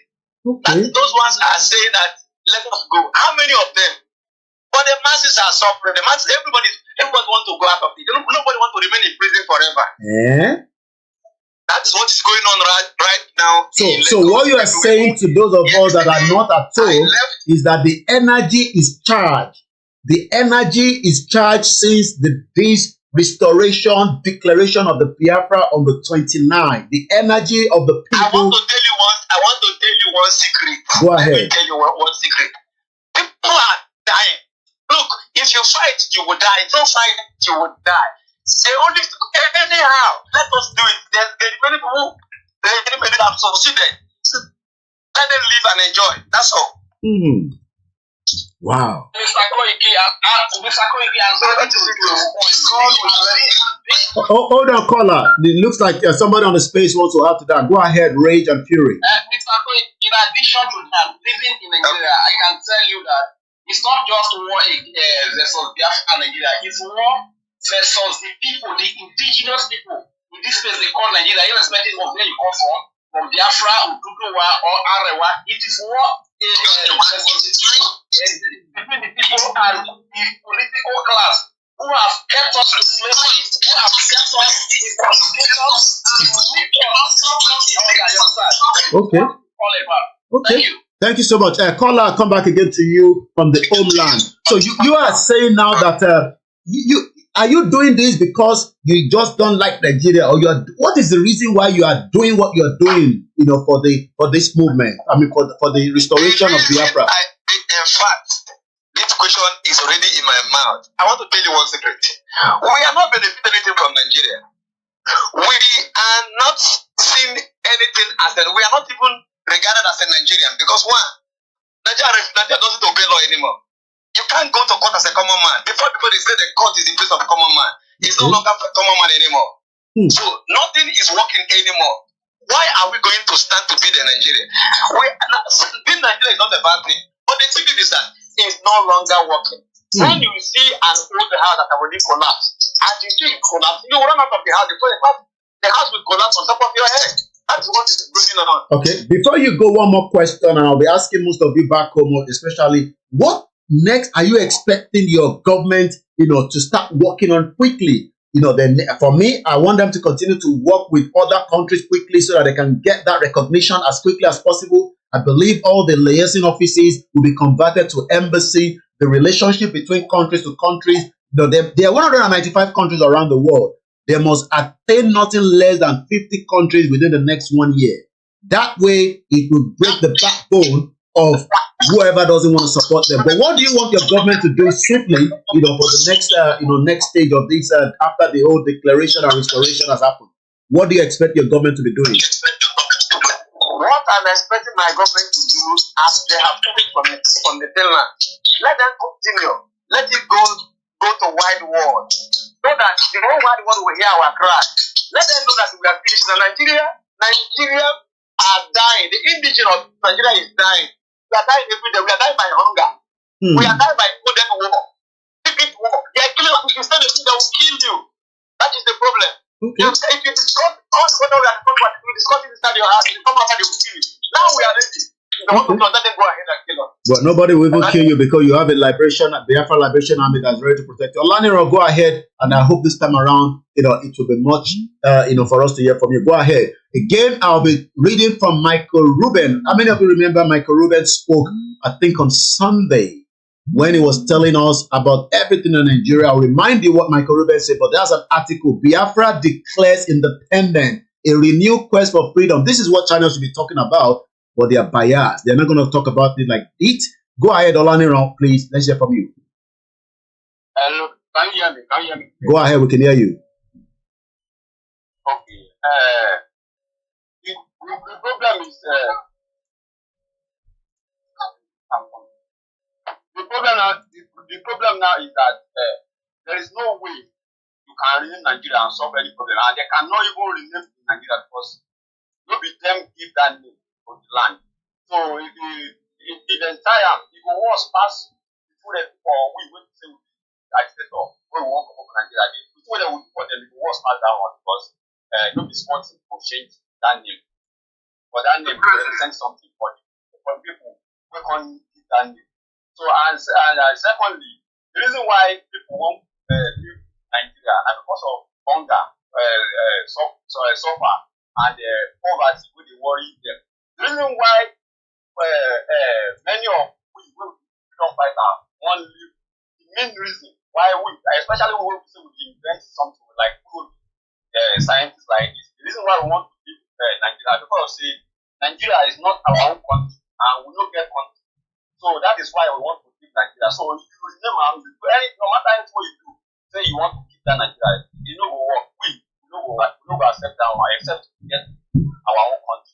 So and little bit of advice for those politicians when they spend their money for politics. If you be politician, you better stop this time because the politics game for this time now, it will work for you. If you invest it now, they are going to do everything. So all right. you better know when waste your money, so you won't spend that for the politics of these things. So, all right, you better don't waste your money, is what is coming from the Twitter space. Rage, go ahead. I'll give you another few seconds. We have to read what the article coming from Michael Rubin, but we have to listen to Michael Rubin in one of the questions that he was asked during the Q&A in Lathi, Finland. Once again, it's Koikimedia bringing the work closer to your doorstep. Go ahead. All right, once again, thank you, Mr. Koiki. And the question you asked, what do we expect from our government? That's correct. I think one thing we expect, one of those things we expect from them is the recognition. They must work on that one. Very, very important. The second thing we expect from them is to beef up security. Grassroots mobilization is very key and very important. If the number of men that are on ground are not enough, there should be a very huge grassroots mobilization in all the 40 states of Biafra, you understand? So as to get more men, and the financial contributors must double their effort, you understand? Because so as to prevent these people from killing our women and our children, which they are very good at, you understand? So the security aspect is very, very important. We must be for security to make sure that we kick out all these terrorists out of our land.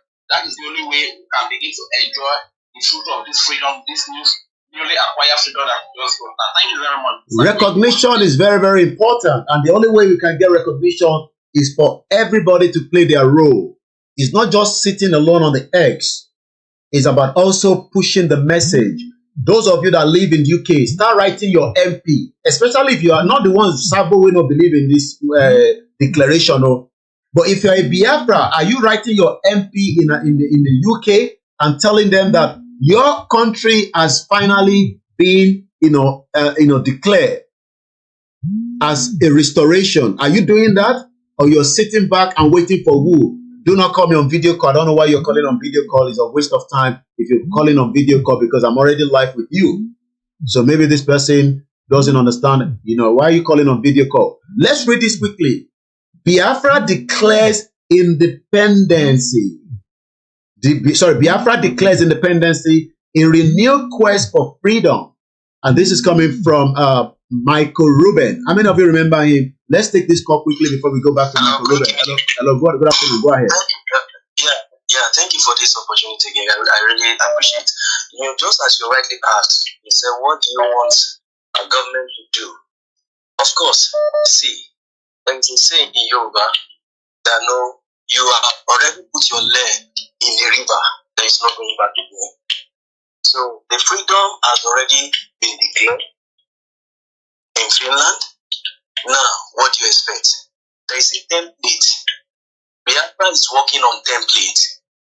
And out of the 4 templates that I remember vividly that our PM said, 2 is very, very important, which is diplomatic approach. And the second one is the arms approach. There is no doubt about that. We are not hiding to say it. The arms approach is very important because the invader will come. Yeah, so that, and it is now on a full scale for the 40 states to be activated and to be safeguarded, to be defended at all costs. Because the invader will approach. We know that.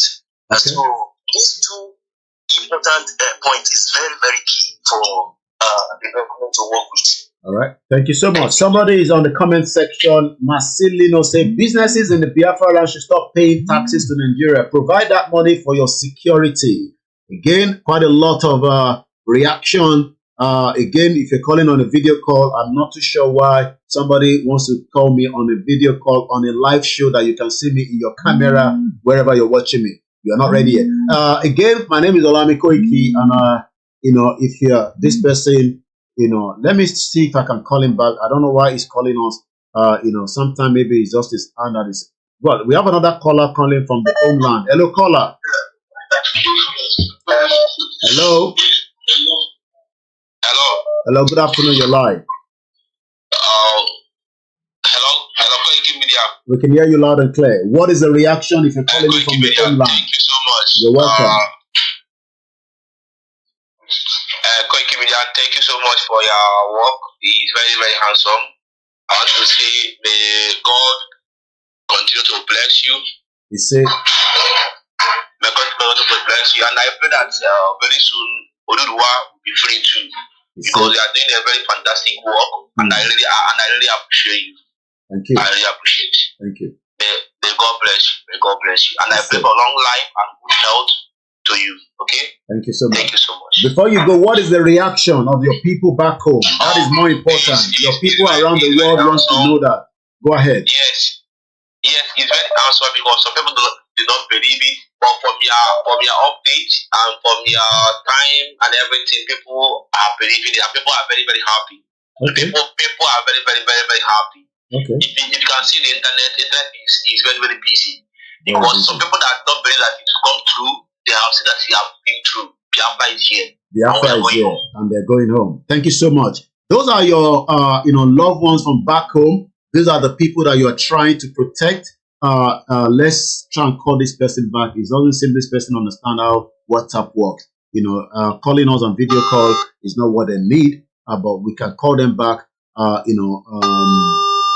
I'm not sure why the calling is coming from a video call rather than a normal call. I don't pick video calls since I'm live. Even if I'm not live, well, it seems the person doesn't want to talk. That means we're not going to pick that person. It's also another time. We don't know whether it's Sabo. We don't know because we have them in Yoruba as well. I have one person that have joined us on the space, but bear with me. Let me read this quickly, and it's coming from the Biafra government. On November 29, 2024, this year, the United States of Biafra once again declared their independence from Nigeria. The move comes more than 57 years after the long persecuted, overwhelmingly Christian region first asserted their independence from Nigeria. After that declaration, Nigeria reacted with seeking genocide against Igbo of Biafra, killing more than 100,000 outright and then starving 2 million more in the land and sea blockade. Muhammadu Buhari, one of his perpetrators, used his legacy in Biafra to propel himself twice into presidency. Both times, he unleashed Islamic militia into the region to slaughter Christians. Biafra deserves independence. It was an ancient kingdom. Travelers and cartographers spoke of Biafra beginning in the 15th century. Through the 19th century, Trudeau, the British creation of Nigeria in the late 19th century and early 20th century, incorporated and forcibly subjugated the Igbo people into new British colonial project. While Nigerian leaders often embrace rhetoric of decolonization, they remain oblivious to the fact that many of Nigerian people, and especially the Igbos who seek Biafra restoration, see Nigeria as a colonial project, and nothing has changed. Let's go straight to the Twitter space and speak to Chris Odez. Quickly, you have the 2 minutes, and let's hear from you as we go back and I'm monitoring the situation in Lathi, Finland. As soon as I see a signal, trust me, we're going back there because that is where we have to be. Shout out to all the Yorubas that are on the thread. Let's be happy with the Biafra. They are going home, and we will be preparing to go home soon. Go ahead, Chris. Thank you so much, Koikimedia. Your mark will be left in the sand of history. He said, what you're doing, I'm not going to praise you. I'm just going to touch. Are you hearing me? Loud and clear. Yeah, I'm just going to touch a little bit of the great you're living in the sand of history. Your name will be written in marble. You just concentrate. All right, I believe we get a signal. Make it quickly. I can get signal, but I'll give you the last 30 seconds. Go ahead quickly. And they're saying the reason why they should support, because Biafra is contain about more than 25 ethnic groups in River State or in Abaisa, in Delta State, in Edo State, in Benue State and Koiki. A lot. And those people are saying that their resources will belong to them through federalism. And you also make them to bring out exactly why they want to be in Biafra, why they want to leave Nigeria. You also, what you just read a couple of seconds ago, the publication from the Biafran government in Finland, it is so amazing. Please keep it up. I don't want to praise you just on that. Thank you so much. Thank you so much, Inkruka. Thank you so much. I can see the signal, but no one is on the podium. So that means, Olaniran, I'll give you 30 seconds. But Okay, this person is disturbing us with this call, calling on video call. He's not aware. Calling back, he's not picking. Olaniro, you have 30 seconds. As soon as I see somebody on the podium, I'll be heading back. I can see the signal. They're not saying anything yet, so that's the sound is out there. You can't see anything, but let me tell you, I will not sit here to hold you back. And I can see the anchor. No, we can't take care anymore. Sorry, Olaniro. We got to go back to Finland. Sorry about that. We got to go back to Finland now. That is the signal coming all the way from Finland. Oh, hey, Biafra, Koikimedia, back to Finland. Let's get seated. And I have here with me Honorable Ebenezer Anene. He's going to talk to us about how beautiful the land of Biafra would be as soon as we take possession, full possession of our land. Honorable Anene. All hail Biafra! All hail Biafra! This is an impromptu speech. Impromptu. And I know some of us are so worried about coming home. Now Biafra has come to light. Biafran nation has been established right now. What that will do for us is that when you fly in home, you don't want to fly to Abuja of Nigeria. You don't want to fly to Lagos of Nigeria. You want to fly to Enugu or Port Harcourt of Biafra. And when you get out of the plane, you're going to see all the good signs of Biafra. And like I said, it's an impromptu speech. I never planned to do this, but it's critical that we know what will happen next.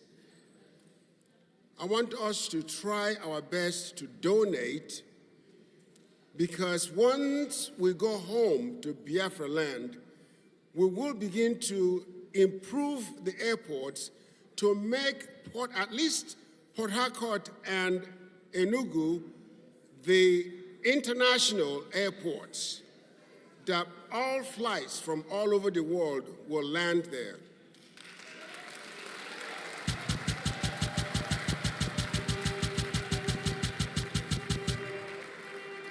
So wherever you live now, you can easily make your flight straight to these two cities.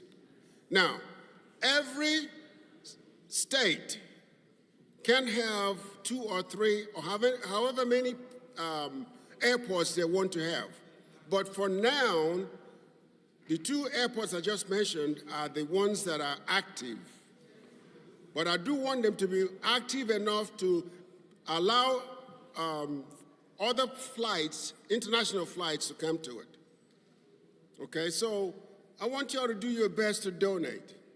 Because Biafra, when you come home to Biafra, guess what? You wouldn't want to go anywhere else. We will look better than the best cities in the world.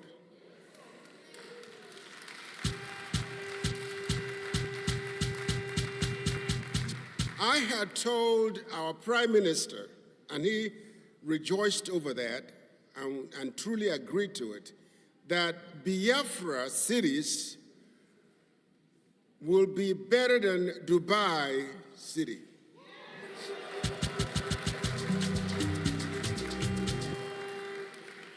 All the new cities we'll develop will be better than Dubai. And the existing cities will have to be modified to be at least close to some of these American cities that will make you don't want to go anywhere else. Your education will also be for Biafra. I've had people, family members, oh, can you send me some money so I could come to America? I want to get away from here. I said, nope. Biafra has come. You have to wait. And when you wait, you will see the great difference or differences in each and every city. That will make us become the best city in the world. Employment will be almost 1% lower. In other words, it's going to be 90% employment for every person that is old enough to work, 18 years old. There's so much work in Biafra land. Once it comes, we will develop that. So donate as much as you can until we're able to raise or generate all our income through the natural resources. All hail Biafra! It is not easy, but God has made it possible. We have been standing for many years, and I don't want to say too much. I was also in the war. Just a little thing.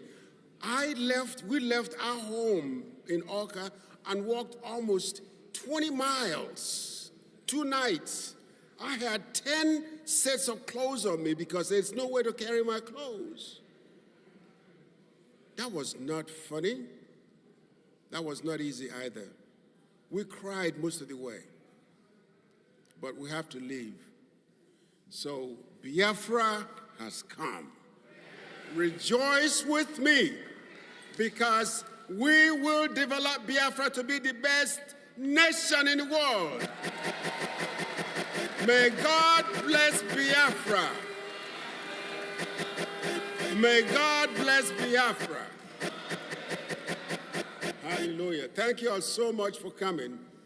Some of us weren't easy to be here, but you made it. And we know when Biafra was declared, I was ready to run. I was excited. I almost stepped on things that I shouldn't step on, but I enjoyed it. God bless you all. Anywhere you go, if you don't see woman, no one day bocha.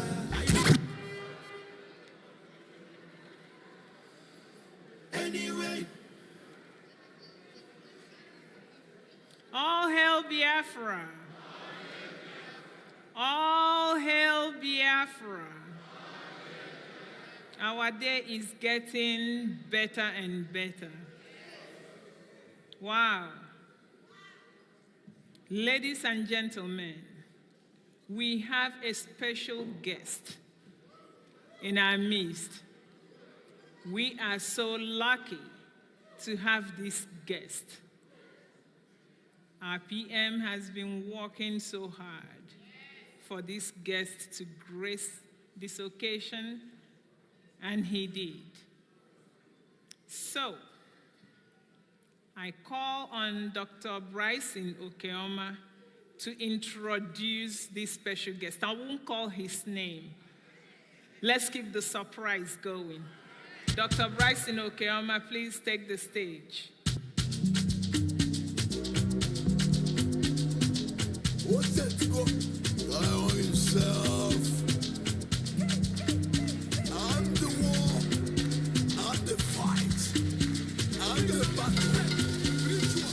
I got the powers. I got the powers. I'm about to release my powers.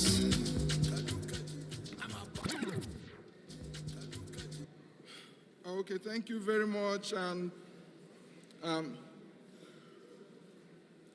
like she said, we have a special guest who has come in graciously from Washington, D.C. to share his thoughts with us this afternoon. So everyone here agrees with me that Nigeria is probably the only country in the world facilitating external aggression against her indigenous populations. Is that a fair statement? Okay. Invading terrorists kill hundreds of indigenous populations, community, Africa community. But instead of deploying their military to root out the invaders, Nigeria deploys its military against indigenous populations resisting the invasion. As such, Nigeria government has made Nigeria a massive killing field, taking hundreds of lives every day. For us to have a state that uses its military to defend her citizens, the independence of Biafra, the independence of the United States of Biafra is a necessity. On November 30th, that's just 2 days ago, we listened to perspectives from Michael Rubin, an advocate for freedom, who had written about Biafra self-referendum, the data you just shared, and the need for the incoming US President, Donald Trump. I know you guys love him. To pay attention to Biafra. Today we will listen to another Washington, D.C.-based advocate for freedom, Mr. Doug Bandar.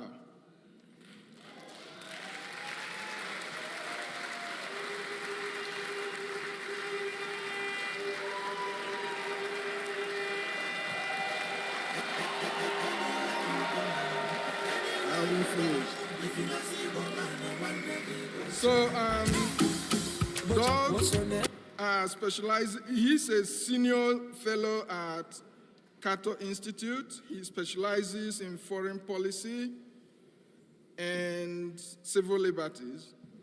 Doug has written extensively on issues bordering freedom and civil liberties around the world, and has written several articles on insecurity in Nigeria.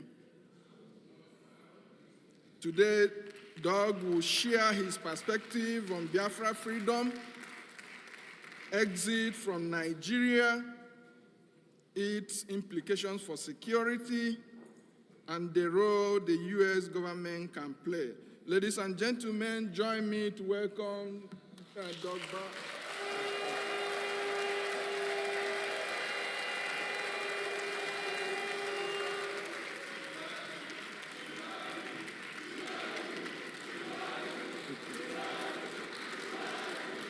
Thank you.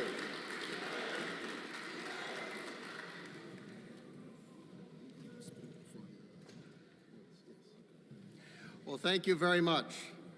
This is a much more enthusiastic audience than I normally find in Washington, D.C. And I appreciate very much the opportunity to come. As you can imagine, for me, it's very unusual to be speaking about Nigeria in Lathi, Finland. Only very recently did I have a chance to meet and to speak with your ministers and discuss your cause. And I'm very glad that Michael Rubin spoke to all of you. I have great respect for him, and he writes about liberty and freedom around the world regularly in Washington. I have visited Nigeria and have been incredibly impressed at the people that I have met.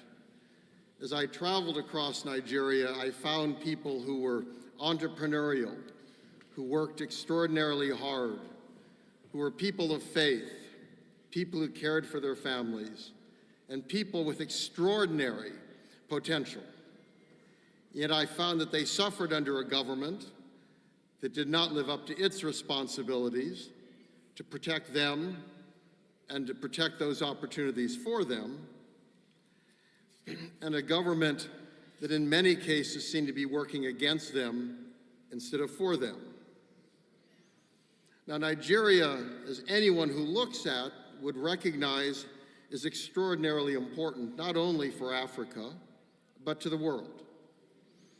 It has the largest population and economy in Africa. Africa itself is a continent of extraordinary potential, a growing population when most of the rest of the world, including America, have declining populations. But we see vibrancy and growth in Africa. And Nigeria has so much to offer, not only, to Africans, but also to Americans and to people around the world. I have occasionally gotten into a taxi cab to go to the airport, and my driver, it turns out, came from Africa. And we will discuss where he or she came from and what their home was like. And what I am particularly concerned about, like Michael Rubin, is concerned about human rights, about religious liberty, about economic opportunity, all of which are fundamental for human people everywhere on earth. And despite problems in my country, and as all of you recognize, all countries have some problems, and I accept with my own as well, the United States has done generally pretty good at trying to protect those opportunities and those liberties, which is why we've drawn people from Nigeria to America. But you shouldn't have to leave your country to have those opportunities.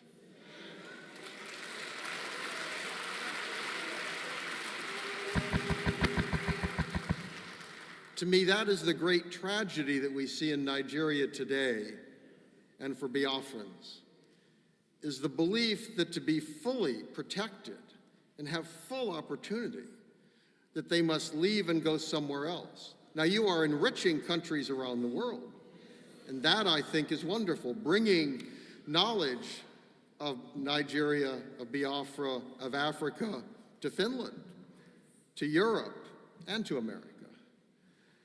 But again, you shouldn't feel you have to leave your homes to do so. And that is something which other people, other countries around the world should support you as you demand that those opportunities be protected.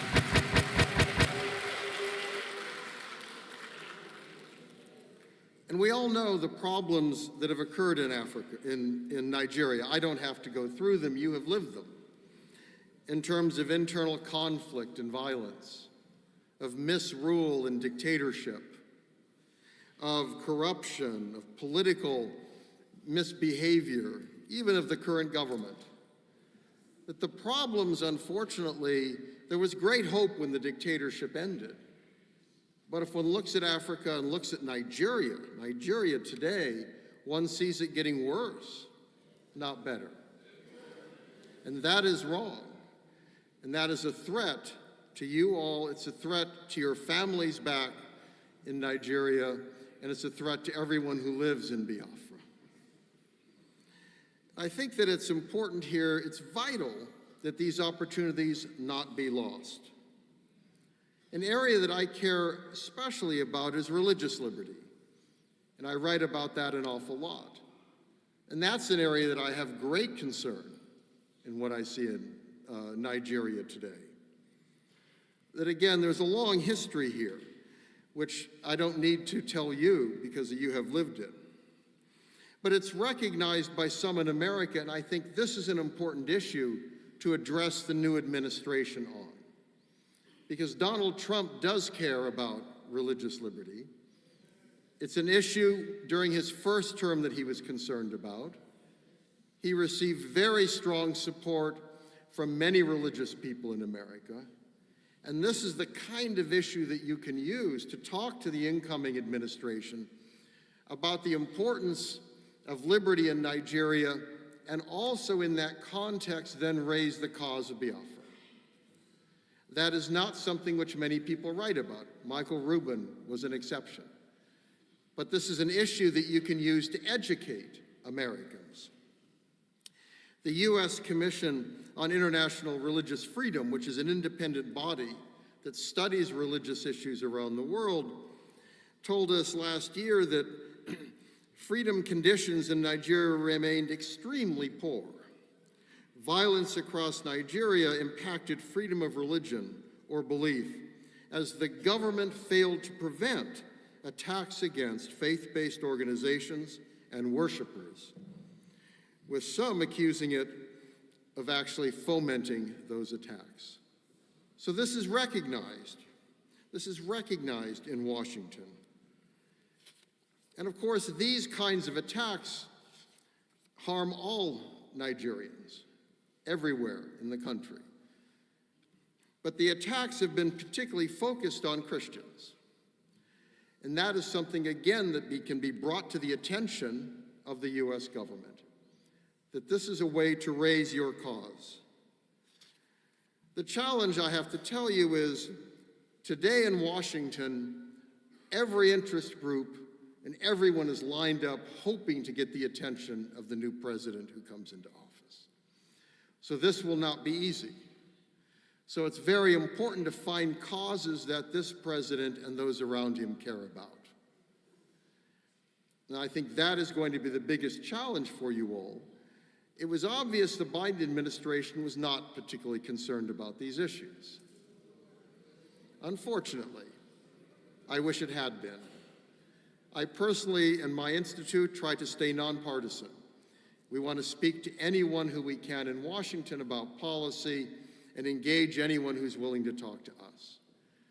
But looking at the record of the Biden administration, it was far too willing to deal with the established government and seemed unconcerned about fundamental liberties like religious liberty, and was prepared to dismiss attacks on Christians throughout the country as being part of rural disputes and climate change and other things, when in fact we can understand the deep roots of religion that those attacks reflected, and the fact that there are virulent terrorist groups active in Nigeria, where at times the government and government security forces have seemed as willing to attack the citizens of Nigeria as to protect them from those terrorist threats.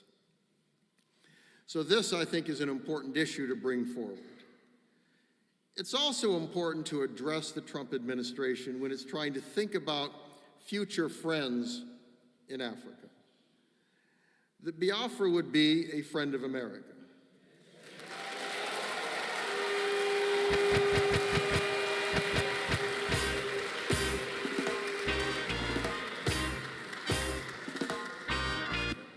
And you are certainly making that case, and you need to ask those you know in America to make that case in America as well.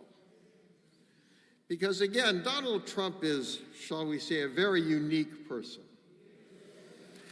That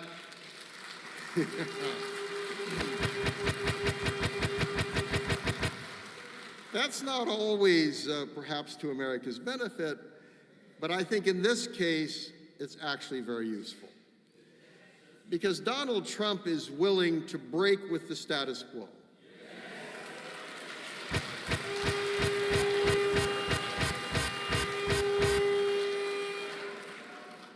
I do a lot of work on issues like North Korea, and I thought one of the brilliant steps that Donald Trump took was a willingness to meet with the leader of North Korea that no other US president had ever done.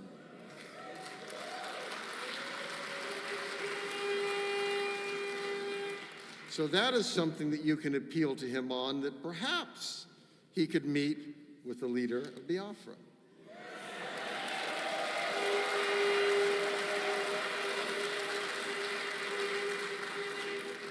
That he recognizes the importance of reaching out to people who his predecessors refused to have anything to do with.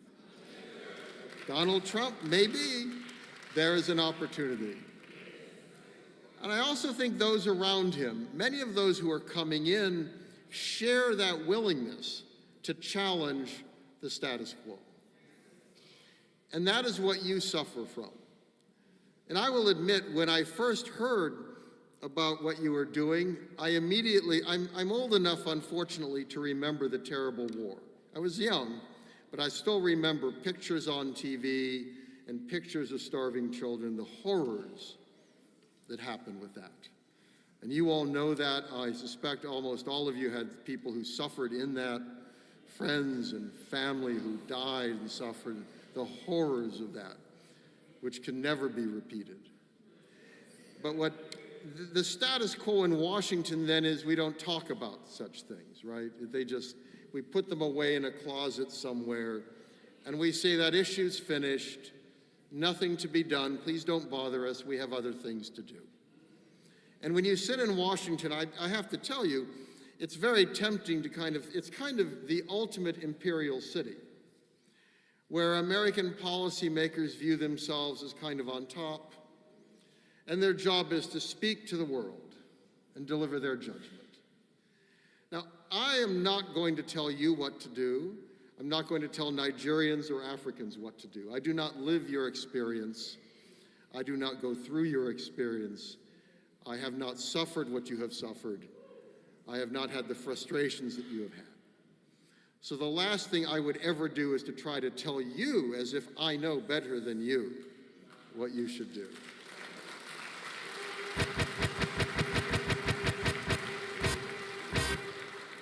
But I want to encourage you to speak out, because you can carry the message forward. And that message needs to go to Washington, D.C. And that message needs to go to the White House when there's a new president. It needs to go to the Congress. Now the U.S. Senate will be controlled by Republicans as well. There's a chance there. It needs to go to think tanks, which matter, people who spend a lot of time, they publish lots of stuff. You know, they spend a lot of time thinking, in theory, in meeting, but they need to hear your message, because today it's not a message that anyone really wants to talk about. But I think if you can get attention of the president, get attention of other leaders, this is an opportunity. And I want to encourage all of you, you have a cause that is just, a cause that is important. It is a cause that is compelling. And I think then nestle that within the larger argument.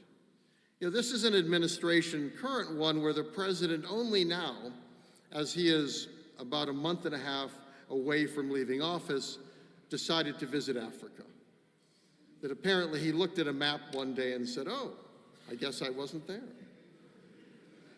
Now we need, with the new administration, a president who comes in and says, I should go to Africa. I need to look at Africa. I need to understand Africa. And a good place for him to start is Nigeria.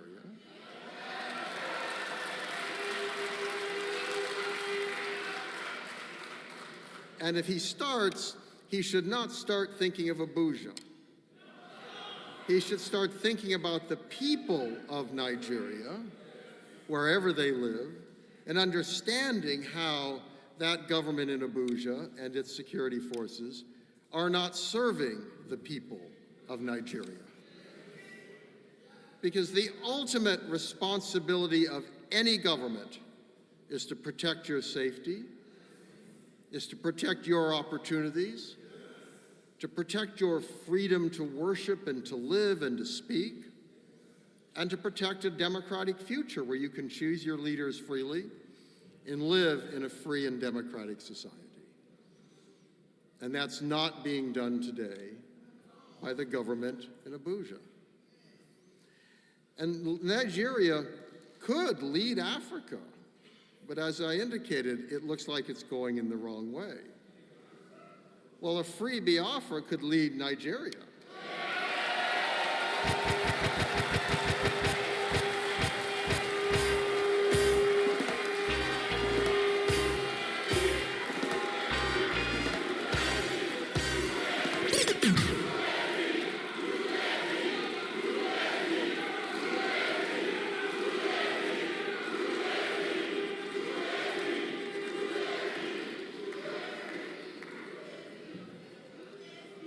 So I want you to take that message to Washington, that listening to you is an opportunity for the United States to help improve Africa and help Africa lead the world. Because as I indicated, again, you look around the world, virtually every country is shrinking. I mean, one can look at Europe and much of Europe could theoretically disappear.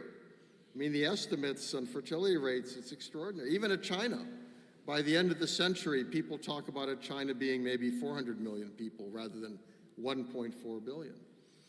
Africa continues to have vitality. Africa continues to have life, and for the future can show the way.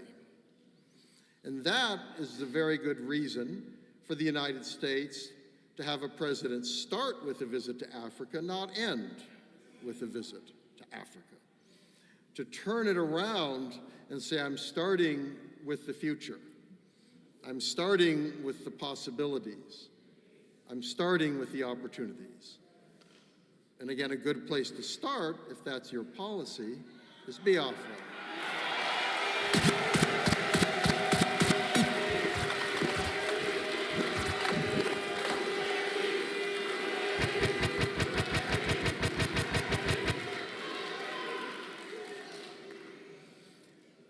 So let me, as I indicated, I'm not going to tell you what to do. But it looks to me like you know what you want to do.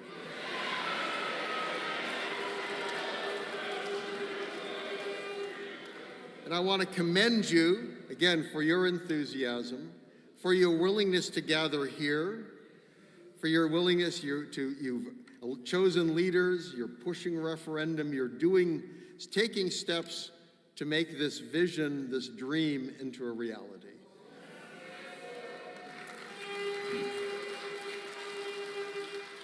And I just want to encourage you on that journey. This is your journey, not mine. It's not Donald Trump's journey. It's not an America's journey. Unfortunately, the United States has pushed a lot of people on journeys that didn't work out. But if you start on the journey and you are making the journey happen, then you can come to America and say, help us.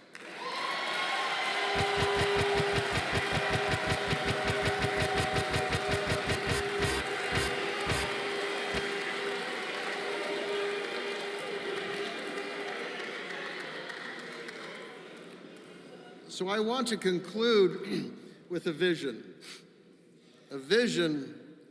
of a democratic and prosperous African continent, a democratic and prosperous Nigeria, and a democratic and prosperous Biafra.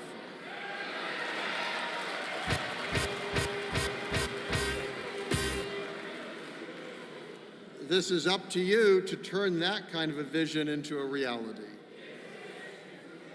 And I'm so happy again to see so much enthusiasm and a willingness to gather and to push this vision.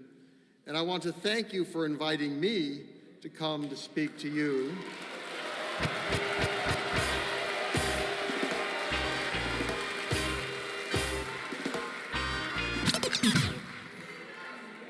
Because I have to tell you, as someone who's been involved in American politics for a very long time, and has grown a little tired and a little cynical about American politics, I find this energizing and for me to go back to America.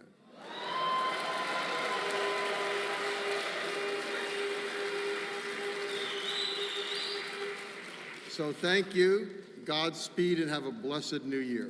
Thank you.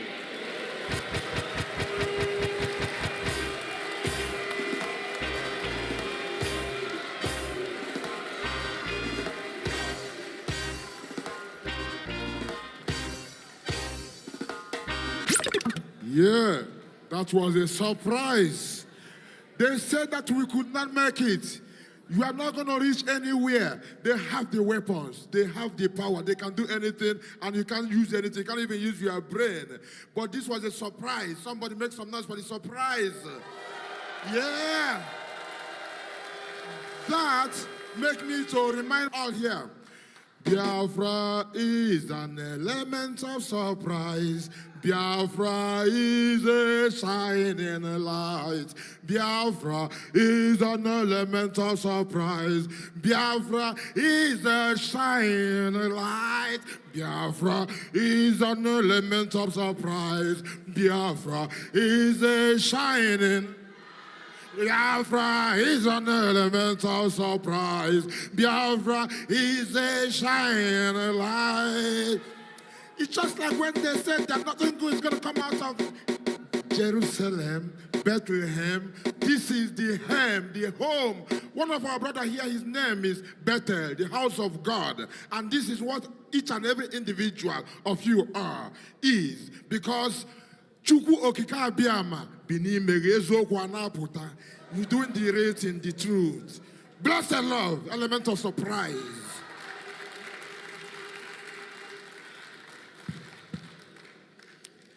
All hail Biafra! All hail Biafra! Biafrans, another hands of applause for Mr. Dodd.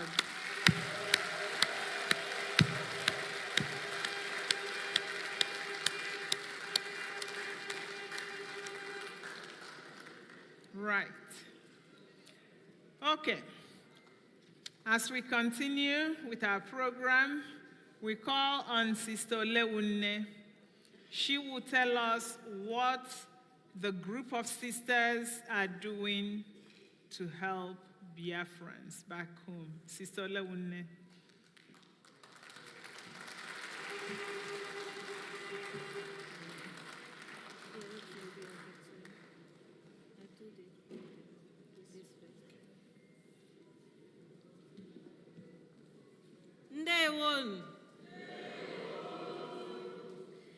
My fellow Biafrans, distinguished guests, friends of Biafra, permit me to stand on the existing protocol.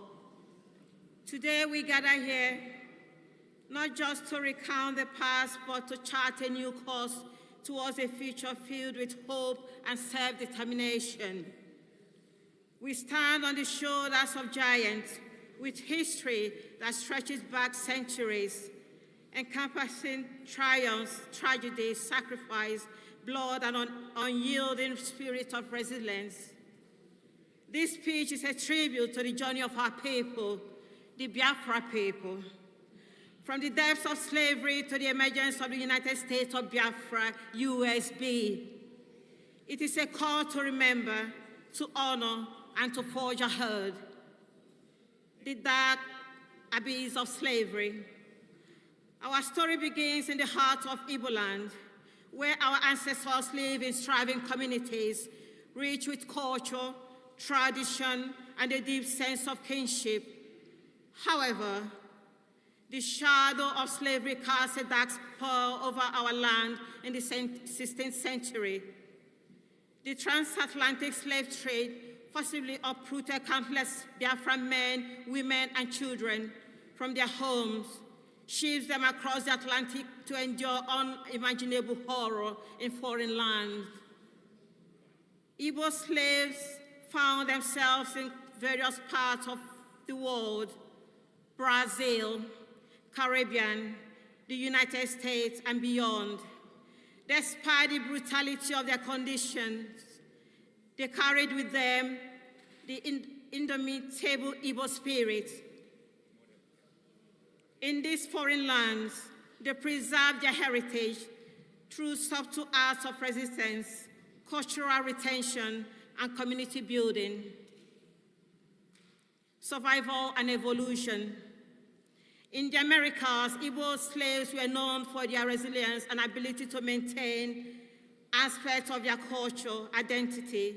In Jamaica, the Igbos were called able and were reputed for their strong sense of spirituality and community. In the United States, their legacy lives on in the Gulen culture of the Sea Islands, where the echoes of Igbo language custom can still be heard. In the story of Olad Ekwano an Igbo man who was enslaved as a child, but later bought his freedom and became the prominent abolitionist, is a testament to our people's endurance and ability to rise above adversity. His narrative, interesting narrative of the life of Oluwole, is a poignant reminder of our past, a beacon of hope and a future, a beacon of hope for our future. The Biafran-Nigerian War, a struggle for self-determination. Fast forward to the mid-20th century, the dawn of independence in Africa brought new hope. But for the Biafrans, it also heralded a period of unimaginable pain and suffering.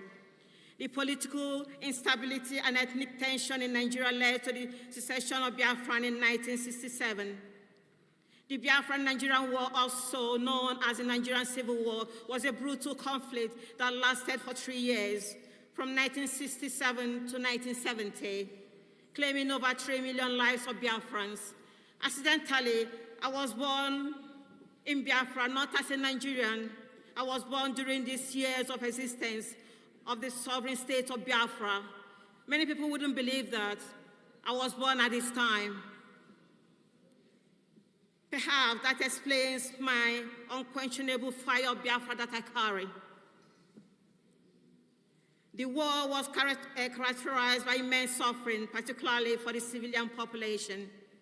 The blockade imposed by the Nigerian government led to widespread famine, resulting in the death of millions of people, many of them children. Images of starving Biafran children shocked the world, highlighted the severe humanitarian crisis. Thanks to the intervention of many missionaries, organizations through the Biafran airlifts, by the effort of the Joint Church Airlift, the GCA, Catholic Relief Services, the RCS, Caritas International, missionary priests and sisters, particularly the Holy Ghost Fathers from Ireland, Bishop Shanahan, they did a tremendous job in Olo, and you can still see it today. The wonderful College of Boys and Girls, Bishop Shanahan College in Olo, still functioning, still standing. Many Biafrans lived lives were saved because of their efforts. Many lives were saved. The missionaries did a tremendous job in Biafra during the war. Despite the overwhelming odds, the Biafran people displayed incredible resilience, innovation. During and even after the war, Biafrans were stripped of everything they owned in the same Nigeria. They were integrated back into, regardless of your possession, network, or your bank balance.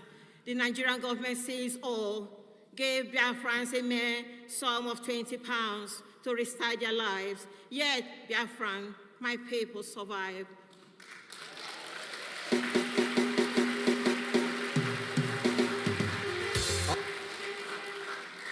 They thrive till this day, but the pains of oppression and injustice remain ingrained in our hearts. The emergence of the United States of Biafra, the USB.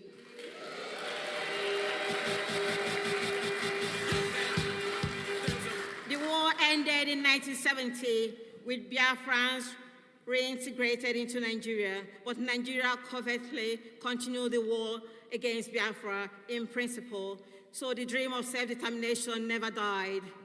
Over the years, the desire for sovereign Biafra has cemented.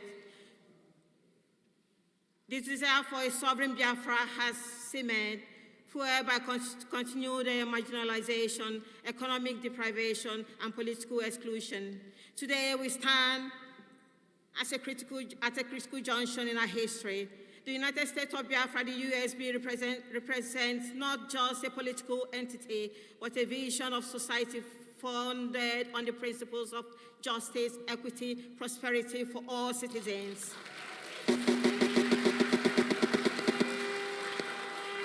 It is a call for self-governance, where the rights and aspirations of the Biafran people are fully recognized and respected.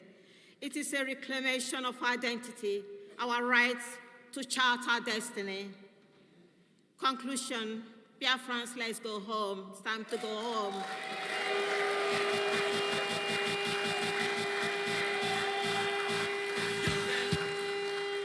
As we embark on this journey towards the United States of Biafra today, let us remember the sacrifices of our ancestors, from the dark days of slavery to the struggle for independence and the quest for self-determination. Let us honor their memory by building a nation that upholds the values of freedom, equity, unity, and progress. We call upon the international community to support our quest for self-determination, recognizing the historical injuries and the enduring spirit of the Biafran people. We ask for peaceful, constructive dialogue with Nigeria, aiming for a solution that respects the rights, aspirations of all parties involved. My fellow Biafrans, it is time to go home. Let us rise, united and determined, to build the United States of Biafra, a beacon of hope and a testament to our enduring spirit of our people. Take home what it takes to get freedom is different from what it takes to stay free. Remember that. What it takes to get your freedom is different from what it takes to keep yourself free. It's two different things. Independent and staying free and building your nation is two different things. The first set we finished. The second set is just beginning.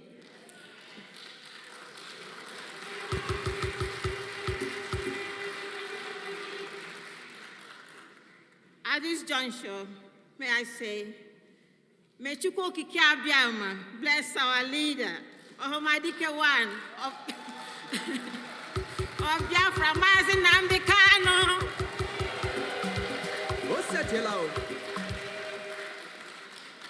May he bless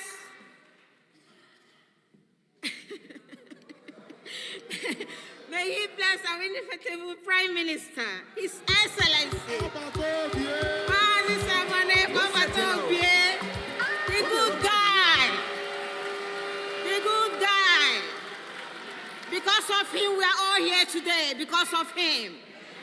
By the time they got to Nnamdi Kanu, if our Prime Minister didn't come up, we wouldn't be here today. Another round of applause for him. Firebrand, at Biafra.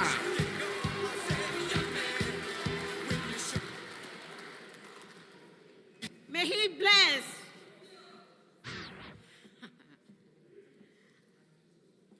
our Chief of Staff.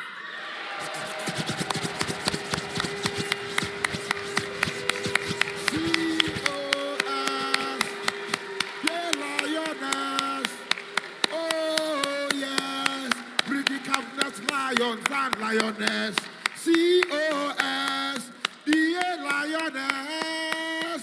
Oh, in fact, when they got our Prime Minister, nobody will come to Finland. We are here today saying it's Biafrans, not just the Prime Minister. Biafrans are speaking.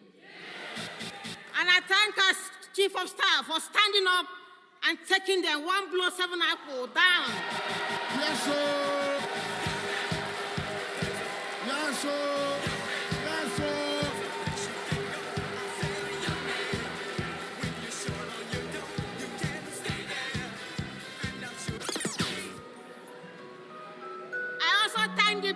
The Briggy are wonderful people. The Briggy is the team that brought all of us here today. Clap for them, please. May God bless us. God loves us so much. This is the last miracle on earth, as Mazi Nnamdi Kanu said. Biafra is the last miracle on earth. And nobody can stop Biafra. No man born of a woman can stop Biafra. No man. On this note, the Sisters of Our Lady Immaculate, which I'm humbly the founder, is offering to Biafrans a place you can come and have a retreat.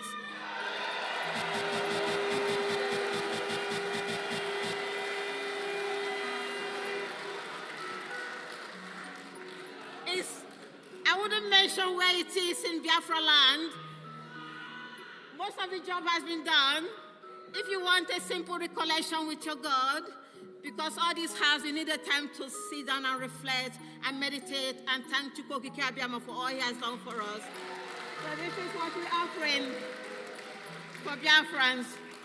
Thank you very much. I love you.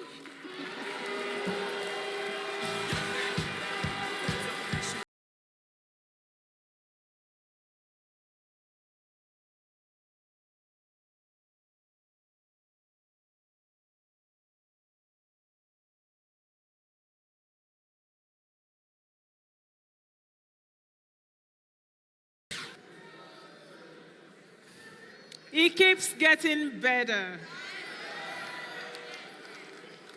We thank Honorable Oluwole. Thank you so much. Now we call Honorable Dorothy Adana to the stage. Honorable Dorothy. Oh yes, so what is here again? Singing and shouting it. Who the got fit? Let him wear it now. That's all right.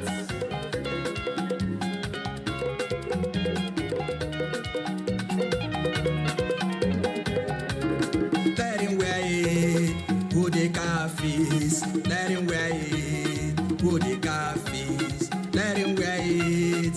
Who the got fit? Let him wear it. Who the got fit? Let him wear it. Who the got fit? Let him wear it. Who the got fit? Let him wear it. Who the got fit? Let him wear it. Who the got fit?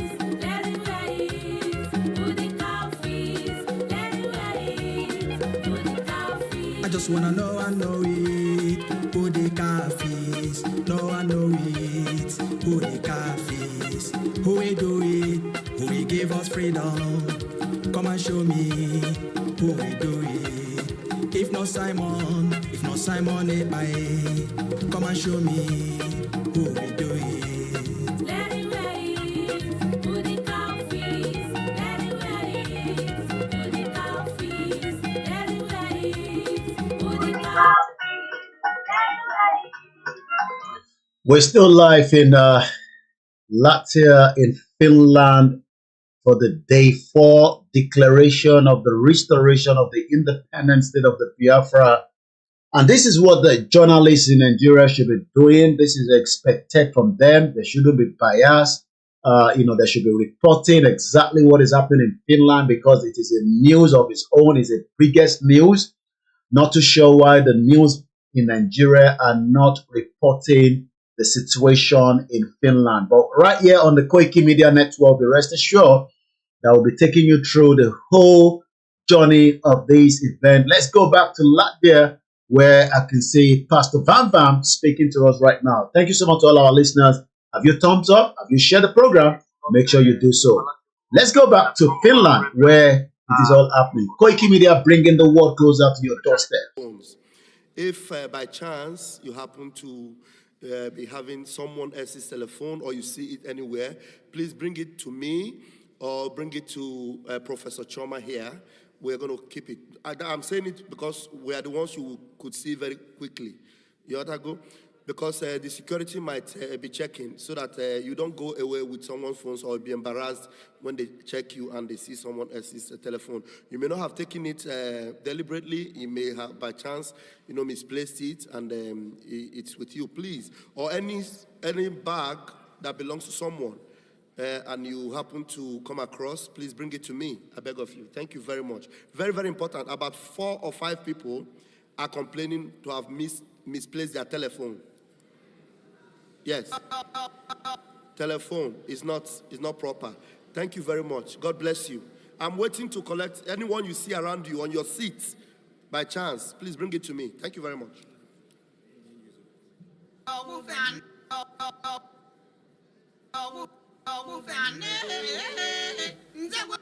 Anything you see that is not your own, just bring it to me. Somebody even missed his flight ticket, convention bag and all that. Please bring it to me, please. I beg of you. Thank you very much.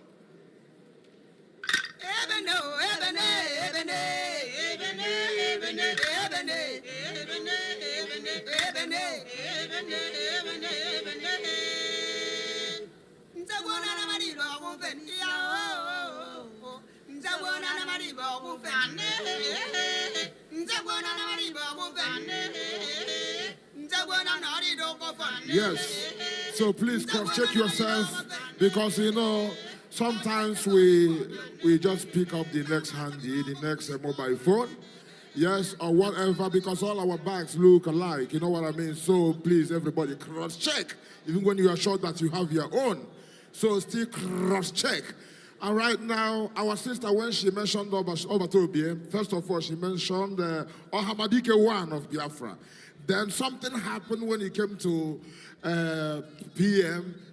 Then that sent the signal straight to me, the reason why that happened. Because you remember, before he became our PM, we call him the dragon. You know that? Conquering dragon, conquering dragon. Yes, Timon is a conquering dragon, a conquering dragon, conquering dragon. Never, never gonna take intimidation. Conquering dragon, conquering dragon. Love the truth, down to dragon, conquering dragon. I gonna tell you this story now. Just like Daniel, yes, in the lion's den.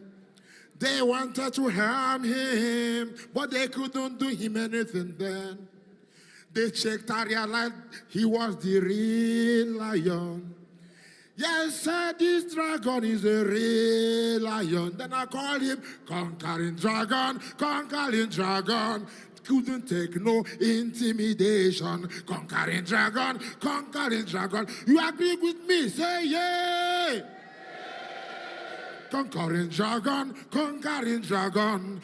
Him come brings you destruction. Conquering dragon, conquering dragon. And we are marching to Biafra land. Conquering dragon, conquering dragon. Minister Gozier, the sports minister, are you here?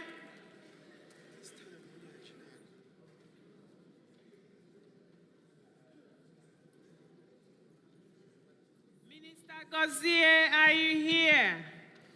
Come to the podium. Omambala State Indigenes, meet at the foyer at the end of the program. Please, our brothers and sisters are looking for their belongings. If you happen to come across a phone that is not yours, or flight ticket that is not yours, it's found. Okay, the flight ticket is found. What about the phones? Okay. Please, we are losing 2 or 3 phones. If you happen to come across them, take them to security or bring them to the podium. And please, ladies and gentlemen, let us be a little bit careful with our belongings. Wherever you are going, take your bag with you. Thank you.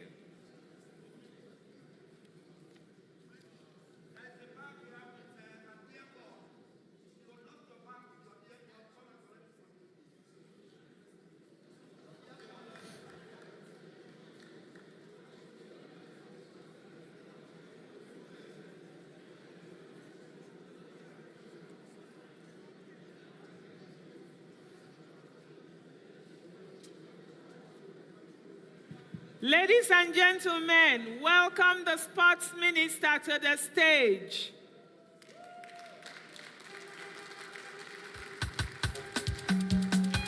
Oh yes, so what we say is here again. No. Singing and shouting it. Who the car fit? Let me wear it now. That's all right.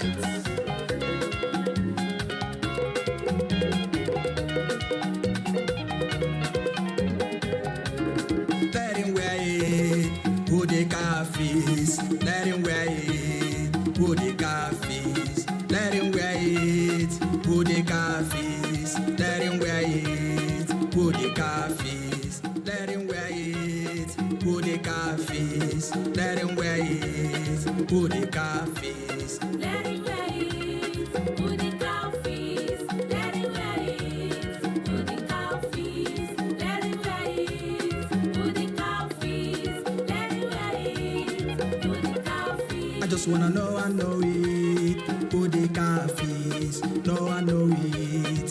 Who the Kafis? Who will do it? Who will give us freedom? Come and show me. Who will do it? All right. We welcome Honorable Dorothy to the stage. Welcome, Indigenous people of Biafra, the United States of Biafra. Sorry. Thank you. I am Dr. Dorothy Anthony, the Secretary for the Department of Women and Children Services, BRIGI. His Excellency, Prime Minister Simon Ekpa, Cabinet members present, distinguished guests, members of the international community, honored delegates, and fellow advocates for freedom. It is a profound honor to address this esteemed gathering at the United States of Biafra Declaration Convention in Finland, Lathi. Today I stand before you not only to share the accomplishments of our Department of the Women and Children Services, but also to celebrate the incredible resilience, creativity, and determination of Biafran women and children. In our journey towards, not liberation anyway, this declaration, we already declared our country. In this journey, the future lies in the hearts of our children and the unwavering spirits of our dear women who have suffered untold hardship back home country. It is our duty to empower them, nurture their talents, and amplify their voices on the global stage. This year, we made history in bringing Biafran's children into the international spotlight. In June, our children joined peers from all over 200 countries to participate in the 6th International Women's Peace Arts Competition. With the guidance and support of the Department of Women and Children Services, they painted powerful visions of peace, wrote heartful poems, and shared stories of hope. Their art's work reflected their dreams of a better tomorrow.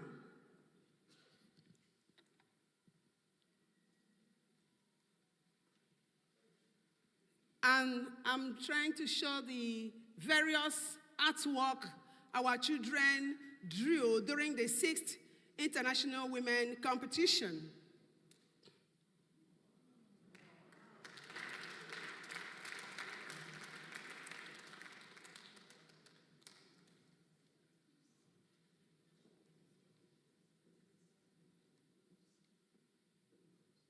So we had time practicing for months to enable them participate in this very competition. From diaspora, we were able to connect some of them in diaspora and some of them in back home country to show you the resilience of our children. They also participated in, they have different cultural dances. We have 2 cultural dances, one in diaspora and one in back home country. And you can see, I don't know if the drawing is showing, the drawing of Ahamadike and that of our Prime Minister.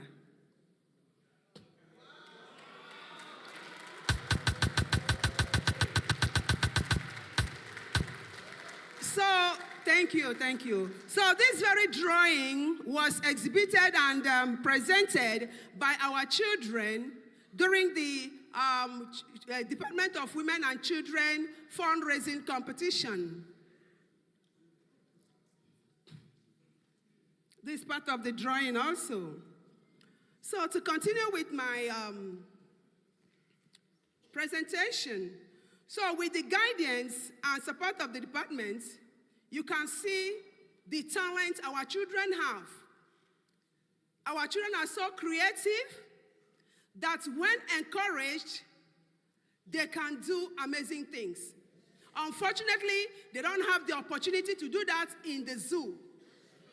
So I'm standing here on behalf of our children and women to state categorically that now we have gotten our we have done our declaration, hoping for a better future for our women and children who have been molested, who have been raped, who have been disregarded, who have been marginalized, who have been discriminated in various forms, even admission into the universities. I had an ugly experience even when I applied to study medicine in the zoo. I was deprived of that opportunity to do medicine. The same thing applies to most of our children who have even attended the score points. And to attest to that, you can see that the cutoff point of our children in Biafra is quite different from the cutoff point of those in the southeast and the northern part of the zoo. So, my dear brothers and sisters, this artwork, like I said earlier on, reflected their dreams of a better tomorrow. And I assure them today, with members of the Bridging Cabinet and the government of Biafra, that our children will have the best in the world.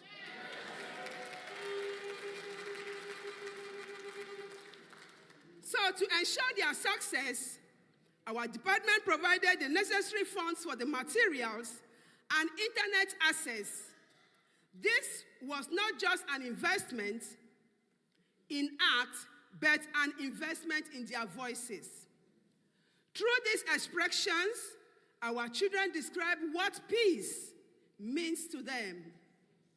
A vision that transcends borders and challenges us all to build a brighter future. It is with this great pride that I share the news that Biafran children stood out on the world stage.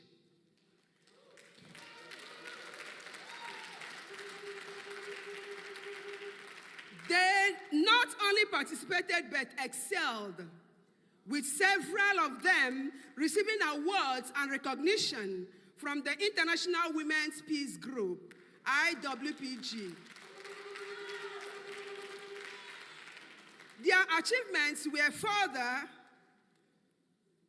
celebrated by the Chief of Staff of Biafra Republic Government in Exile, Honorable Dr. Ngozi Orabweze. She presented them amazing gifts, additional gifts, a gesture that encouraged and inspired them to aim higher. Our children are not only artists, but cultural ambassadors. The Biafran Children Cultural Dance Group, along with the Biafran Women Dance Group, has showcased the richest of our traditions, telling our story through rhythm, movement, and songs. These performances remind the world of our heritage and our collective strength as a people. As a department, we have also organized fundraising efforts to support the liberation movement. Every contribution brings us closer to realizing our goals of a free and independent Biafra.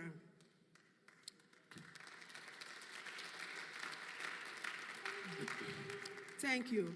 Biafra, where our children can grow in peace and our women can lead without barriers.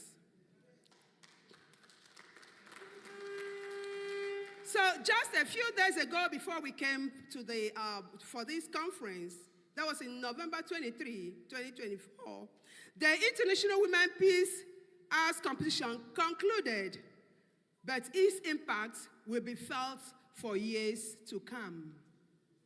The drawings, poems, and writings presented by our children are a testament to their hope, resilience, unwavering belief in a better future for Biafra. As we gather here today, let us also remember that the liberation of Biafra, which already we have declared, is not just about political independence. It is about creating a society where every child can dream freely and every woman can lead boldly, just like you can see our COS. So, my dear Biafrans, I urge all of us to continue supporting our women and children. Let us nurture their talents, amplify their voices, and ensure that they remain at the heart of this declaration and our country, Biafra. For in them lies the soul of Biafra and the promise of a brighter future. To conclude, together, we have already liberated Biafra, but we, like Sister Oluwole said, we are rest assured that we are going to fund our country and make it a better place for our women and children. Thank you.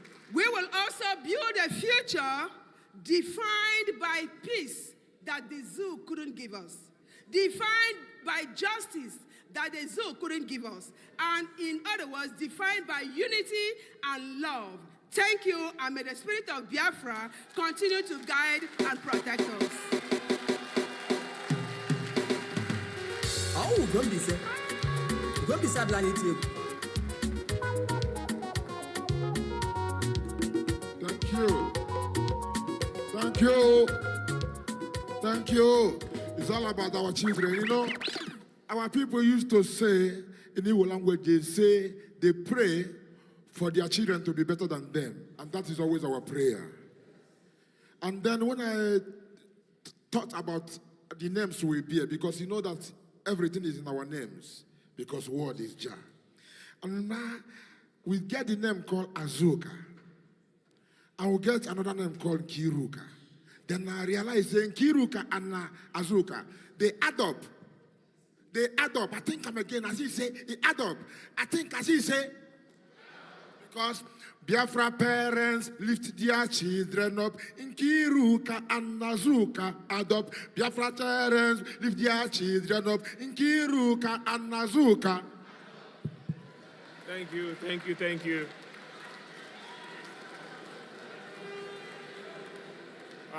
Thank you, thank you. While we wait for the next program, we are going to use this opportunity to issue more identification documents to Biafran citizens. We call on Tel Camp Mary to come up and pick up your ID card. Tel Camp Mary, are you here?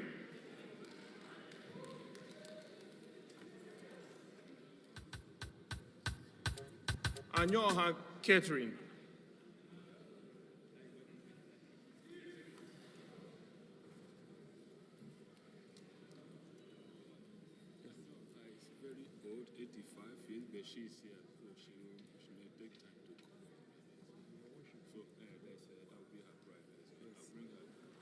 Ako Innocent, okay.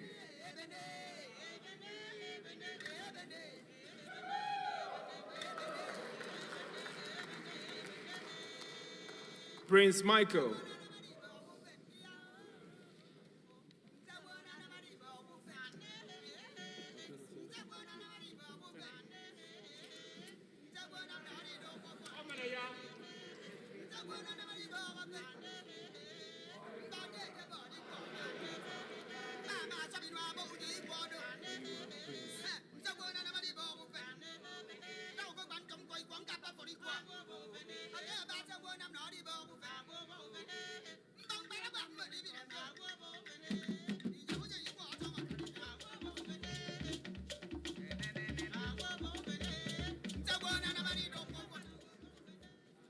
Isaiah Benjamin.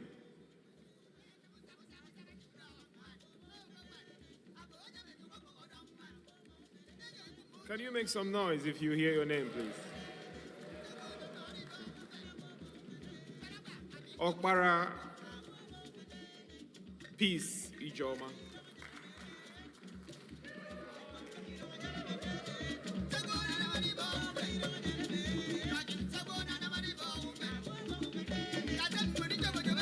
Anom Esther Ifi.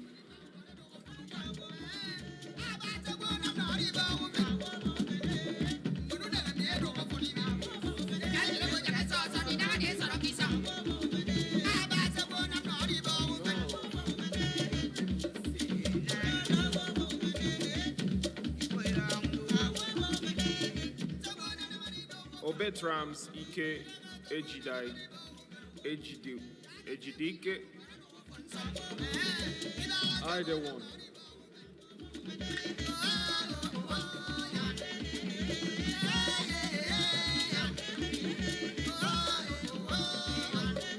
Wokeji Rita Chinelo.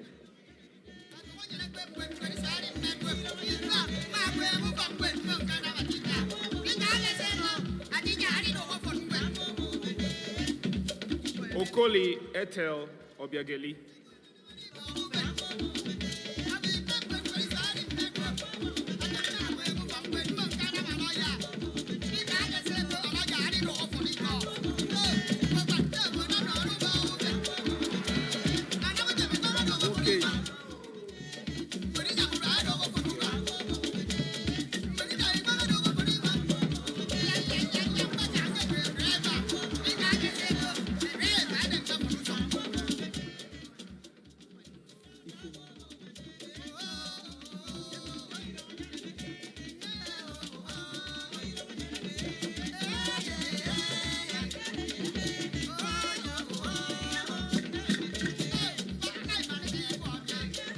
Enobakare Becky.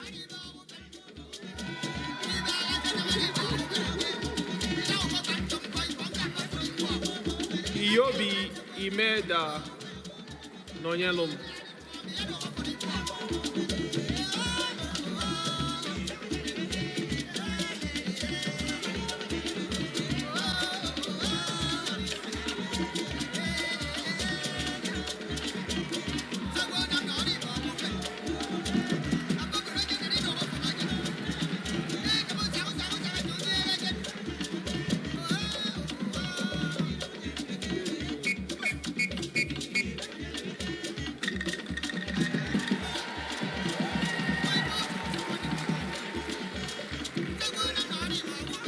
Oji Kingsley.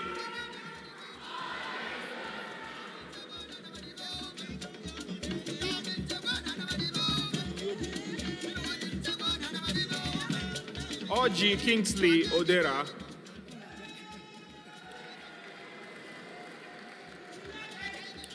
James Anene Josephine.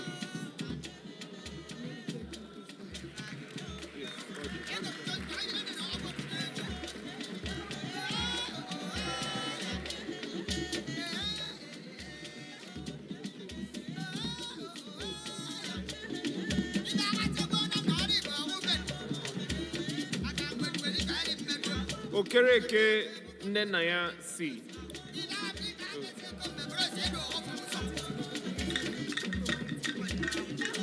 Egeonu Uchenna Steven.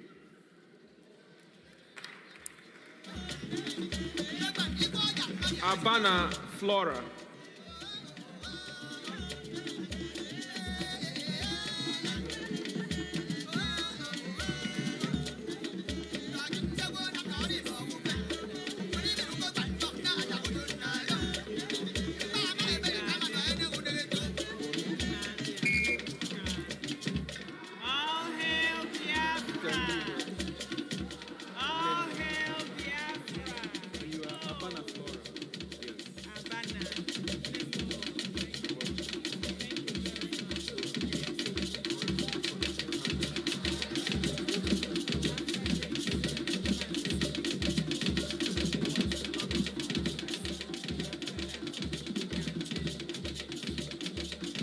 right, thank you. We continue later.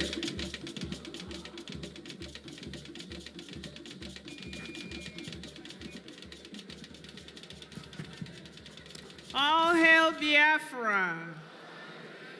You can see how flavorful this is, doing so many things at the same time.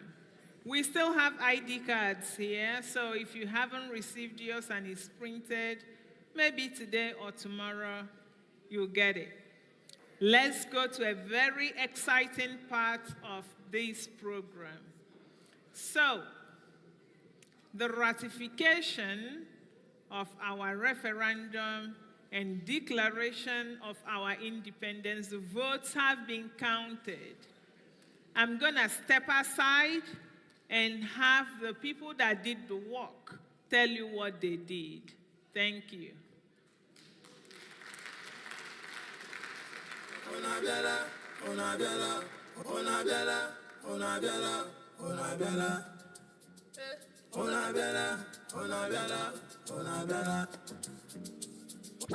All hail Biafra. Onagakwa. Hip, hip, hip, hip. Once more. Hip, hip, hip, hip.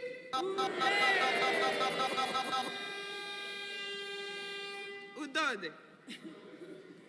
We just want to tell you about the voting today. How many people have voted?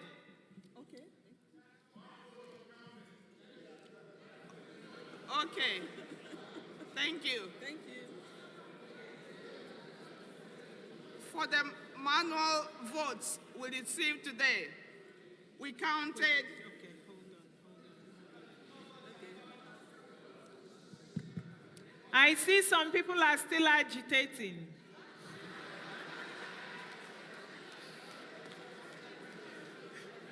People are agitating, they want their votes counted. And we are Biafran, so all votes must count. So we have 5 minutes for you to submit your ballots, otherwise it will not be counted. Please.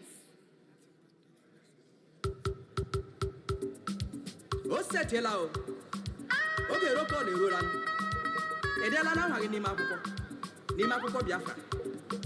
Check it out, check it out, check it out, Mao. Adebamba.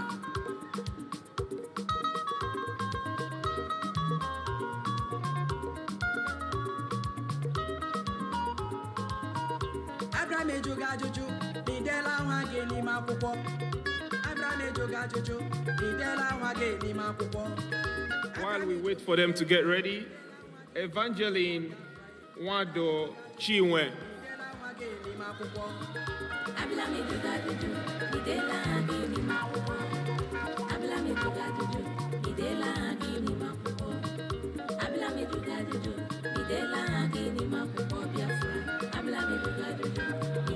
Zoho Comfort Nene, sorry.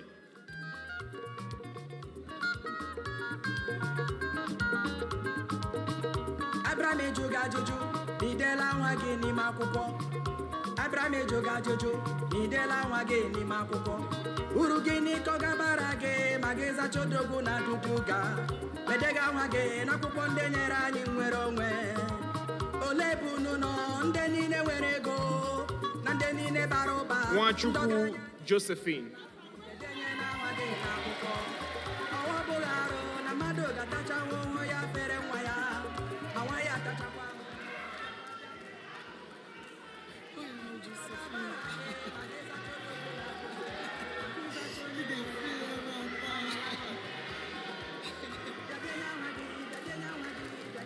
Irokwe Iheoma Peace.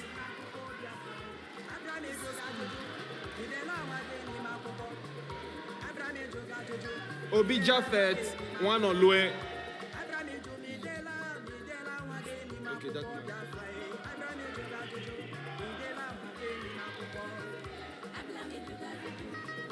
Alade Christina Idongiset.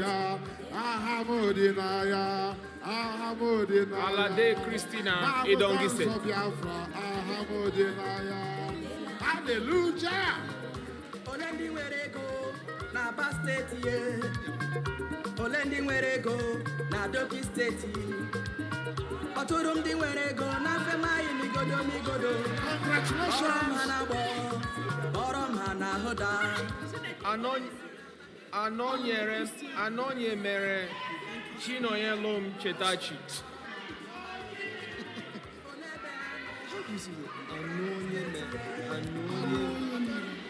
Anonye mere Chinoyelom Chetachi.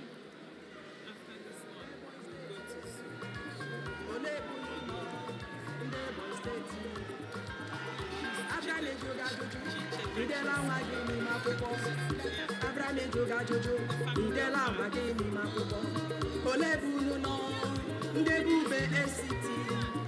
Olebunu no, ndeda state. Oturum di werego, n'Enugu state ye. Oromundi werego, n'Epia state.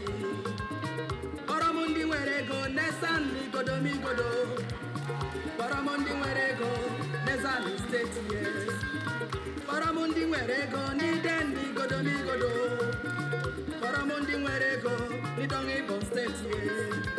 Okay. We continue later.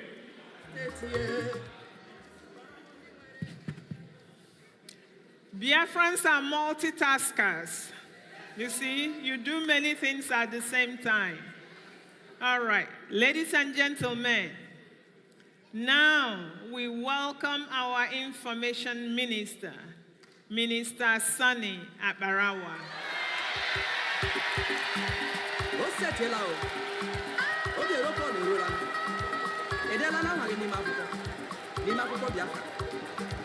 Check it wow, mao. Adewamba.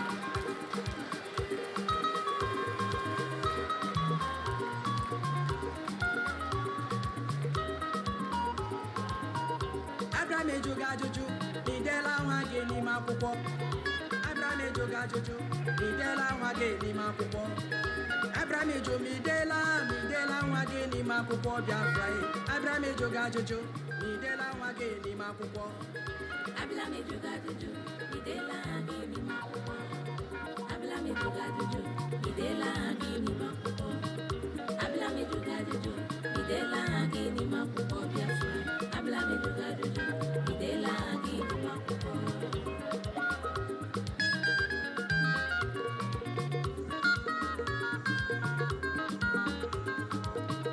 Abraham ejoga jojo, midela wage ni makuko. Abraham ejoga jojo, midela wage ni makuko. Urugini koga barage, mageza chodogu na duduga. Medega wage na kuko ndenyera anyi nwere onwe. Olebunu no nde nine werego, na nde nine baroba. Ndogranya nine no n'ala anyi, edenye na wage na kuko. Owobugaro na mmadụ gatacha ahụhụ ya fere nwa ya.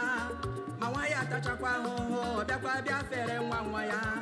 Uru gịnị ka ọ ga-abara gị ma gị zacha odogwu na duduga, ma gị zacha onye nwere ego ma ha anọghị na ya. Bịadenye nwa gị, bịadenye nwa gị, bịadenye nwa gị n'akwụkwọ, bịadenye nwa gị n'akwụkwọ Biafra. All right, Minister Sun is fixing his mic. He's online, but his video is not showing. So he's coming. Wait, he's coming, okay? Let's continue with ID card. Leonard Uche Patricia, are you here? Leonard Uche Patricia.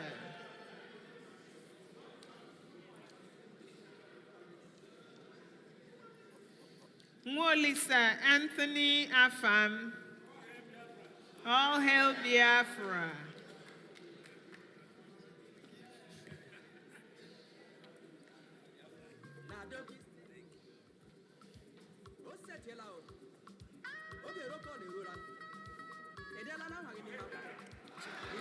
Uche Patricia. Jaguar Margaret Chibozo. Jaguar Margaret Chibozo.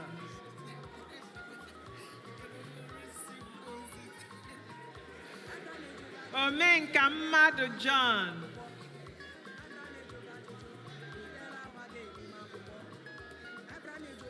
Omenka Mmadu John.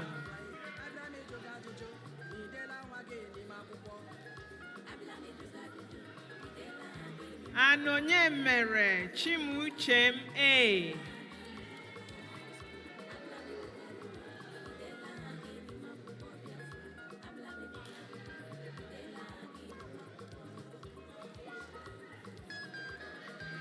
Yeah.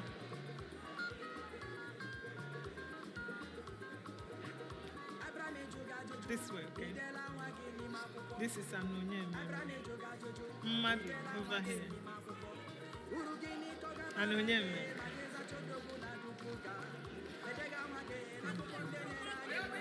Okigwe State, Margaret.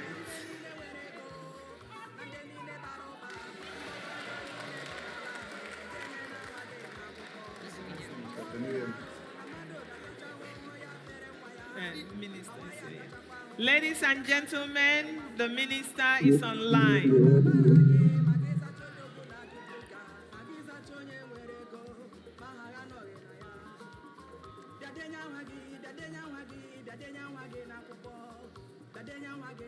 Recording in progress.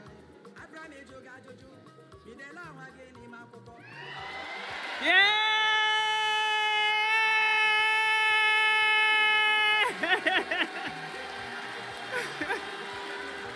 Yes, sir. Biafra will be free. I want you to understand, it is only in Biafra land that people are not running away from their ancestral land in the entire Nigeria. In Yoruba land, people are fleeing the ancestral land.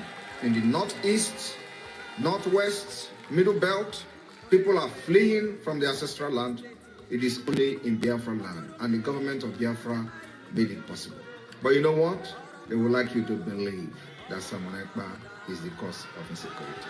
No, I am the solution, and the only way they can get to you is by kicking me out of the way, which is not possible. I have come.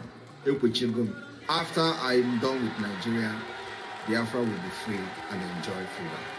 Biafra will know the importance of freedom and what I'm doing today in 5 years to come.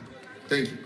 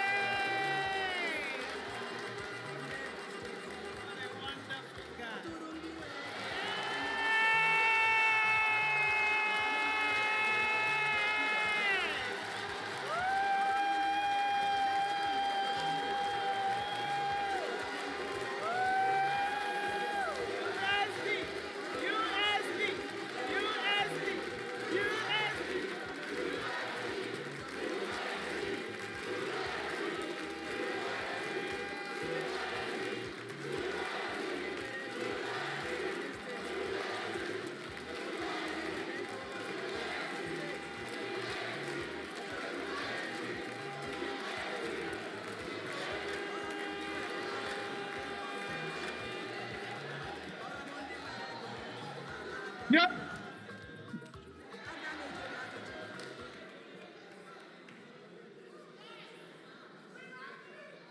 Is my voice coming out? I don't know if my voice is coming out there. Is my voice coming out, please? Let me know if my voice is coming out. Thank you. There may be delay in transmission, but I hope all of you can hear me. We have made it, and the dreams of the Prime Minister has come to be. Like he said in the video I played, they want him out so that they can come for you. They did not take him out this time for bad. He went to prepare and to come back for the battle that lies ahead. If he was here with us, maybe we wouldn't have done our best.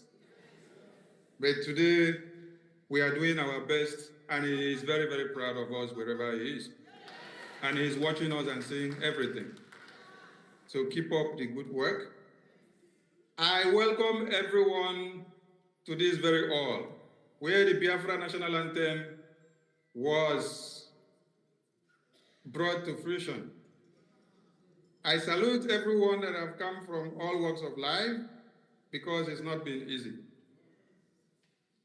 This is what my supreme leader had dreamed, and this is what the heroes and heroines of Biafra had dreamed to be.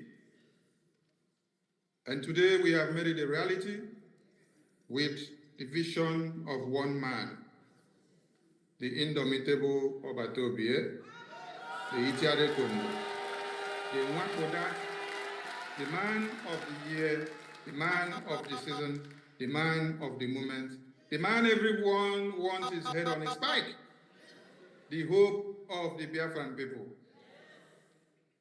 Ebeiso Ekong, the pride of the Biafran people. The man that has no resemblance in all he does. Without him, we wouldn't all have gathered here today. And so we have thousands and many reasons to be so grateful to him. He laid a good foundation. He fought a good fight of faith, and we are living to his legacies. That is why all of you, the cabinet officials, starting from the COS, down to every cabinet member are here present in Finland to make it a reality. They said I should not pass from the airport to come down to Helsinki and to head down to Lathi. But I am surprising them today that I am in Lathi today. Above all else, I am speaking to everyone in the convention.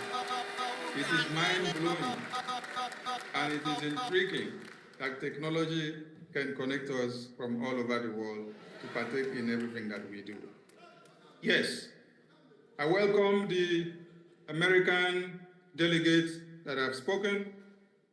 I welcome and I thank the Ambazonia delegate that spoke yesterday and the Eritrean government president, and most especially Michael Rubin, who has been doing a great job for us, and our indomitable Biafra political and diplomatic engine, our Elias, the great lobbyist of our time.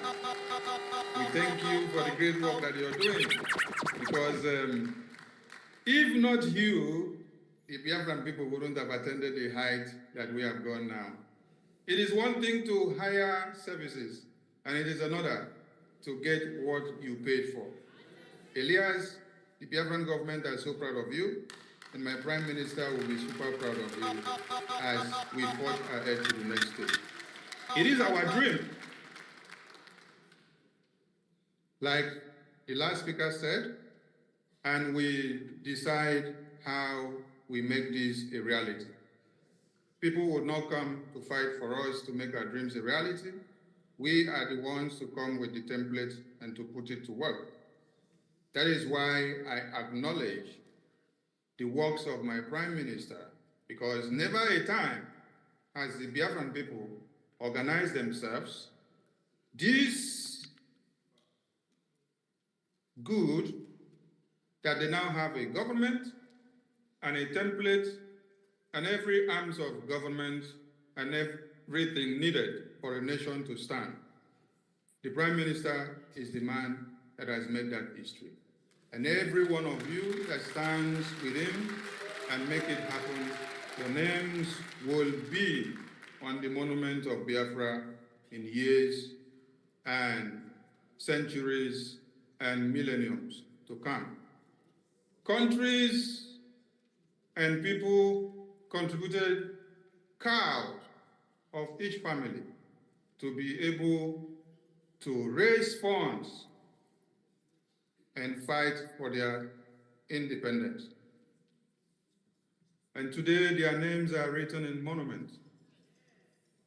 And all of you here gathered, representing the entirety of the 40 states of Biafra, you have not disappointed the Prime Minister since he embarked on this quest of sacrificing himself for anything that will happen for Biafra to come. Our Supreme Leader gave him the mandate. and said he needs men of steel and of valor, men that can stand the test of time, men that can do anything for Biafra to come. Anything for Biafra to come is what he has done in Finland. Relinquish his political career and then set the pace, put his head on the line to see that Biafra is restored no matter what happens. And today, he is not taken away from us. He is here and is watching all of you, and everything you do, the decisions you take, and whatever that you're doing. I would say it is a time of probation because he's giving us a test to see how you can be resilient, decisions you take at this time, what you will do, and how you will do it, and how you can forge ahead to the next stage. I salute everyone that have made it to this very day. Let me not forget things that led us this far.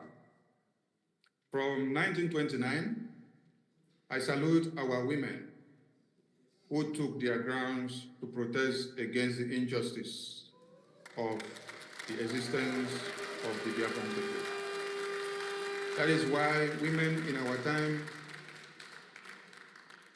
we need to cherish them, take care of them, because they stand to do things unimaginable. That was in 1929, and if you're not aware, the colonial terrorist police, supervising those ones that they recruited in Nigeria, ordered the destruction of their lives when they protested against the taxation that were imposed on them against their own will. Before this time, their husbands and chiefs had become slaves, begging at the mercy of the terrorists, just like it is happening today. Please forgive me, I don't have a script. I am not reading a script, so I will be precise, and when I am done, I will leave the stage. So we pay tribute to them because they fought for the same freedom that we see today.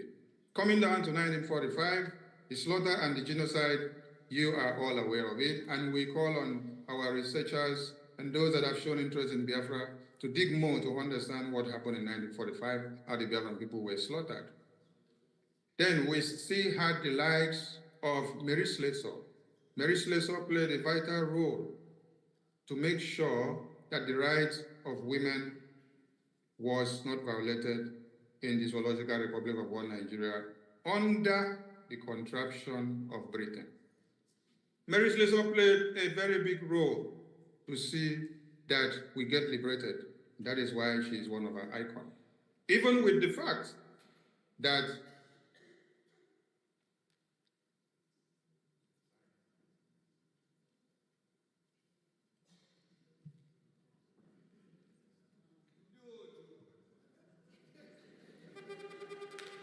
Il donne pour mes sangs. Il donne pour mes sangs. Il donne pour mes noms.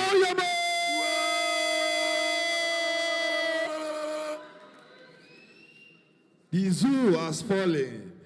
Yes. They don't know.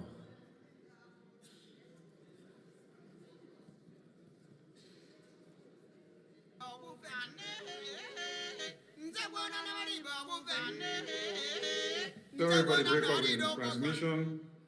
Margaret Ekpo did a great job to see that we are not also slaughtered.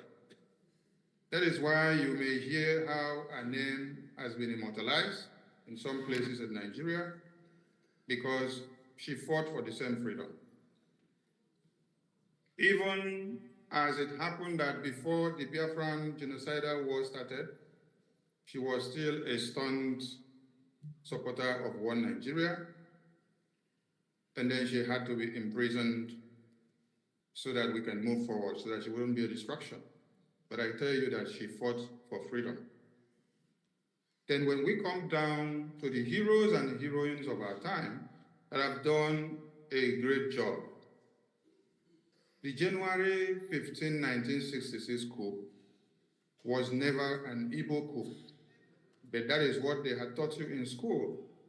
We thank God that the youth of this very day have been able to dig deep and to bring out the lies and propagandas against the Biafran people. The January 1566 coup was actually to defend the livelihoods of the Yorubas and the Middle Beltans that were slaughtered on a daily basis. So like I heard Rasta man said, our mumu no go kill us, and it don't stop. The help that we try to put to other people to save their lives is what they actually, at the end of the day, turned the barrel of gun against us because we became the endangered species, because we were the only people that were able to take a bold step to rise up to say the Islamic jihadist invasion of Uthman and Fodio will not come to play in our own time. We rather die, we rather keep fighting to the end to see that our babies, women, and children are not slaughtered. I give kudos to Kaduna and Togo. I give kudos to General Obosi and Colonel Obosi. I give kudos to Adewale. I give kudos to many and many of them that were of the Northern Extraction that also took part in the coup of January 1566 coup. It was a path to freedom and a path to liberation. And then we got into the 1967 war after the Aburi Accord. They took us unawares. They started the war and they fought and they shot the first bullet from Kaken when you're coming into the then Cross River State of one Nigeria. We fought gallantly. We were defeating them on a daily basis until they called on Britain that Okokondem was making news on the radio that we have overrun their men. Fear gripped Gowon. And what did Gowon do? Gowon decided that, oh man, we have to make sure Ojukwu boys does not win this war. And I tell you, it was not Ojukwu boys that were fighting, but it was the soldiers and the spirit of Biafra that were fighting. I salute everyone here that have come today, because nations gathered for their independence to come. America did same, and they had just 56 delegates. But today, the Biafran people have gathered over thousands to ratify the result of the referendum, which we started in February. And this is remarkable that on the screen we just saw that on the 2nd of December, the ratification of the referendum results has given the power to the Prime Minister to declare the independence United States of Biafra. That figure stated there is awesome, and history will speak of it, and everyone will remember and understand what it means. The American think tank groups that are keen in, please take the message back and put it back into the system of America so that it will go further. I also give thanks to the father of Simon Ekpa in Finland that spoke before for standing tall to secure and protect his own son. Thank you so much. Finland is not where our problem is now.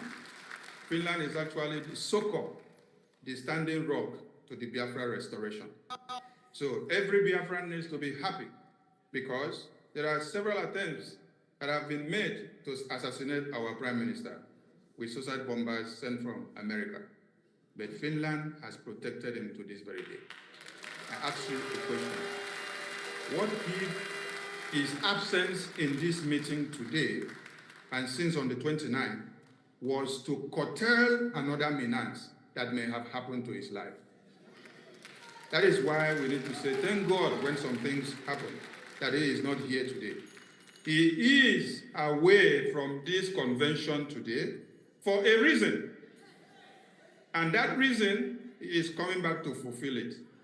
With Ike Pentecost, That is why no Biafran should be perplexed or shaken or wailed or worn out because the Prime Minister is not here.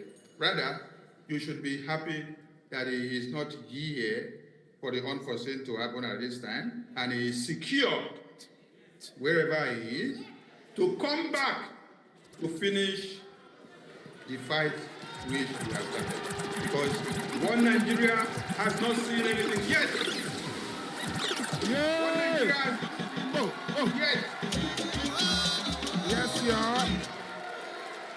One Nigeria has not seen anything yet. More are coming. The Prime Minister is healthy and happy. So nobody should be angered that he is not here. He is not here because he is away for official assignment that he will come back to fulfill later. So Finland has served him for us to avert what would have happened if he was here. And his return is to come and fulfill the work that Koiki has ordained him to do. If anyone don't understand and knows the power of the media in any government, you may be making a mistake. So I make bold to recognize the voice of Biafra team that have been doing a great work, led by Honorable Marvelous and many other people. Time will not permit us to display their photos on the screen. So Marvelous, you are doing a great job, and the Biafran government is so proud of you. The Prime Minister is super proud of you with your team. I go down to Biafra Unite. I go down to Clarims. I go down to Mouthpiece of the Gods. I go down to University. I go down to Stella. I go down to Warrior Sister. I go down to Warrior Queen. I go down to Justice and Fairness. I go down to, the names are too numerous. But at this very point, I want to introduce the Deputy Minister of Information, Media and Communications of the Biafran Republic government in exile, who have told the part with the Prime Minister from the beginning to this very end. My Minister, please come to the stage. Let Biafran people see you and acknowledge your presence. And I call on Honorable Ugo 247. Please come to the stage. I call on Honorable Ada Biafra Betty, come to the stage. I call on Honorable John Iwuji, come to the stage. And the rest of the media personnel that are there, that you're in the congregation, please go to the stage and acknowledge with your Deputy Minister of Information there, please. Let the joy flow. So these people have been doing a great job. Please, if you have been doing one thing or another in the media, please get to the stage. Get to the stage and wave your hands. Get to the stage and wave your hands. Yes, I can see Warrior Queen getting to the stage. Honorable Vicon, on the DJ, I salute you. You're doing a great job. Drasta, you're doing a great job. I salute all of you. And then the team of the media, the technical unit that we are using for this event, I salute all of you. Working with you have been so amazing. You guys have made us so proud. Everything that we have done and spoken of boils down to finance. And we call on the entire nation, we call on the entire world to please look into the Biafran case. Every Biafran at this very point, remember that we need finance more than any other thing. Coming down to this event ground took us money. As we are here today, since on the 29th that we started this convention, the Biafra Defense Forces have been decimating and destroying the terrorists of one Nigeria. They are unable to publish the videos, but the situational report is what we are telling you now. And after this time out, the Biafran Republic government in Israel will intensify, and they will be getting it woto extra romance. I am perplexed about the physically impaired Biafrans that came all the way from America, UK, and Europe to this very event. The aged ones that made their ways down. Let me acknowledge Agnes Taylor, from wherever you are there in the congregation. I salute you. I acknowledge the Biafran veterans that spoke on the stage. You all made us cry, and you gave us a reason to continue what you started and to bring it to fruition. I salute the cultural dance that was displayed. It was enormous. I salute the finance minister, the minister of a gentleman of all times. Having you is a great privilege to my prime minister and to this very government. We salute your good work. I salute as well the Minister of Art and Culture. The work you did on the map and every other thing that you have molded, it is spectacular. Honorable Judith, I owe you my salute. Thank you so much for making use of the gift that you have. And every Biafran that have keyed into the IOU loan, and those that took part in the Biafra Freedom Raffle, and those that are taking part in the Bank of Biafra, Ejema, the lending that you have to stake and then make money from it, you are making this government to go far, far, far. I thank all of you because time will not permit us to finish it all. But as you retire to your different destinations, the peace of the Prime Minister will be with you. The peace of our eternal leader will be with you. The peace of our supreme leader will be with you. The peace of our former president of Biafra, Philip Effiong, will be with you. Peace is what we seek. And for you to get peace, you must be ready to eradicate terrorists. So peace means any presence of no terrorists. So for us to have peace in Biafra, we have to make sure we remove all the terrorists in Biafra land. I salute this media team that are here. I salute the entire cabinet, starting from the COS down to the last person in the cabinet, in all the work that you're doing. And I will say, thank you so much.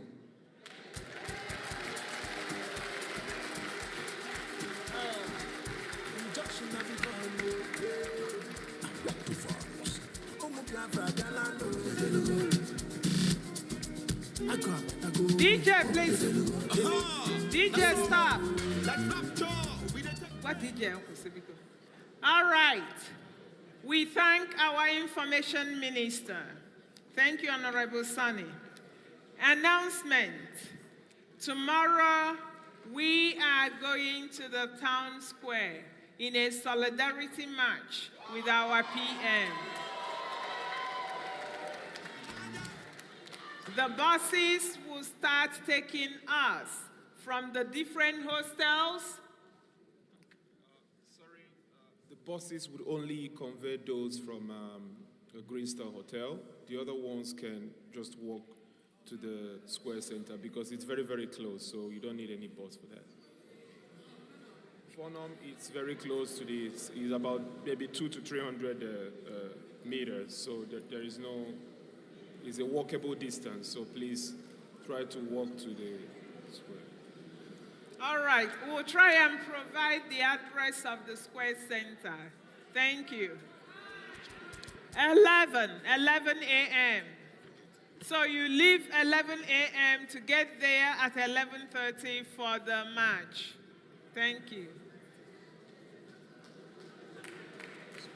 When you see 11:30. All right, ladies and gentlemen, we have a few minutes to announce the results of the ratification. It's not on stage.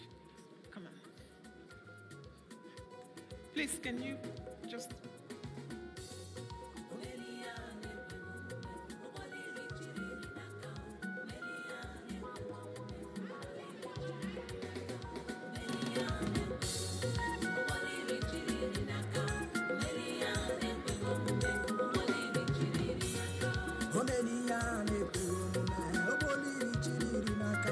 Omenia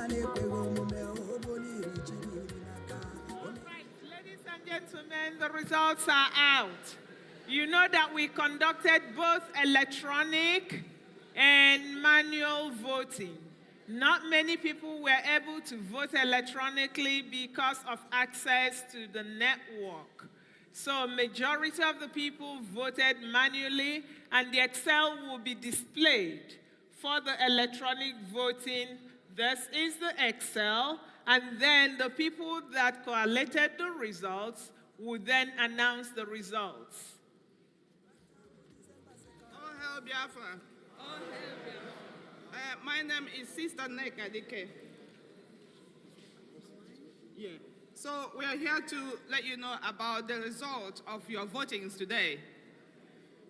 And before we do that, I know time is not on our side anymore, but I would like to let us know that God is on our side, and He has told us not to be afraid.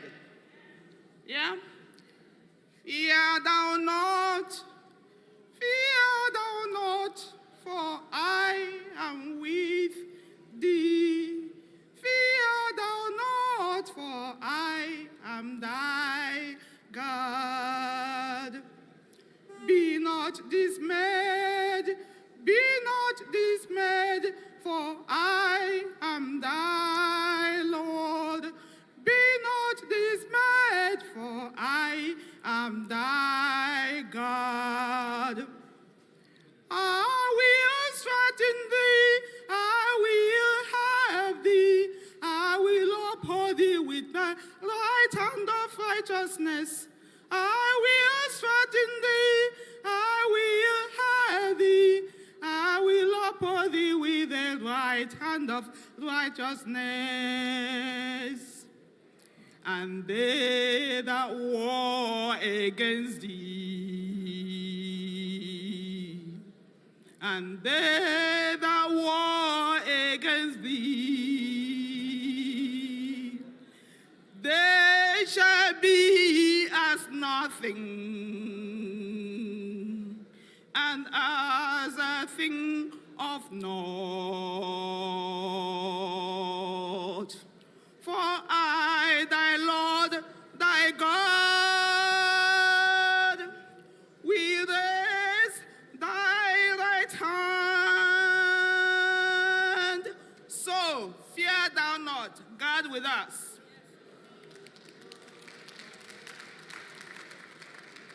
So the manual votes, we've got 776.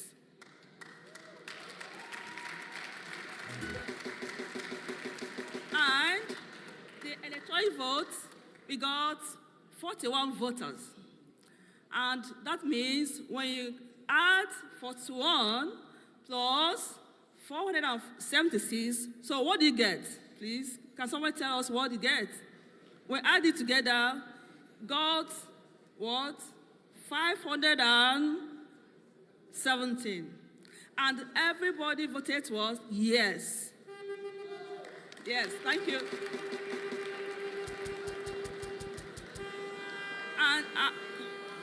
And mind you, the all voters is 570 is everybody, and everybody voted was yes, no exception. Thank you. All right, thank you very much, sisters. Ladies and gentlemen, this is what we say that data speaks.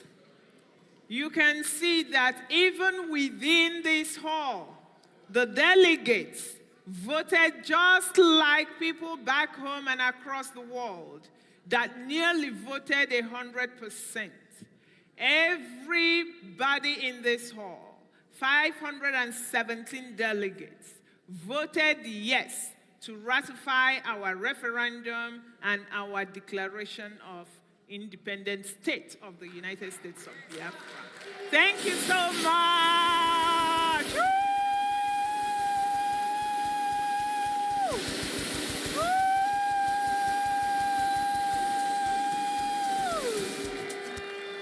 All hail Biafra.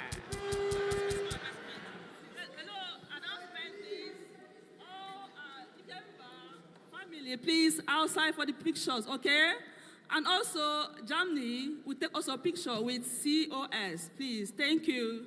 Enugu family, we go also take picture outside right now after this event. Thank you.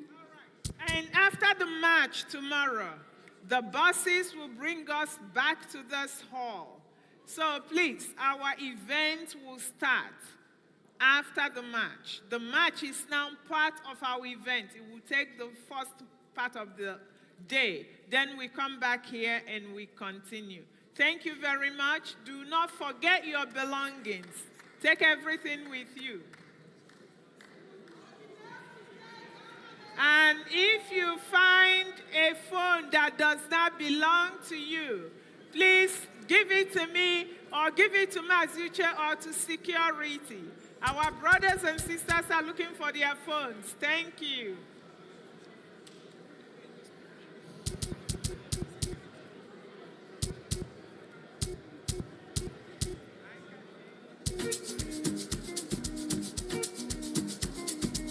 Injunction I become no, what the vibes? Biafra, Galano, I go, that's all. That rapture, we dey take place. We tell the Dikwana Yaj. You know the look there. That's all. Everybody can the canoe. Memma. Odagu walk the Simon Ekpa. Memma. Ajaj.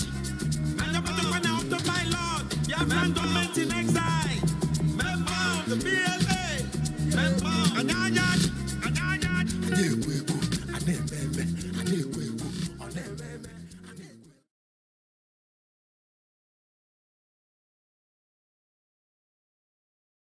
If you don't allow we Biafrans to go, that zoological republic called Nigeria will be a worse place than Somalia. And today it is happening. And if you have not applied for your Somalian visa, please try and do so. Should I say Somali visa? Try and do so as quickly as possible, because the zoo is on the path of destruction. And there is nothing man can do to reverse it. Mark today's date and what I'm telling you. Nigeria will be destroyed beyond human comprehension. Impediment to Yoruba development is the impediment to Odua development. Without Nigeria, we won't be where we are. 1962, we were far ahead of South Korea and North Korea. We were far ahead of China even. We had television before France. We had radio before South Africa. Now look at where we are today. I think it's a shame that even any Yoruba man can be talking about restructuring at this point in time. What are we restructuring? This country that is already shot to pieces? I don't think that's what we want. But they are always talking about giving Nigeria a chance. The patience of Yoruba with Nigeria has come to an end. Every one of us must rise up. The armed forces are not neutral. They collude. They collude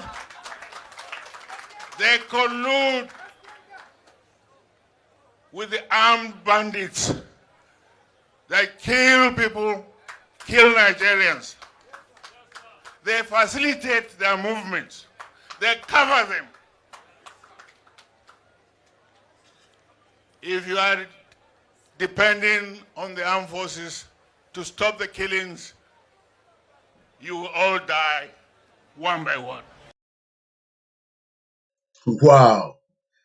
What a fantastic day 4 from Finland, Latvia, where it's all happening down there. I hope you are so excited like I am. So many people around the world might probably think it's a joke, but those that realize that things are changing, the global world is changing, whether the world likes it or not, they will have no other choice than to recognize, the indigenous people.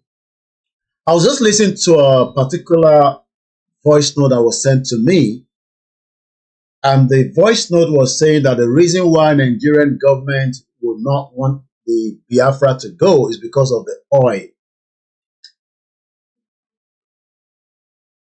And then as many of us need to understand that If we do nothing, nobody's coming to rescue you.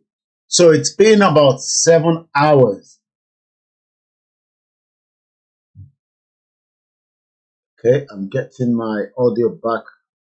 I think it's upstairs. Okay, I realized I was watching the event upstairs. I'm going to mute it upstairs. Over 7 hours now that we've been streaming this event in Finland. Shout out to all the Yorubas. All hail the Yoruba people that are excited with the Biafra. Not the ones that are not excited, because I can tell you that there's a lot of attack, by those Yorubas that doesn't agree with what we are doing.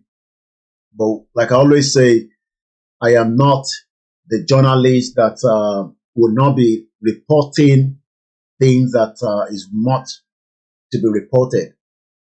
This is what journalists does, especially the ones that wants to be different.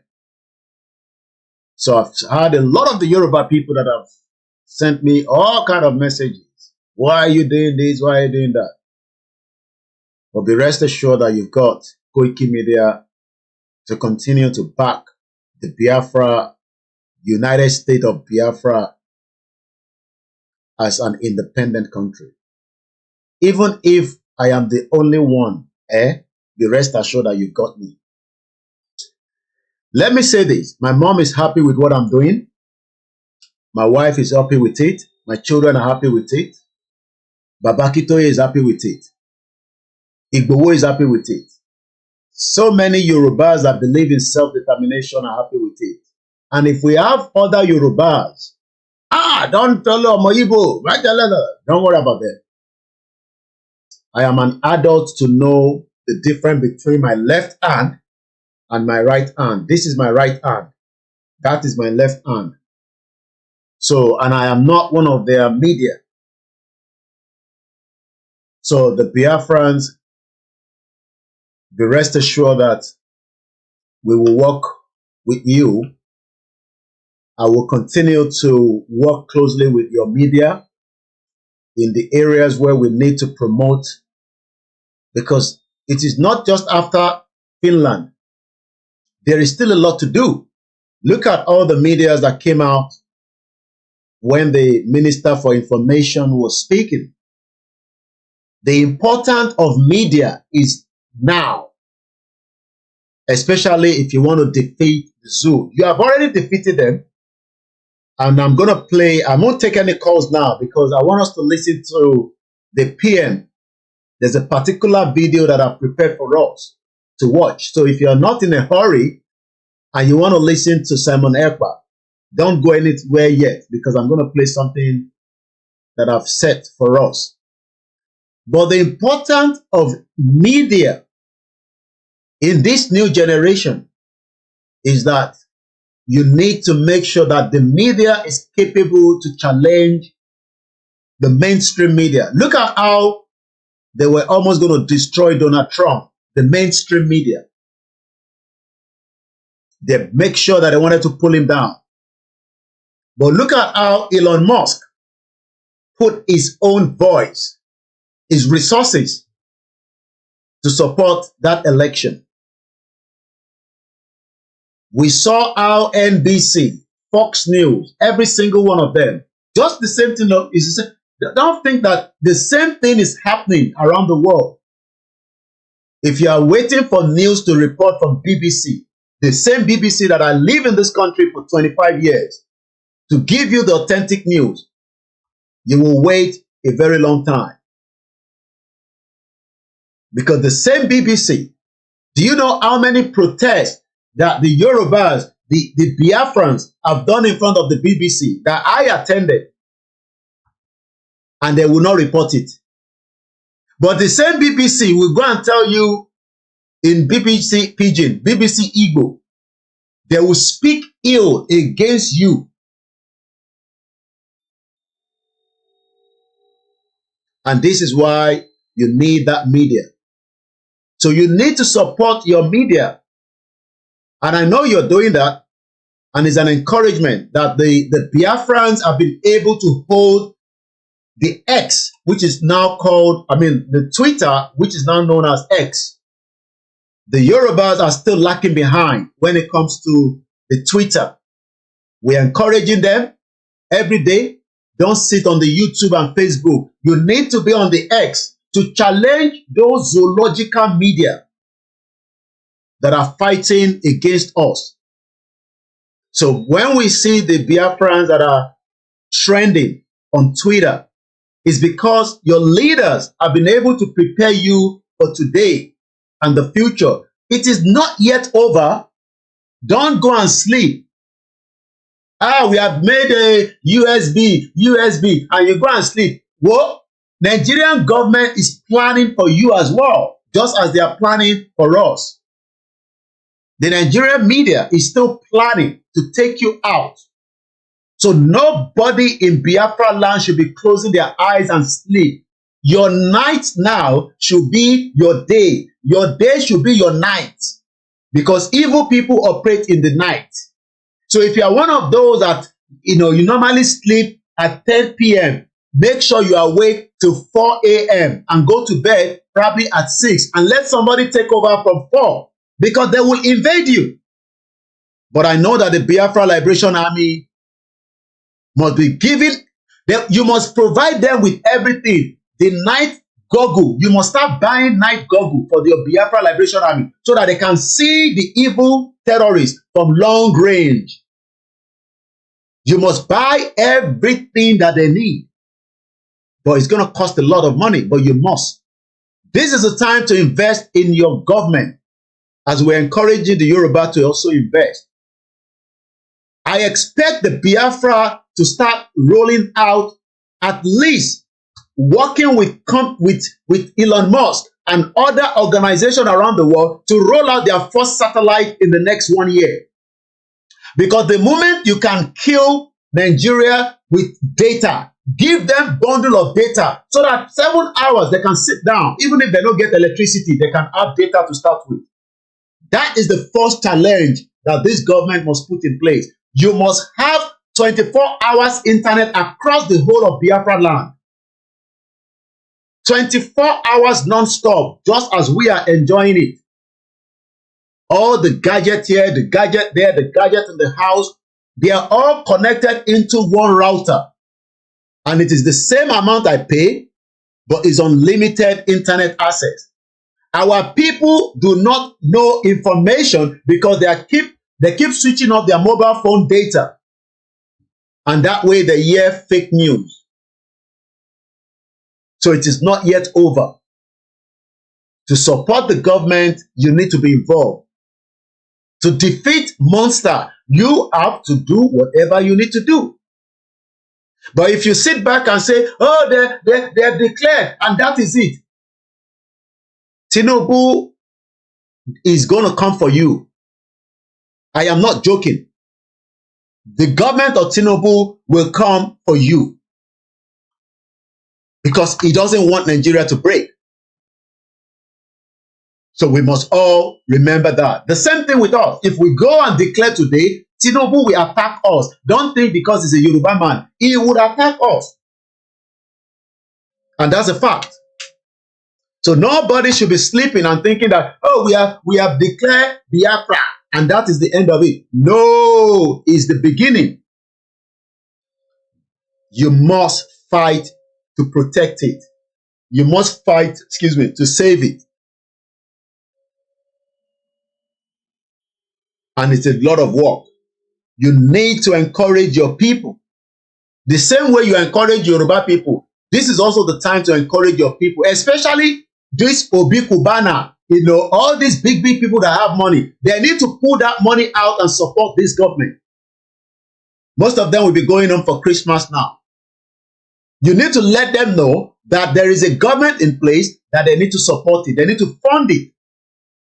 Either through the back channel, so that in case they still want to remain within the Nigerian sector.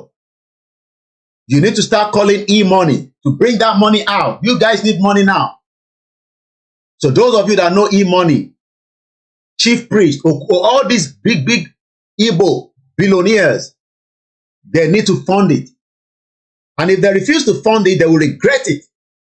Because people that have and doesn't want to fund, You will regret it, because the end of Nigeria is where we are right now. The Yoruba are going to pull out as well. It's just about when and at what time. But what we are talking about right now is about those that have already done what we have not yet done by pulling out restoration declaration that took place on the 29th. So all this Obi Kubana, putting money all over the place, he needs to splash that money to support this government.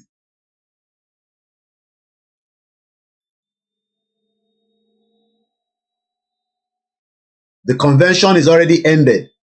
You can look at your time. They have to go home. It's 5 o'clock in Finland. So we are back in the studio.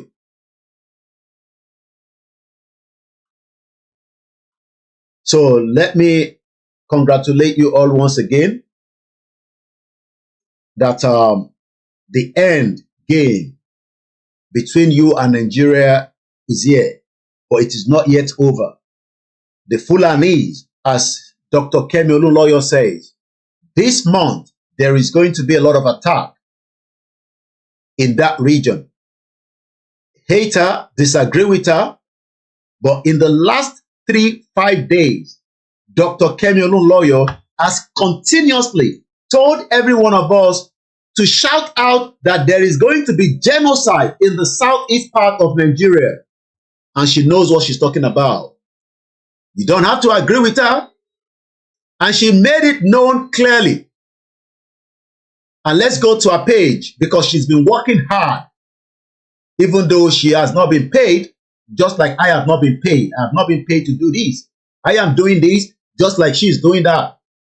That is what journalists stand for. Journalists must not be biased. I don't like Biafra because I'm doing Yoruba Nation. No. It shouldn't be like that.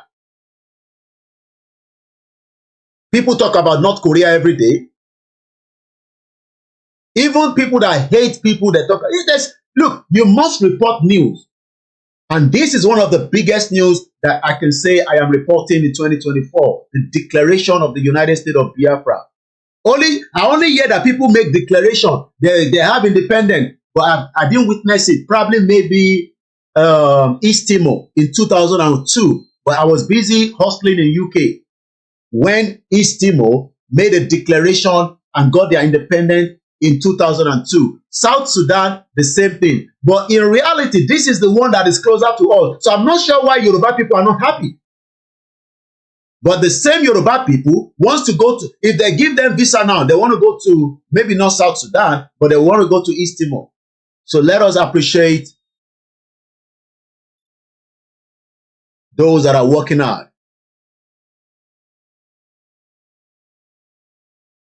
It is not yet over. All these Igbos that have money around the world, this is the time to fund your government. This is the time to support the government to be able to fulfill the mission to save millions of people. And look at what Dr. Kemi Oluwole posted. This is about 4 hours ago.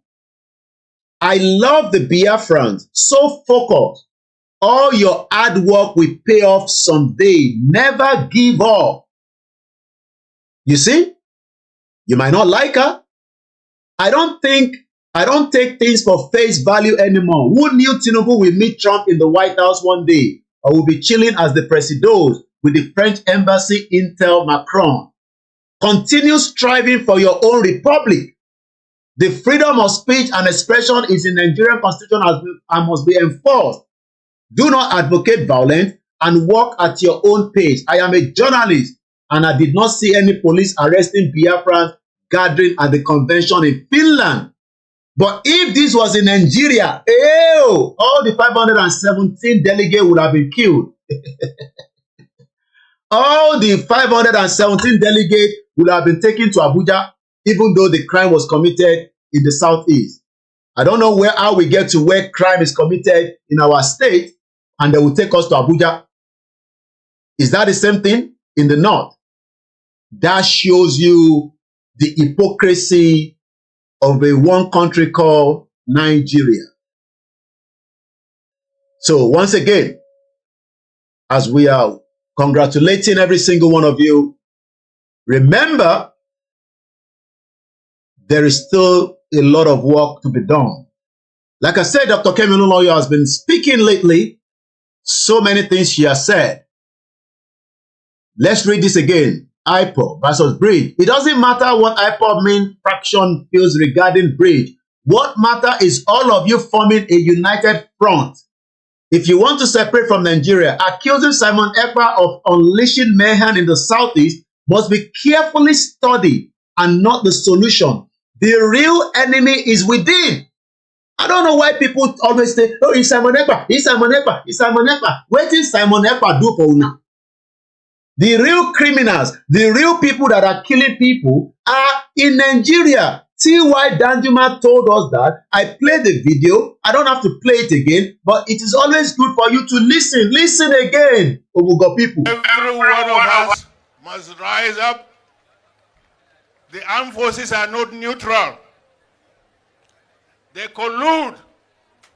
They collude. They collude with the armed bandits. They kill people, kill Nigerians. They facilitate their movements. They cover them. If you are depending on the armed forces to stop the killings, you will all die one by one. No be me talk am o. No be Koikimedia. Na T.Y. Danjuma talk am. And that is exactly what Dr. Kemi Oluwole is saying here. And I repeat that again. Anybody accusing Simon Ekpa of unleashing mayhem in the southeast must be carefully studied and not the solution. The real enemy is within. That is why countries have armies. Lagbaja was killed. They are northern-style militia communities. They are northern-style militia in your communities. Don't let fraction indifferences keep you off the focus. I use the word focus a lot of time with my Yoruba people. We must remain focused. Because what they want to do is make sure that our real mind is out of the real problem and we lose focus. And that's why they will come in and they will attack you from left and right. They want to attack me by supporting Biafra, but they forgot that the Yoruba people are suffering in Nigeria. Oh, no. Let us attack Biafra. Let us attack Omo Igbo. So that when we attack Omo Igbo, then we will love Tinubu.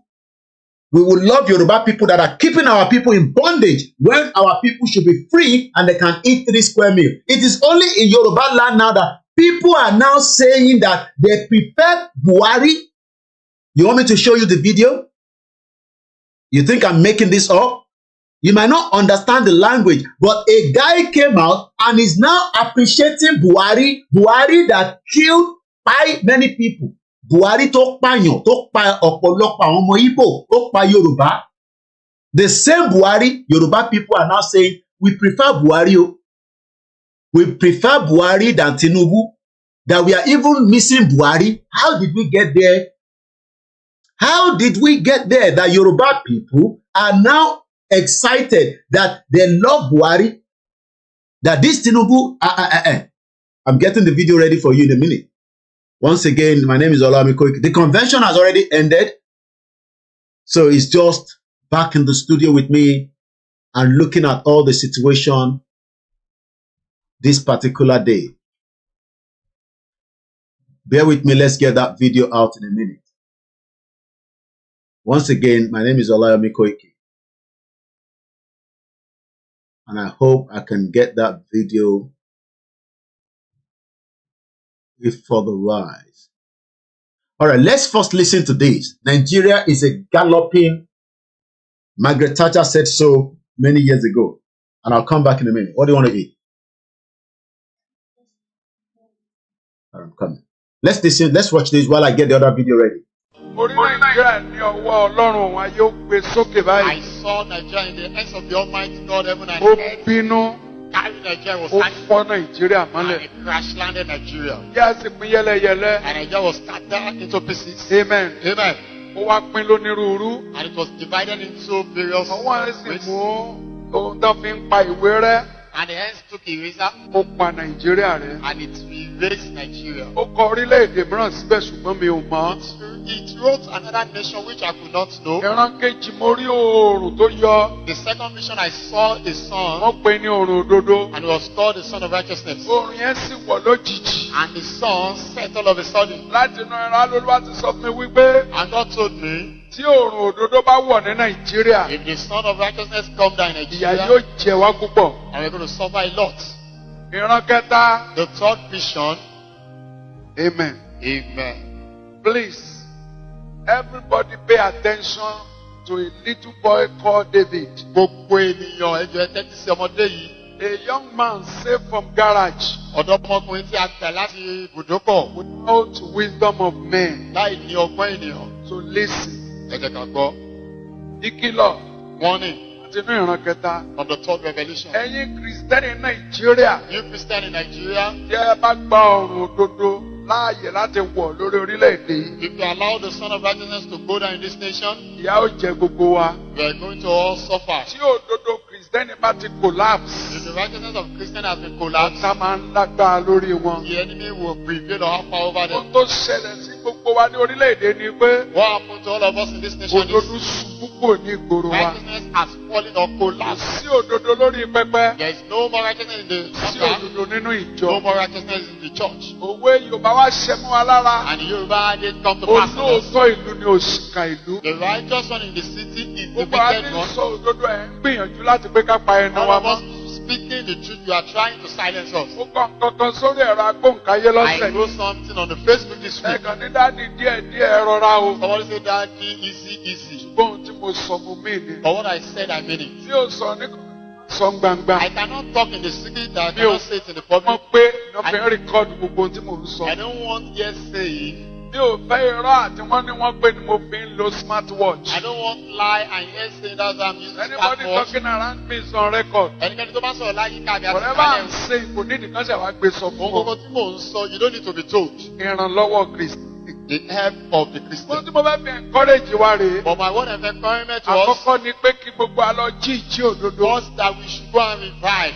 Gbogbo àtàkùrà wa ní Kìrìsìtẹ́nì lórílẹ̀. All of us, we call ourselves Christian in this nation. Owó àti pa. We are after money and position. Òdodo ṣubú kúrò nínú ìjọ. Righteousness are falling away from the Òdodo church. ṣubú kúrò lórí pẹpẹ. Righteousness are falling away from the Òdodo pulpit. ṣubú kúrò lágboolé kọ̀ọ̀kan. Righteousness are falling away from each Òdodo family. ṣubú nínú ayé àwọn ènìyàn. Righteousness has fallen in the life of people. Ẹnìkejì ń tan ara wọn. The neighbors are deceiving themselves. Olùṣọ́ àgùntàn méjì ìrọ́nà fi ń bá. Pastors relating together with lies. Olórí ń fi ẹ̀tàn bọ́ ọmọ ẹ̀yìn lò. The leaders are relating with the Ẹ̀tàn followers náà with tan lies. olórí. And the followers Gbogbo are ìwé deceiving. ìròyìn wa lórílẹ̀‐èdè ó kún fún irọ́. All our newspapers are full of lies. Wọ́n náà pa ẹnìkan lọ́nà rẹ̀ Somebody lọ́sẹ̀. was killing along the Oreo express road. Secretary to government ó ní àmúrọ̀bà.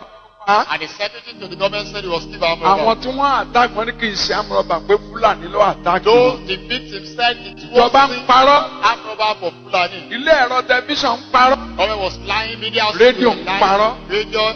Tó bá lélẹ̀ tó ṣòótọ́ náà àwọn rédíò If wọ̀nyí. there's anyone that say truth, Ìjọba nìkan lọ ti pa. the government will ask them to go and shut À them ń up. fi èké ń tu ayé ara wa. We are using lies to arrange our Òdodo ní life. gbé orílẹ̀-èdè lékè. Righteousness exalted the nations. Orílẹ̀-èdè tí òdodo rẹ̀ bá ti ṣubú. Any nation that righteousness has Yóò collapsed ṣubú náà ni. will fall as well. Ohun kan ni mò ń sọ lórí Nàìjíríà. Only one thing I'm laying emphasis on today, Tún sọ. and I will continue to say it. Margaret Thatcher ló sọ nígbà tó visit Nàìjíríà. Akintoye said it when she visited Nígbà tó jẹ́ Nigeria. Prime Minister UK. When she was Prime Minister of the Ìyẹn United ti kú ní Kingdom, ìsìn. the woman is dead now. Nígbà tó wá sí orílẹ̀-èdè When yìí. she came to this Tó nation, wo gbogbo ìṣe wa. that look at all Ó our ní things. Nàìjíríà is an artificial country. Ó ní Nàìjíríà jẹ́ orílẹ̀-èdè tí a tọwọ́ ènìyàn ṣe. Built on faulty Tí a foundation. gbé lórí ìpìlẹ̀ tí ò tọ́, Proper structure. láì ní ìpìlẹ̀ tó fìdí múlẹ̀. Bẹ́ẹ̀ ṣe rí gan nìyẹn. And that's how it is. I keep on saying it. Mò ń sọ, Nigeria is an artificial country. Nàìjíríà jẹ́ orílẹ̀-èdè tí a tọwọ́ ènìyàn dá. Gbogbo ẹnu ni mo fi sọ láìsí All ibẹ̀. my house without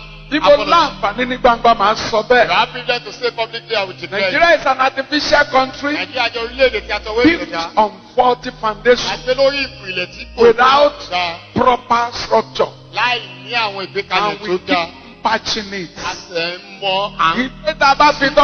Any house we used to throw the Ìrì child, ló máa wó kalẹ̀. definitely deal with collapse. Òdodo ní gbé orílẹ̀-èdè lékè. Righteousness exalted the nation. Irọ́ làwa fi ń kọ́ And we are orílẹ̀-èdè. using lies to build our own nation. Kò sígbà tí ò ní wó. There is no way we will not collapse. Ọgbẹ́ ènìyàn ò lè tó ìlú. The wisdom education of man cannot have Ọgbẹ́ ènìyàn ò lè tó ìjọ. The wisdom of man cannot have in church. Kìrìsìtẹ́nì kì í ṣe pé mo kàwé. Christian is not about education. Ìwé dáa. Education is true. Ṣùgbọ́n Bíbélì But the pé Bible says, ìwé a máa pani. letter killers. Ẹ̀mí ní sọ ní di The àyè. spirit that quickeneth. Amen. Amen. Now, gbogbo ọgbẹ́ ènìyàn All the wisdom and philosophy of man tó ayé kò tó orílẹ̀-èdè. cannot arrange this world or nation. Àwọn professor lórí economics ò The níye. professors on economics are numerous. Wọ́n lè yanjú economic They ní cannot Nàìjíríà. settle the economic problem of Nigeria. Ìkànnú ọ̀jọ̀gbọ́n economics lórílẹ̀-èdè yìí. One of the Ó professor in ní economics. Nigeria economics a galloping economy. Ó ní ọrọ̀ ajé Nàìjíríà ó jẹ́ ètò lọ sókè Ṣubú ṣeré ni. ṣubú ṣeré ni o. Wọ́n sì yan prime minister for petroleum tuntun. They have just appointed a new minister of petroleum. Ó ní àlè continue pẹ̀lú 145 by ní. And he said we can't continue with 145 by Ajala Àbídá fekun. except we had to eat. Fekun kò yanjú We ìṣòro wa. had and had to eat. We couldn't solve our problem. Now, mi ò tí ì ráyè ti I Nàìjíríà. don't have time for Nigeria now. Kìrìsìtẹ́nì ni mo fẹ́ bá sọ̀rọ̀ But I want lónìí. to talk to Christian in Nigeria. Ìrànlọ́wọ́ kìrìsìtẹ́nì. The help of Christian. Dọ́là ń pè ní kìrìsìtẹ́nì. Who is a Christian? Kì í ṣe Paul. He's not Kì í ṣe Peter. Pope. He's not Kì í ṣe Paul. Daniel. He's not Peter. He's not Ṣe Daniel. Dábìdì. He's not David. Ṣé bí Paul gbọ́gbà ó ti di Mùsùlùmí? But what has become a Muslim? Orúkọ kọ́. It's not about name. Díágónì kọ́. It's not about position. Kì í ṣe oyè. It's not about Kì í Jesus. ṣe general overseer. It's not about general Mo dá overseer. ìjọ́lẹ̀ ìjọ tóbi kọ́ là ń pè ní It's kìrìsìtẹ́nì. not about mega churches. No. Bẹ́ẹ̀ kọ́ rárá. Kìrìsìtẹ́nì. Christian. Ó ní àwọn tó ronú padà kúrò nínú ẹ̀ṣẹ̀ wọn. Those who have repented genuinely from their Tí a sin. ti rà padà. They have been redeemed. Tí orúkọ wọn bẹnu ìwé ìyè. Their name is written in the book of Tí wọ́n ń life. gbé ìgbé ayé tí Kírísítẹ́nì fẹ́ kán And they gbé. are living a Christ-like life. Kìrìsìtẹ́nì lẹni tó ní attribute Kristi nínú. Christian is somebody that have a Buddha The Christian. humanity of Christ. Tí ó ní àbùdá ìwà Kristi nínú. Kí ni Gẹ̀ẹ́sì àbùdá yẹn? That's attributes. That are the humanity attribute of Christ. Ó ní ìwà àbùdá ti Kristi nípa ti Òun èèyàn náà ń nínú. pè ní Kìrìsìtẹ́nì. That's what we call a Christian. Inú wọn ni olódodo. And in them we have holiness. Olóòótọ́. We have the righteous Ìwà one. mímọ́. We have holiness. Ìwà tó tọ́ integrity. Goodness, integrity. Òtítọ́ inú. Sincerity. Láì nìkan pé méjì. Without missing Bẹ́ẹ̀ words. ni jẹ́ bẹ́ẹ̀ ni. And your yes is Bẹ́ẹ̀ yes. kọ́ jẹ́ bẹ́ẹ̀ And kọ́. your no is no. Ọ̀rọ̀ tó ń sọ lẹ́yìn. What you say Wọ́n behind. lè sọ ní You gbangba. can say it publicly. Ọ̀rọ̀ tó ń sọ lójú gbogbo What you ènìyàn. say publicly. Àṣírí ọ̀rọ̀ náà ò ní tukọ́ lóhùn òwí bẹ́ẹ̀ mọ́. Something secret will not be exposed and you Àwọn not ìyẹn deny yìí you. ṣe Kìrìsìtẹ́nì. These ones are not Christians. Kìrìsìtẹ́nì ní ọ̀rọ̀ ẹnu wọn. I'm presenting the word of Ó your mouth. bá èrò inú wọn mu. Is in line with ẹ̀sìn àtúrọ̀ mọ́ pure water báyìí pé kó lọ ra pure water wa pure water ń sìn ó ti di méjì báàgì méjì 500 kí ló tún ṣẹlẹ̀ èwo ló tún ṣẹlẹ̀ báyìí kí ló tún kọ pure water omi tá fi ń dáná omi tá fi ń dáná kí ló dé pé gbogbo nǹkan báyìí ìnira ti pọ̀ jù ìnira pọ̀ jù Lagos State yìí kí ló ṣẹlẹ̀ nígbà tẹ́ ń ta pure water láti inú mọ́tò méjì 500 méjì báàgì méjì 500 láti inú mọ́tò àwọn tó máa tún tà kọ́lé ló máa tà kí ló dé pé ìnira á pọ̀ jù ní Nàìjíríà ìnira ti pọ̀ jù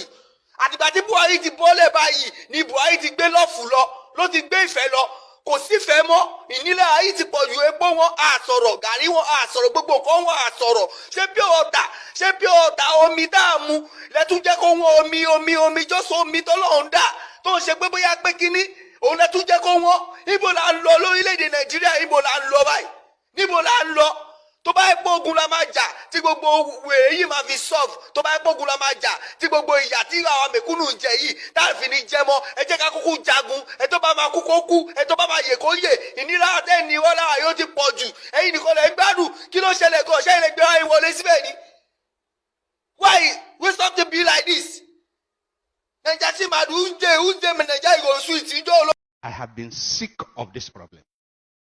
I have been sick of this controversy over living wage or minimum wage. And I believe that something is seriously wrong with the heads of many of our leaders. How can anyone who earns 200,000, 300,000, 400,000, 500,000, not to talk of people who earn 1 million, 2 million, how can they go to sleep in good conscience every day? How can they go to sleep in good conscience and come out to sit down in a boardroom to discuss the sustainability or otherwise of paying 60,000 to the poorest of workers? How can we go to bed and sleep, all those who belong to the elite, who earn 2, 3, 4, 500,000, 1 million? How can you go to sleep in good conscience, I say, if you still have any conscience? How can you go to sleep in good conscience and come out to be debating? I hear people on TV, I watch people on TV, experts, economic experts, corporate executives, government officials, who are taking home more than $1 million in a month. And they are there arguing that 60,000 or over will destroy the economy. It's not sustainable. How wicked! You give 60,000 to a poor worker, a poor worker who may have a family of 2 or 3 or 4, for his feeding, for his accommodation, for his house rent, for his medical care, for his children's school fees. How wicked! How blind! How can we do that? And we think that God will bless our country? We think that it is by bringing a new national anthem for God to bless our country? How can you commit this crime against humanity? For me, this is a crime against humanity. Because the poor people who cannot afford to buy gari, I'm not saying they will buy that they are to buy sardine. I'm saying buy gari, poor people who cannot buy gari. I'm not talking of meat or fish. Poor people are dying because they have no money to cure malaria. How can you go to sleep in good conscience? Those of us who belong to the elite, how can we go to sleep with good conscience and we are debating and we are discussing and we vote 500 million naira to meet and debate about paying 60,000 to the poor? My dear friends, I see this as a new form of apartheid. Nigeria is one of the most unequal societies in the entire world. A society where it's like the animal farm. A society where we have conspicuously rich people, people who are living in conspicuous consumption, and others who are in deplorable, dehumanizing poverty. If you have somebody in this country that takes home 1 million naira, I mean 1 million, I'm not talking of 30 million naira, 1 million naira in the month, and he can open his mouth to be part of a discussion about the poor getting 60,000 naira. I say anyone who earns up to 1 million naira in the month should keep his or her mouth shut when he hears them debating about taking 60,000 for the poor. More than 60 years after independence, we are running an apartheid society. This time it's not racial apartheid, it's economic apartheid. We are running an apartheid society of people of conspicuous consumption, flying in private jets around at government expense, people who are riding 4, 5, 6, 7 SUVs with pilot vehicles, chasing the poor out of the road, and poor people, you are debating, you are discussing, you are over 60,000 for the poor. You insult the poor by saying 30,000, and later you say 48,000, and now you say 60,000, and you pay more than 60,000, you come out with 62,000. You insult poor Nigerians. I say there is hardly any society I know that is as divided as the Nigerian society. And a society that is so divided is just sitting on a keg of gunpowder. I have warned here before that the revenge of the poor is at the corner. The revenge of the poor is at the corner. I am not calling for it, but it will happen as night follows the day. Because when you so reduce people, you reduce people to this dehumanizing level. Nature does not allow a situation of islands of affluence amidst a sea of poverty. Nature does not allow it. And let me warn those in the elite. Let me warn those in the tripartite committee of government. Let me warn that it is in the course of nature that when a predator continues to devour the very resources that the predator needs for his own sustenance, nature will take out the predator in order to have equilibrium, in order to have a measure of equilibrium. Nature is about balance, you know. All of nature is about balance, and human beings are part of nature, and Nigerians are part of nature. If the predator who needs the animals in the kingdom, it needs the animals in the book to survive, if it is recklessly devouring the very animals it needs for its own survival, if it is devouring it recklessly and senselessly, nature will step in and remove the predator so that there can be balance in the system, in the ecosystem. Let me warn that all those who are in government, I hear, I have not confirmed, that there are people taking home almost 30 million naira in a month. And you have the guts, and you have the temerity to sit down, and your conscience allows you to sit down to discuss about 60,000 naira for poor worker for the whole month, and you are the one that has all the opportunities of extra code and all kinds of perquisites of office. You sit down to discuss about 60,000, and that is all that the person will have in the month. You sit down to discuss this and come out and say, this is not sustainable. How is 30 million naira sustainable in that economy? How is it sustainable that the leader has 100 SUVs going with him to the airport? How is it sustainable? How is it sustainable that government leaders junket around the world? How is that sustainable? I say we are committing a crime against humanity. And if we do not repent and retrace our steps immediately, the revenge of the poor is at the corner. Do not hold me responsible, because while the devastation was on, I did not keep quiet. Do not hold me responsible, because while the madness was on, I did not sit on the fence. I kept on shouting that the revenge of the poor is at the corner unless we change our course. And if we do not change our course, we will end up where we are headed. And where we are headed is devastation, is destruction, is violent revolution. We are getting there.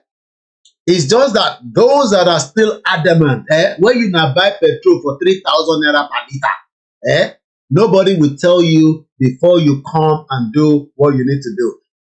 I just want to spare, because I love Simon Ekpa so much, you know, and I picked up a video that I think, you know, we should listen to, you know, maybe for the next, probably, because I want to come back and do my other program.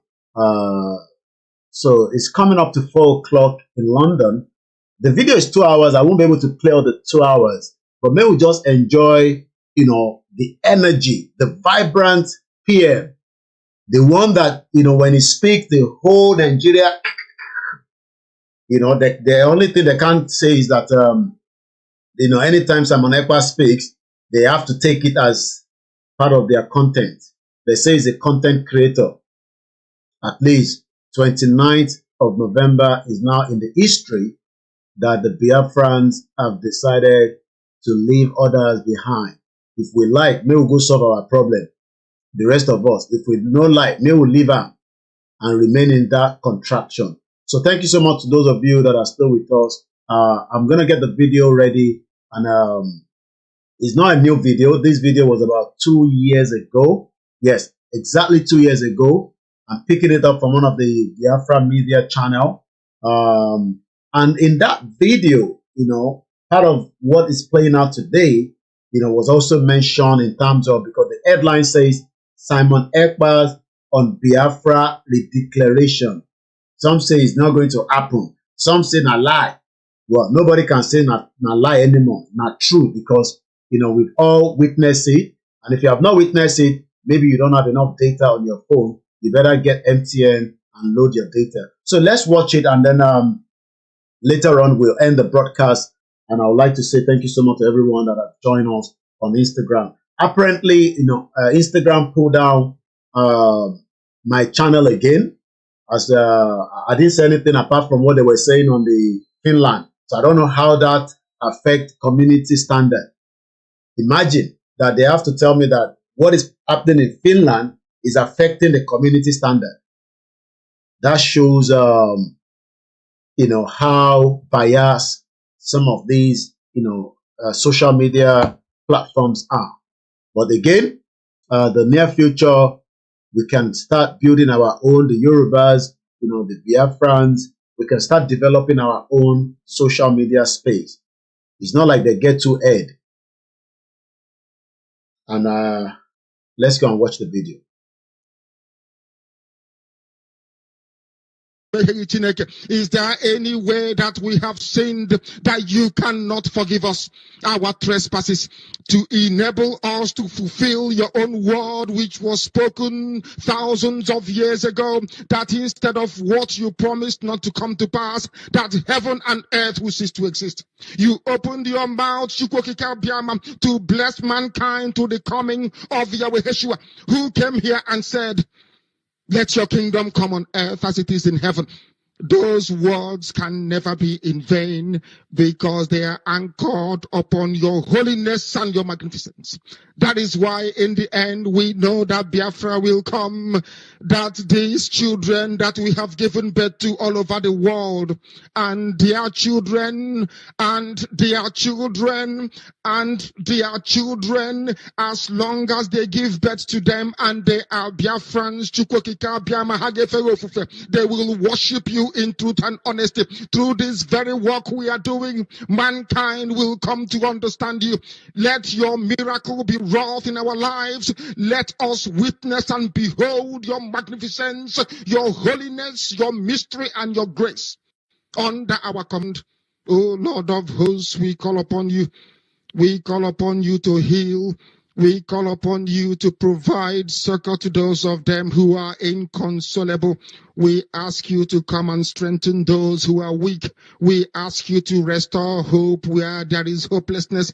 We ask you for inclusion where there is destitution. We ask you for one brotherhood, one camaraderie, one bone, one blood, and one flesh of your children. The Efiks and the Bibios, the Izon, the Shekiri, the Isobos, and also those of them from Isoko. We are traveling all the way to the lands of Igala.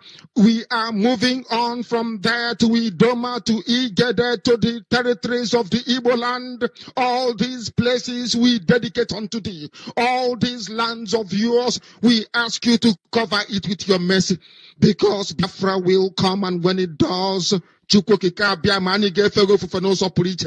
will dance on the streets. I'm telling you, by the time that we are done, humanity will think that we are mad, we are drunk in your glory, and rightfully so, because your kingdom will come to rest upon this very earth. That very kingdom is the unadulterated, non-negotiable sovereignty of the Republic of Biafra, that your will may be fulfilled in our time. All this we pray, all this we ask for, in no other name apart from that name that belongs to you.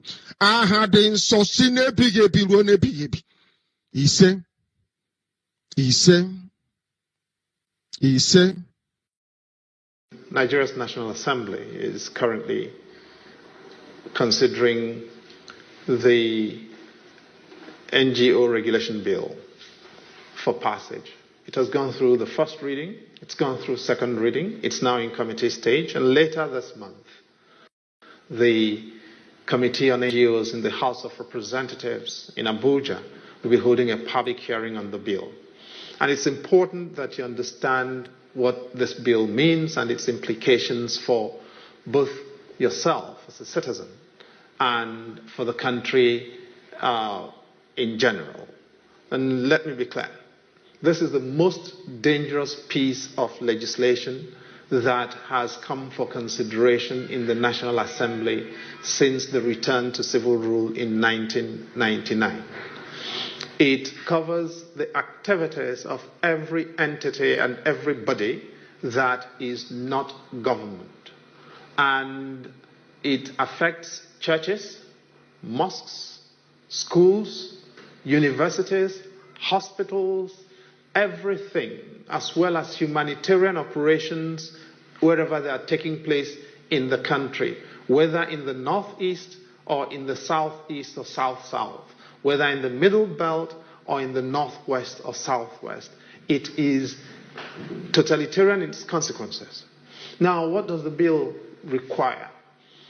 Basically, all resources, all funds, everything that are collected or liable to be collected and made available to service communities, individuals in need in this country will be subject to Abuja. Before you can raise funds in your church and your mosque, you have to get Abuja's permission. After you've raised the money, you have to return them to Abuja for Abuja to tell you what to do with them. And when you've done that, only Abuja can help you to do your audits. Nobody can operate anything without clearance from Abuja. It's worse than a totalitarian piece of legislation. For the old mamas and old papas doing isusu in the village, that is revolving credit. Before you do your collections, you come to Abuja for clearance. After you've done your collections, before you share the money or rotate the collections amongst the beneficiaries, you come to Abuja for clearance. Ahmadiyya movement will have to come to Abuja for clearance. NASFAT will come to Abuja to do anything. The mosques that do collections every Friday to support people in their congregations and their communities will all have to account for that money to civil servants who will either tell them what to do with it or collect it and trouser it into their pockets. The churches will be out of business.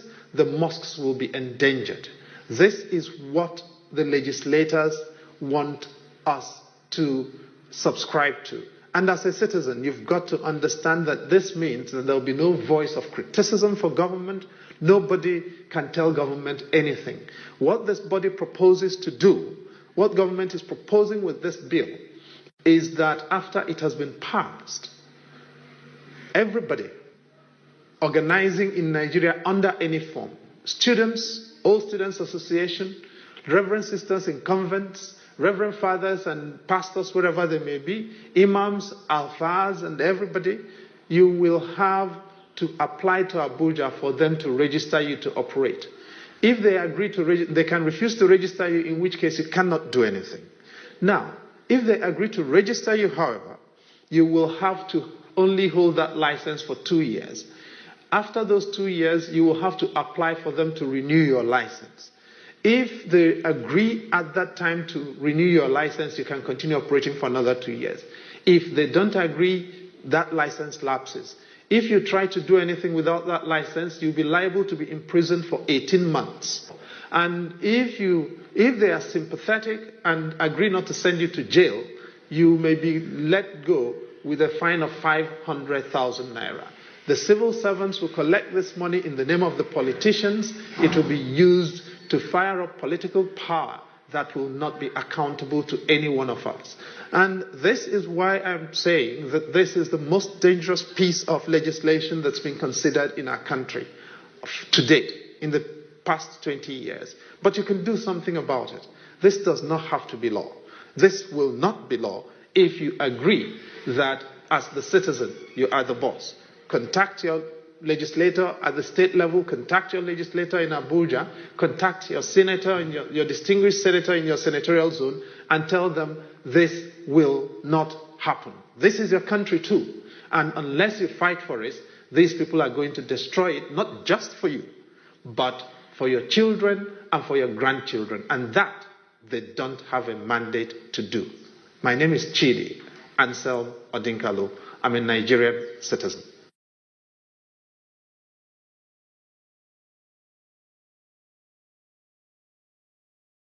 I'm asking a very pertinent question. Is Nigeria working for you? Major General Muhammadu Buhari retired, knew the solutions to Boko Haram till he finally became president. He asked ex-President Jonathan to resign because of insecurity. He cried empathetically. He promised to end Boko Haram in 3 months. But now, He's telling us he's done his best to arm the military. Why isn't he resigning? Governor Fashola knew the solutions to providing stable power supply till he became Minister of Power, and darkness pervaded the land. After trying hard and giving excuses like he only plays a supervisory role, the ministry was assigned to someone else. Power grid, still they collapse. The NSAS protests were tagged insurrection. In fact, someone said Aisha Yusufu ought to be in jail for instigating violence. Then farmers were beheaded in Borno. Same person asked Aisha Yusufu to lead a protest. Aren't these people supposed to forbid hypocrisy? Is Nigeria working for any Nigerian today? From leaders hoarding food for the poor, receiving kickbacks from government contracts, to farmers needing permission to go to their farms. Is Nigeria working for you? Why is Zamfara's gold for Zamfara and Niger Delta oil for Nigeria?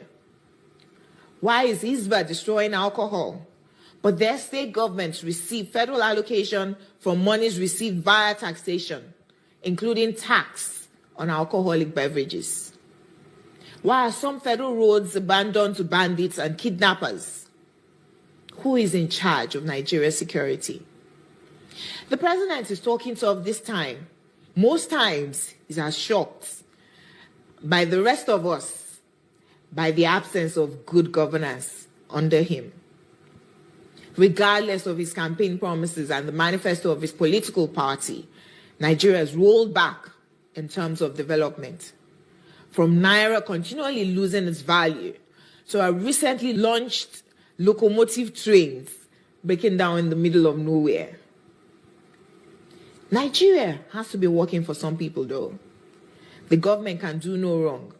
To this set of people, their money isn't being stolen, even if the money is being borrowed, leaving debts for their own children to pay in future. Even if the leaders don't use public institutions, from sending their children to Ivy League schools abroad to getting medical treatment abroad, some people who have nothing and we need to donate money for their medical bills if they have a serious ailment, continue to hail the obvious lack of good governance till Nigeria happens to them. Then they get a little pissed. May Nigeria never happen to you. Say amen. We deserve better than the political class who go home with millions monthly to represent people who can't even afford to feed themselves. I am Olajumoke Alaode James. Nigeria is not working for me. Is Nigeria working for you? You must listen to that. Of course, you must go and listen to Simon Ekpa, who is doing a very fantastic job. Very great job that Simon Ekpa is doing. Very, very, absolutely fantastic job that he's doing. You must listen to him and share his videos accordingly. Very, very important. He is bringing a new dimension to this very awareness that we are making, and you must listen to him. Very, very important.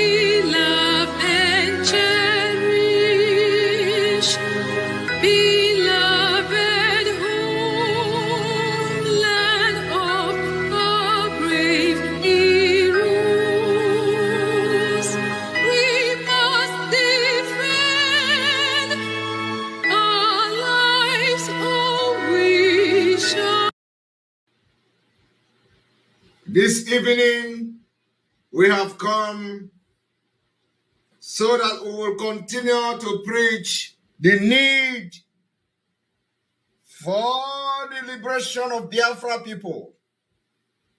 We have come so that we continue to show the Fulanis and the terrorists in Nigeria how prepared we are to take our freedom by force. By force. We are going to take our freedom by force in 2023.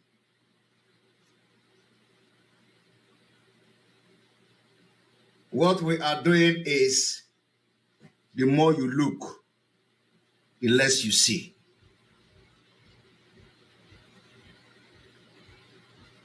What we're going to do today is to continue the exposition from where we stopped yesterday without wasting of time. Some people say, I have been reading some messages on social media. I have been reading some messages where some people are blabbing, those who have left behind. I want you to understand, nobody can scare us. Nobody can threaten us. Nobody can come in between our freedom. We are going to fight this particular freedom of Biafra with a fizzy. A fizzy. You know, whenever we do this, know that now, yes, here.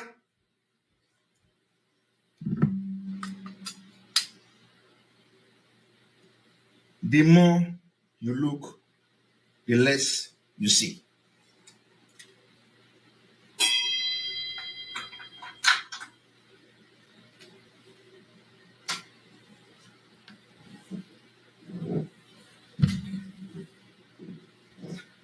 Omu tipa. Itiaka akagabachie. We have destroyed the criminals in IPOB. We have destroyed the criminals in IPOB. Going forward, we will be issuing statement in the name of IPOB, Indigenous People of Biafra, going forward. If you want to name us autopilot, you are free. If you want to continue to recognize us as autopilot, you are free. But officially, we are Indigenous People of Biafra, IPOB. I want you to understand that some people are really trying to get our attention, okay? Some people are trying to get our attention. The date is already 14th here. So for those of you saying I should change date, that is why it is from 13th. Oh, sorry, from 13th to 14th. One moment.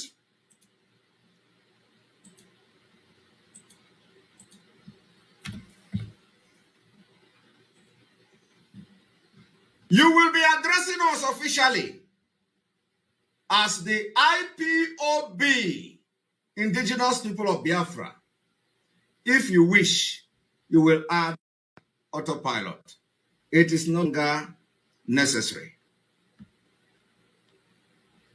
Am I clear?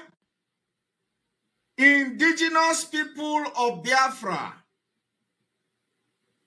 We are the Indigenous People of Biafra, IPOB. If you like, you add it autopilot. You know, some people say that I want you to understand that they are no longer, you know, we chase these criminals away as far back as February 28, 2022. February 28. Every autopilot today is hereby declared Indigenous People of Biafra, IPOB. Officially. Use it anywhere, use it anyhow, and let nobody tell you that you are autopilot. Okay? Autopilot is going to be a nickname we will be answering and all that. Your name is IPOB. You are Indigenous People of Biafra. Tell anybody who feel threatened by this declaration today to go to anywhere and challenge us. Having said that, like you know, I don't want to dwell in to start recognizing inconsequential people. Now, you can now believe. You are now going to, your eyes are cleared now that they are not in control of anything. Finally, you are now, you can see the picture very clear. They are not in control of anything in Biafra land. Nobody listening to them. ESN is intact. Under Mazi Nnamdi Kanu. The reason we are not going to be taking order from Mazi Nnamdi Kanu is that whatever we do, he will not be held responsible, as the Biafra liberation have started. So I want you to understand that we are the Indigenous People of Biafra, IPOB. If you want, you add autopilot. From today, I want you to understand, there is something I want to say today. It is a pity. It is a pity that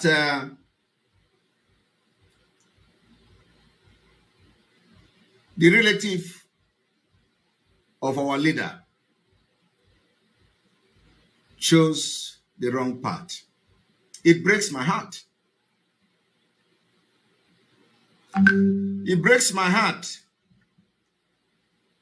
that Kanu Takano, Emmanuel Kanu, and all the relative of our leader, even if whatever they have done, it breaks my heart, they didn't see this day coming.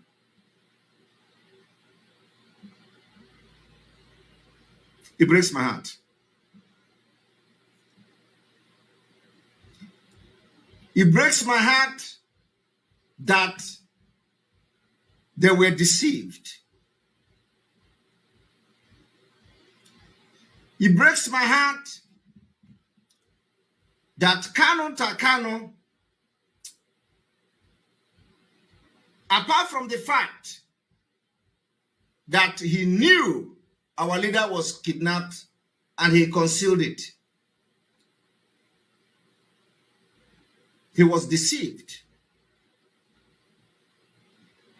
It breaks my heart that the siblings of our leader didn't see today. They didn't see how genuine Simon Ekpa is. They didn't see the loyalty of Simon Ekpa to Mazi Nnamdi Kanu. It breaks my heart. And they went over the red line, crossed it. They used them to do all manner of things against me. After they have succeeded in using them against me, today, they are fighting them. They are fighting the siblings of Mazi Nnamdi Kanu. It's heartbreaking. One thing about me is that I have human heart. It breaks my heart that Kanu Takano didn't see today. Breaks my heart that Emmanuel Kanu didn't see today.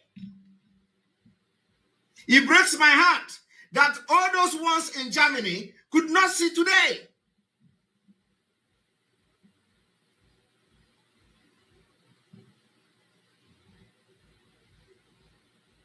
and they deceive them to fight the person that could have salvaged their image if they were pure, if their hands were clean. It breaks my heart. But that is not why I'm here. This comment I have made today, let whoever that I have mentioned here go and check himself.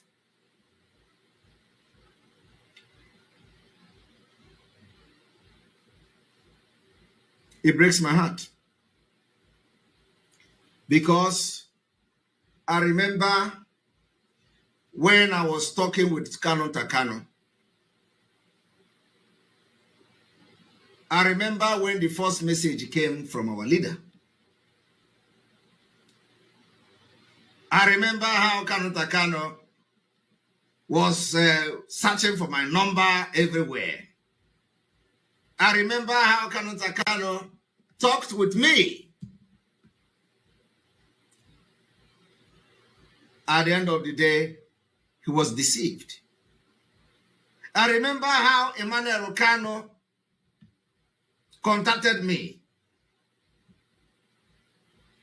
At the end of the day, he was deceived. Because they are not pure. They were looking for something else than following the legacy of their own brother. It pains me. I am telling you, it pains me. Because if these people have consulted Oracle, all those native doctors they are going to, if they have actually consulted native doctors and Oracle to ask about Simon Ekpa, they wouldn't have gone that wrong way. But they chose, I don't know what they choose. Today, they are fighting each other. All of them. If you ask Kano Takano now, what did Simon Ekpa do to you? He will have nothing to say. There is nothing. Because the highest thing Kano Takano will say is that my platform was used. There is nothing Kano Takano will say today that this is what Simon Ekpa have done to him. The same thing goes to Emmanuel Kano. If you ask him today, what has Simon Ekpa done to you? He will say nothing, because there is nothing, absolutely nothing. The highest thing they will say is that his platform, your platform were used.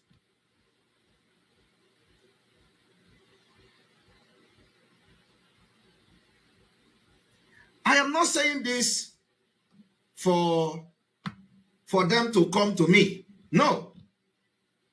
But I am saying this so that other people watching that have observed this whole struggle, see the kidnap of our leader, will know what has gone wrong.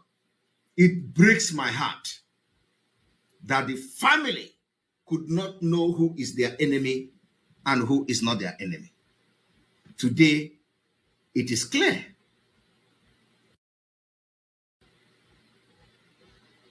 Continue for the last 1 year, for the past 1 year, they continue to tell you Simon Ekpa is not a member of IPOB. For the past 1 year, they tell you Nigeria government pays Simon Ekpa money. The same people telling you that Nigeria government pays Simon Ekpa money is calling Nigeria government to hold Simon Ekpa responsible. They are calling the international community to hold Simon Ekpa responsible.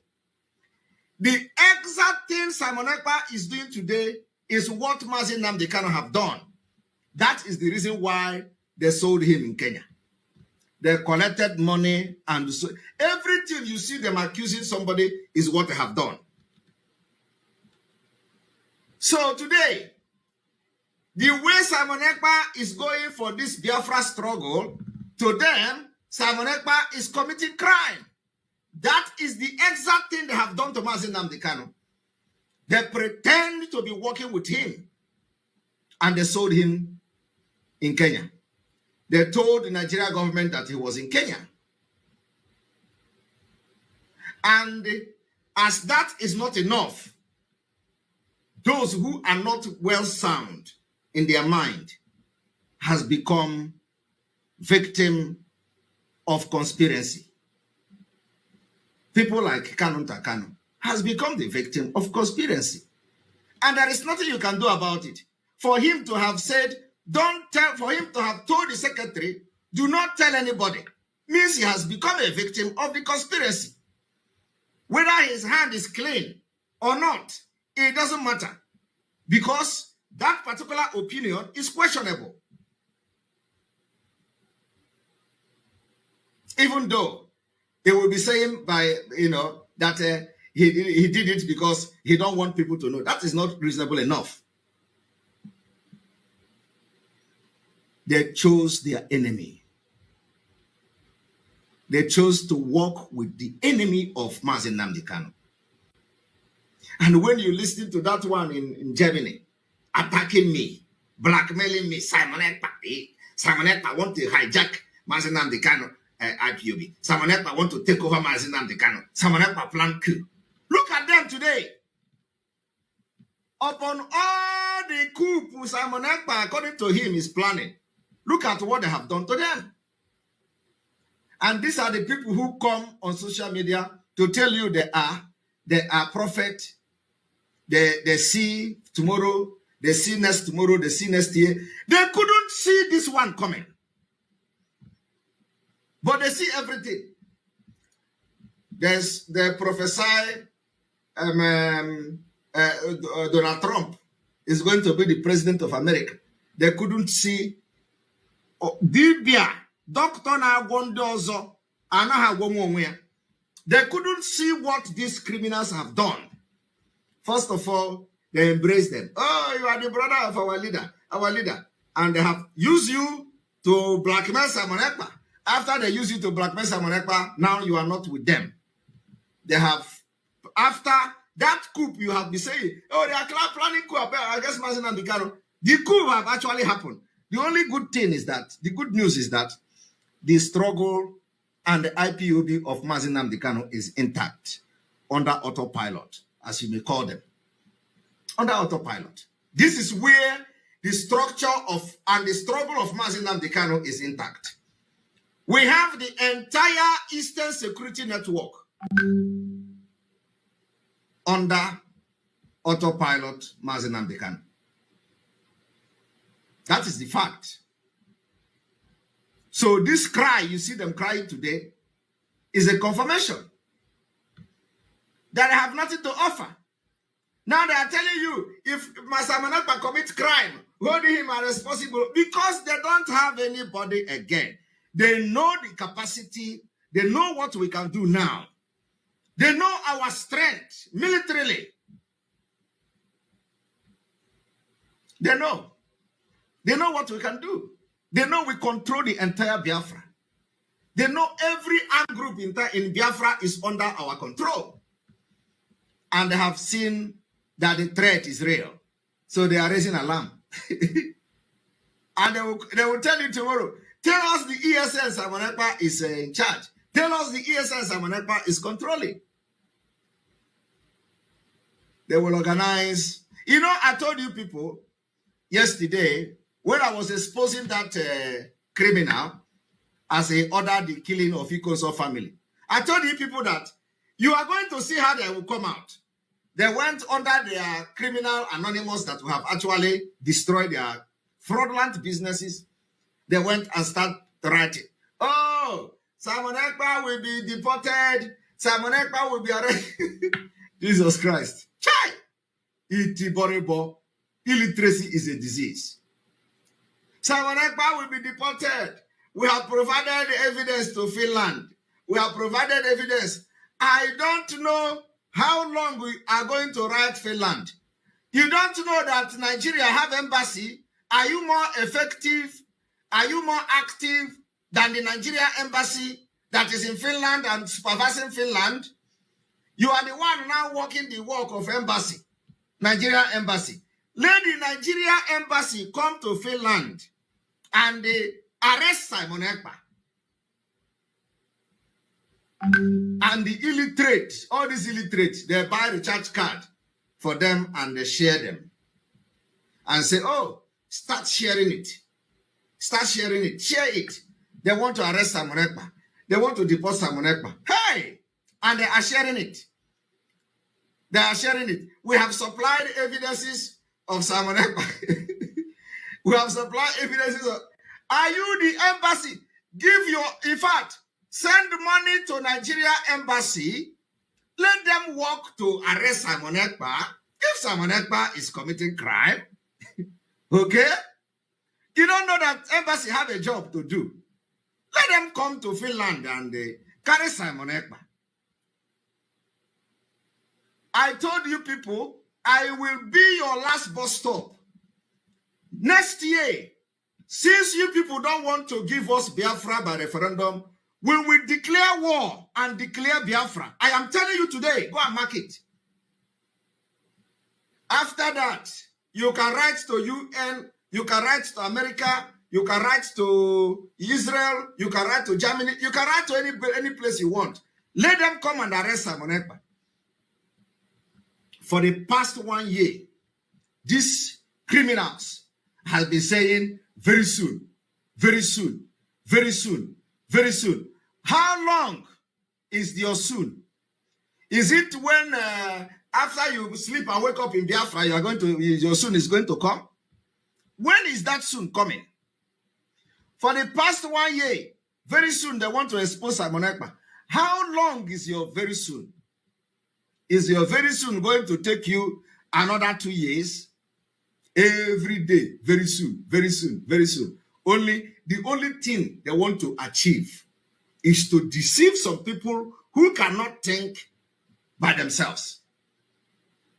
They are calling it international community. Even this Kano Takano, well, went as far as writing, tagging Finland, tagging UN. Simon Ekpa killed FRCN, whatever, road safety officers. Oh, it is Simon Ekpa boys.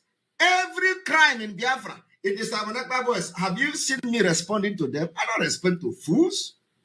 I don't respond to idiots.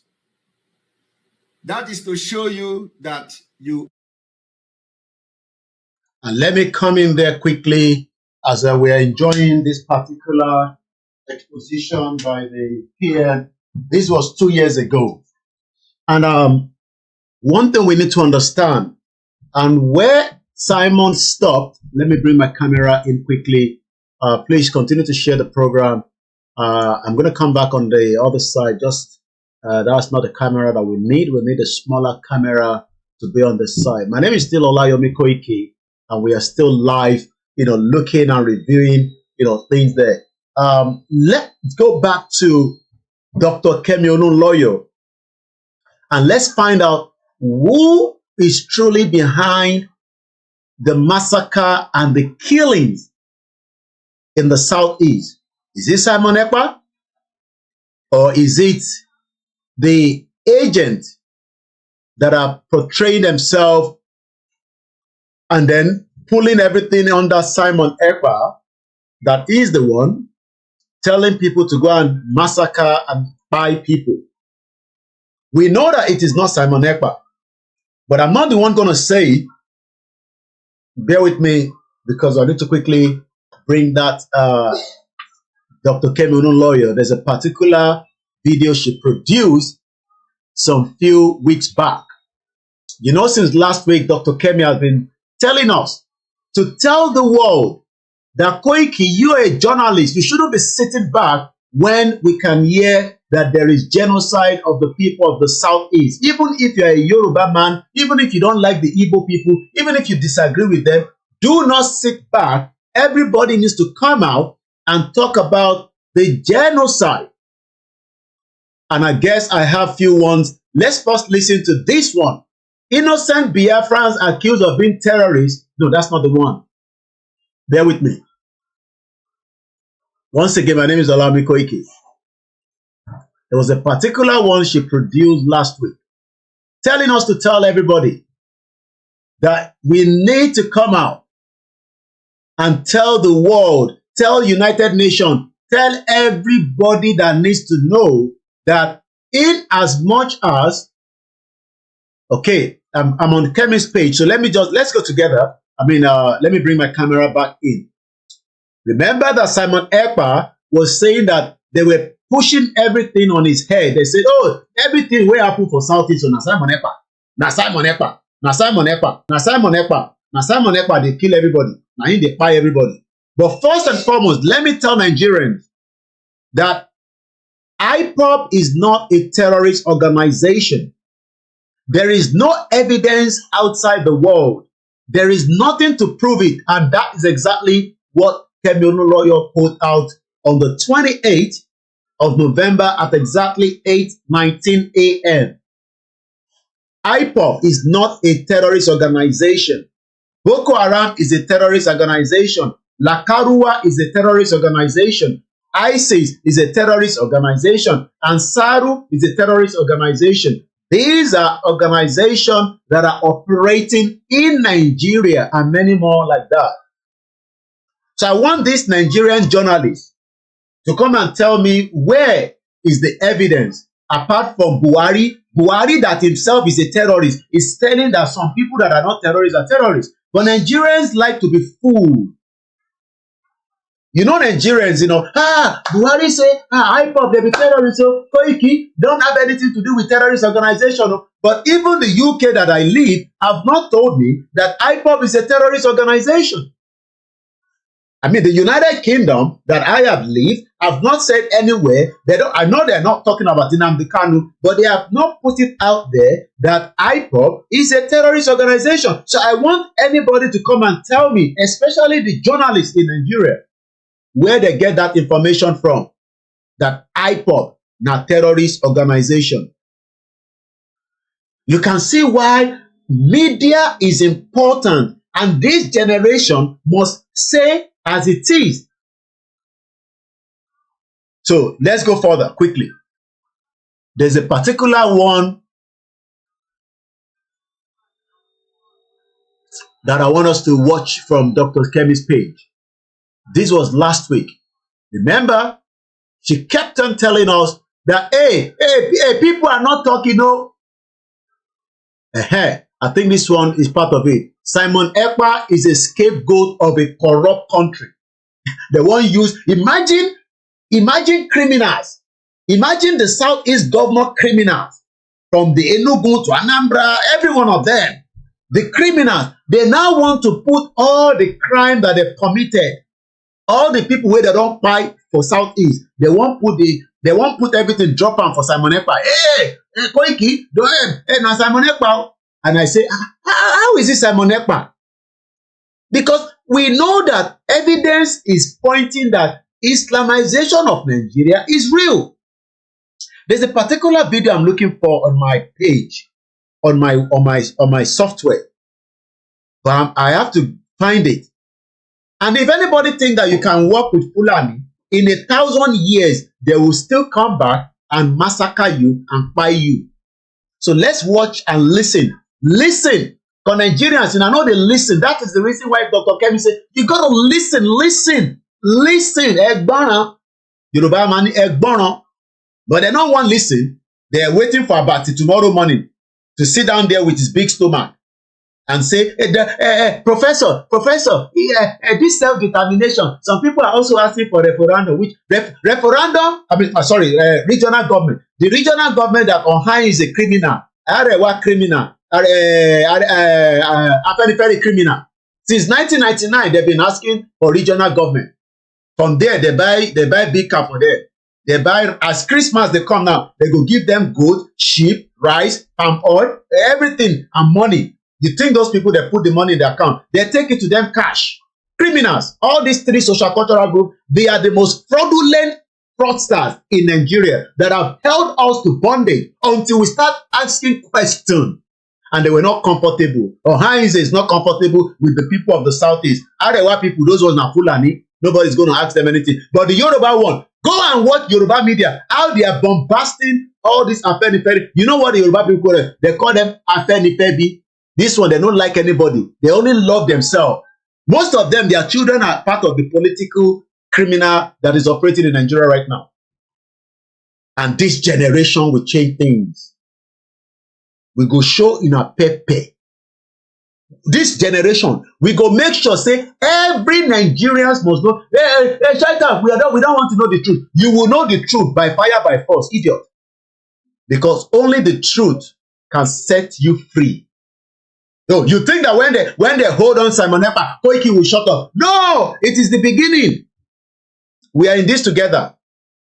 Even if they arrest me, somebody else will prop up. I'm telling you, I have some of my boys that are working for me. They are much more brutal in the way they want to talk. Now me, they control them. Say, no, let them arrest me here. You will see how they will spring up and you will know that these ones are more deadly in media than me. Say, now me, now they say, your utterances is too much. These ones utterances, now me, they hold them like that. Now me, they hold them. So you think that when they arrest anybody, that will be the end of Koikimedia. Bomb bastard. Mad people all over the place. You will arrest 1 million will rise up. You arrest chief of staff, another chief of staff will rise up. It's not the end until we finally get what belongs to us. Britain does not own that part of the world. The only way where Britain own, now this side, where they live. They don't own Yoruba land. But idiot all over the place. That they enjoy UK, that they enjoy America, they go tell you Nigeria will work. Those ones, I call them Olori Buruku people. Those diaspora, they live abroad. Their family cannot get just single paracetamol. Their family no get. And they'll tell you, oh, it will get better. One day will get better. And they see that one waiting for social media. What is his name? He lives in America. He's not talking about, oh, let Peter Obi become the vice president so that Igbo will become the next. Oh, look, let me tell the Igbo people, you will never be the president of Nigeria till thy kingdom come. Don't let anybody fool you. If you like, go and bring the person where better pass Peter Obi. The Northerners will not accept, they will not accept Igbo presidency. Even a Yoruba will not accept it. They don't trust you. You don't trust them, but Yoruba don't trust Igbo. They will not give you the chance to become the president. So the best bet is to go and support USP, United States of Biafra. You can continue to fight yourself for governor and local government, but you will never, never put this on record that I say so. No Igbo person will ever be the president of the Federal Republic of Nigeria. The Northerners will not give you the chance. They will rather buy you than become the president. They are very deadly. So think that you will become a president. Oh, let Peter Obi become the vice president. Atiku become the president. And then after 4 years, Peter Obi will then become the president. Those are the ones they are telling all these gullible obedience. The ones who believe in Biafra, they don't abandon in Andikanu. They left in Andikanu in prison. Olori Bruku, the obedient. I won't loshi. They don't forget in Andikanu, they are fighting for Peter Obi, another criminal actor. Peter Obi that was killing IPOP people when he was the governor of Anambra. Oloshi people.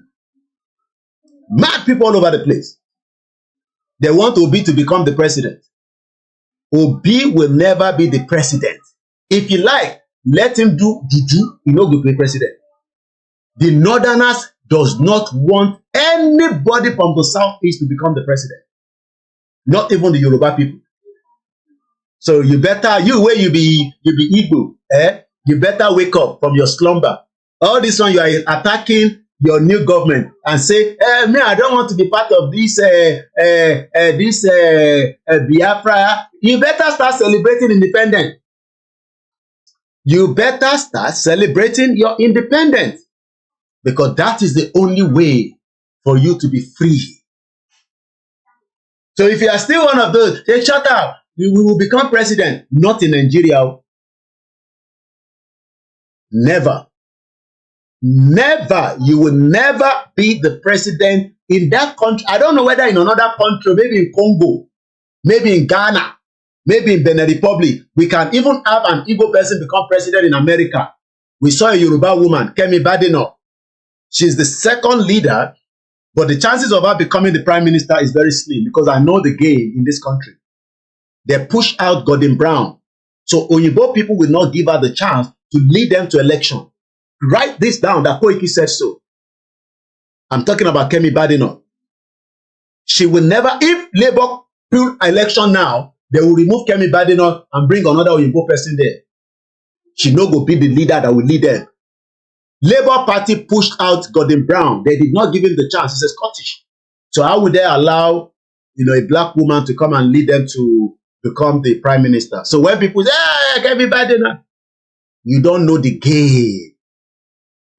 So I pity those ones that are still looking for presidency in Nigeria that are from the southeast. You are wasting your time and you are getting old. Some of you, you are thinking you are not getting old. Even a 2-year-old boy where they're born from southeast, by the time he's 40, he's 30, you know, go be president.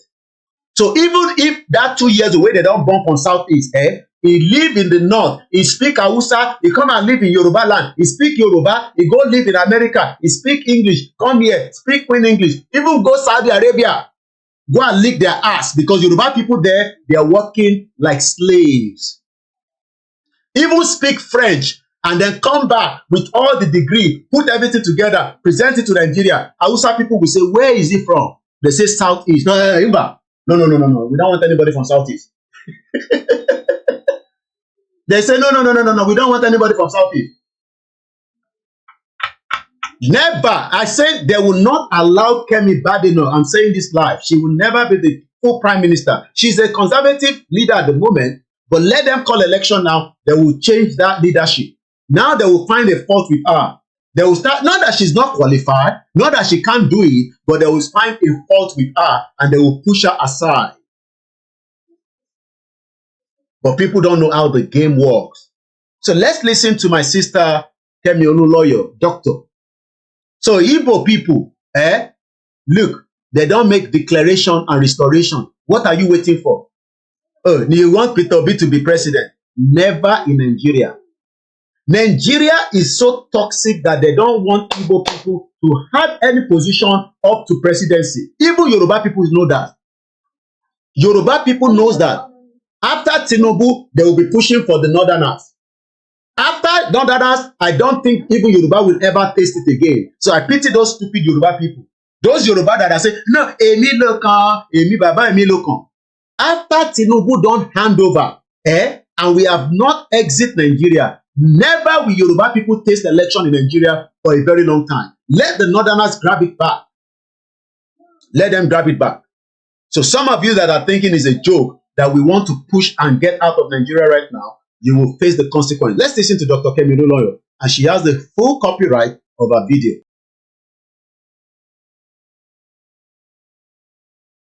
The 26th of November, 2024. Let's talk about Simon Ekpa in Finland and the latest going on in the Southeast. Yesterday was Monday, and this will be the first Monday after Simon Ekpa's arrest. Well, the sit-at-home happened. It is news, but the mainstream media has suppressed it so that it can't be big news.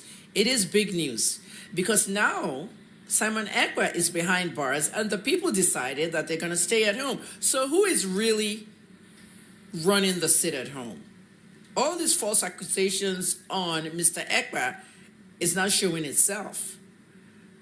Many people in southwest Nigeria and the northern Nigerian pieces have not really grasped the whole idea of the sit-at-home, which is, to me as a journalist, a continued boycott of the incarceration of Nnamdi Kanu. The Southeast Nigerians are boycotting the fact that Kanu is still behind bars, so they decided every Monday nobody goes to work. Don't you know the Southeast Nigerians are the hardest working in this country? They're constantly working, day and night on things. Just go to River State and see it all. Or just go to Ibadan, where I'm from. At the end of the day, people don't want to know the truth, and I'll continue to tell the truth. Simon Ekpa is behind bars in Finland. Nothing new has come out of there. I will let you know if I get new information. But going to the South is that they said he controls. Okay, sit at home, terrorism acts, all that, financing. It's not true. And when you look at Southeast Nigeria now, people didn't go out yesterday. Nobody went to work. The governors are not in charge of over there. All the governors in the past administration with Buhari and the ones now, none of them are doing much. Only the ADEBANJI governor, Nwefere, is the only one doing anything in Southeast Nigeria, ADEBANJI state. ADEBANJI is not having it. After all those killings that happened by herders and all that, Ebonyi is not having it. Peter and Bat, you're not doing enough for the people of Enugu. Because farmers got killed in Enugu this past week, coming from the farm. I'm not going to stop talking. These are people. They have a name. The faces of the victim must remain in the news. They must never be forgotten. Now let's go back to the whole sit-at-home thing. Some of you in Yoruba land, I see your racist or tribalist comments coming all over my comments saying the sit-at-home is a crippling thing. Nobody cares about the fucking economy, whether it's crippling or not. Release the people that need to be out and improve the economy. If Kanu is released, there'll be peace in that Southeast. And then the economy of the Southeast and the GDP of the Southeast will kind of really rise. You just don't know how the government works because you have somebody who doesn't know how government works in the national level. Tinubu can rule Nigerian states, but never a country. How can I leave Nigeria at 764? I was crying at the Aboki guy, giving me $600 for 500,000. Now the same 500,000 is $300. Davido goes out there talking on the show that you've crippled the economy is in shambles. Don't you know how it affects the rich and the elite as well? Even if Davido's father is building some $2 billion power plant, do you know how much $2 billion power plant? Do you know how much $2 billion is in Naira now? You guys are not serious. Simon Ekpa is not to blame for anything going on in the Southeast that has to do with terror. I don't work for Ekpa. I don't know him. I don't know his people. Okay, I'm just telling you what a journalist should be telling you, and they will not tell you. Well, let's talk about this whole economy thing. So,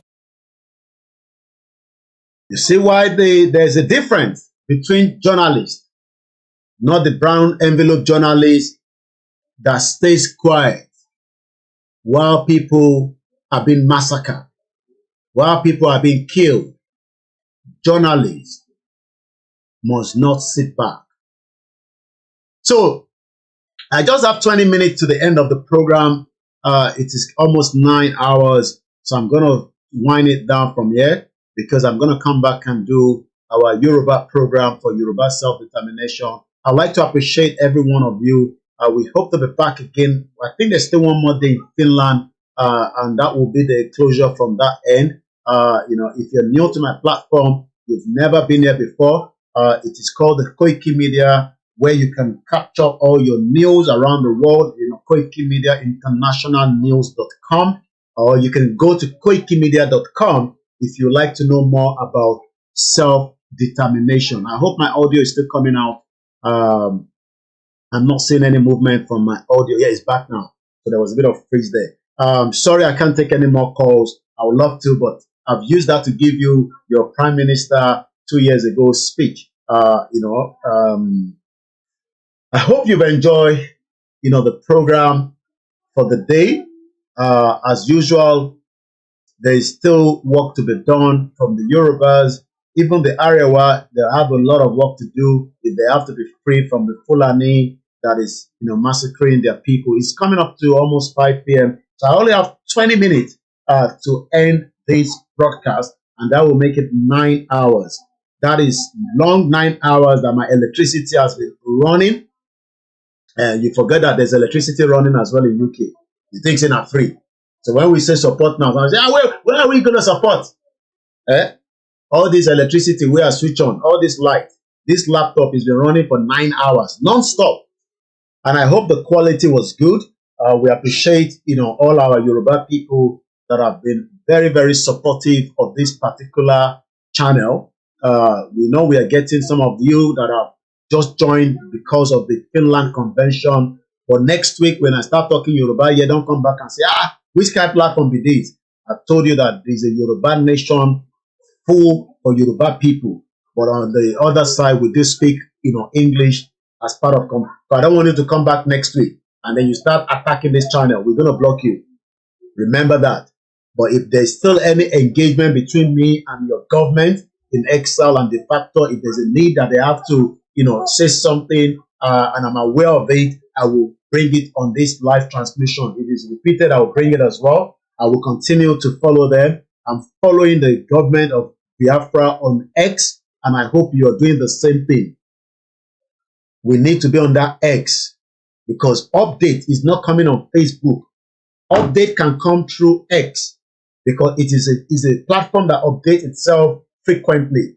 YouTube is only when people come live, and Facebook. But with the X, I beg all the Yoruba people, download X, download the Biafra there. Nobody's telling me, even the average Biafra has X. So it is important that we have X, which is formerly known as Twitter. But they don't call it Twitter anymore. But when you call Twitter, people understand it properly. So we beg Yoruba people, our brothers and sisters, our mothers, open a Twitter account. Instagram is not an updated, something. But the only one that is updated is the Twitter. So if you're on Twitter, you can see what I am posting, what others are posting, what Donald Trump is posting. I haven't seen Kamala Harris since she lost the election. What Obama is posting is a very good platform. We're not making money there. I am not monetized. But it's good when we have people that are pushing our messages. If you don't push this message, so who's going to push it? You are waiting for China's television, TVC, the one where Tinubu own. So that's why you ought to think. And when you come across our post, just open it, read it, share it, retweet. Even if you don't, just retweet. And it helps the algorithm as well. So thank you so much. There's a bit of background noise, as you all know. I'm operating from my base here in London, and when you have children, I can't, as much as they've been a very nice children today. They've really been nice. I'm meant to have taken them out. They've been bashing me that when are we going out? When are we going out? I've just been telling them one excuse or the other because I'm doing this. So that is part of the sacrifice. My children want me to take them to the high street. I can't. For the last 9 hours, I'm here broadcasting. And somebody will say, you think it's easy to sacrifice what you are doing, so that, to inconvenience the family. But again, it's part of what we do for living. So, and if you just also want to say, look, I love what you're doing, Koiki. I don't have much, but I can also contribute a little bit to support your channel. You cannot send any super chat on Koikimedia. Maybe you can on the backup channel, which is not very popular for most of our people because not everybody knows the backup channel. I mean, what you can then do is, you can help us, with little contribution so that we can be able to run the functionality of a media organization. Because remember that this is a media organization. I am not one of those your bloggers. That's why they cannot. You see, when blogger comes down, they will start cutting that bit, and they will put their own voice over. They will not let people see what happened in Finland, and that is where they distort information. The reason why we were streaming the whole thing is because I don't want anybody to say, I didn't hear when they were saying this. Because all the bloggers that you're going to be reading from in the next couple of days, apart from the dedicated Biafra blogging team and the Biafra media team, any other one, they can even say Simon Ekpa has been on the flight now to Nigeria. And people back home will be wondering, but Koiki said Simon Ekpa cannot be deported and all that.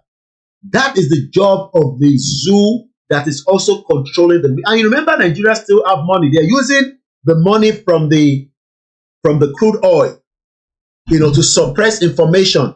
So as a journalist like us, we need your contribution. Yes, it's good to say thank you, Koikimedia, but you must also contribute because tomorrow night, if I don't come now and I say I don't have internet in my house, can you blame me? Because if I don't pay for it, they're not going to allow me to use it. It is not free. UK is not free. You pay for everything as well. So that is the reason why, and my team there are posting all the details there. I'll leave them. We have 11 minutes at exactly 9 hours. But before the 9 hours, we will play the Biafra anthem and we would officially close the broadcast for today. We gave you extra 1 hour because we normally do 8 hours. So we are giving one extra 1 hour on the channel, and we appreciate everyone. I know a lot of you have dropped out, after the convention. There's no problem with that. But again, kudos to all the delegates because it's not easy to buy tickets, travel to Finland, even people with physical challenges. I saw them there. So we are just in our house You know, I would have loved to be there, but reason beyond me, I couldn't travel to Finland. I would have loved to be there personally. You know, I would have loved to be there. But I'm sure there's still a lot of engagement that we will travel to cover officially on the ground, you know, when the next event is happening. The Yorubas that you're asking, when is it going to happen? We have our leaders that are working around the clock. They will give us the next stage. Remember that everything is staged. You have to keep doing things until you're finally ready, just like the Biafra were finally ready.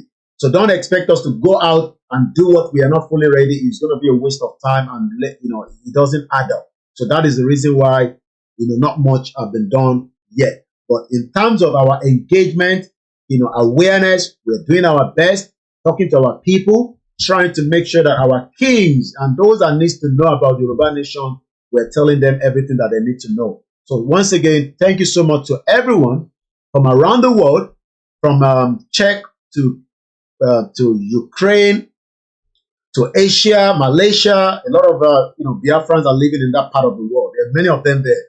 And Singapore, Japan, if you're in Australia, America, a lot of people are there. And in UK, the Boku there, and all over European countries. And those of you in the homeland, what you can do is just tell people that, look, you got a country now. It will take a time and a while for things to start stabilizing, but don't think that it is over yet. It is not yet over until it is fully over. So, and on that note, thank you so much to everyone. Let's get the Biafra anthem on. Thank you to everyone on the Twitter space. You all have been very fantastic. You know, people have been sitting there quietly listening, even with some of the noise at the background. Those of you on the YouTube, when I mute my mic, you know, you don't get any other noise in my house. But when those that are watching me on Twitter, there are people watching us on Twitter. We have about 371 today. And there are people on Twitter space, you know, they're still getting that little noise. I am not in a full studio. And that is the reason why, you know, thank you so much, Blessing. Dabi says, support Koiki. You know, easy. It's not easy task. We need all the support. Very, very, very true. You know, some people might say, but maybe he's been getting support. And I got to be honest, you know, we just give thanks, but we're not doing it for monetary stake. But again, every media needs money. Do not let anybody tell you that media doesn't need money. Only God knows how much BBC is spending wastefully trying to bring Biafra down. You might not know, but they do it. So imagine you have media that are, especially is BBC Igbo going to be talking about Biafra. Where they concern them? Is BBC Pidgin going to be talking about you goodly? No, they're not.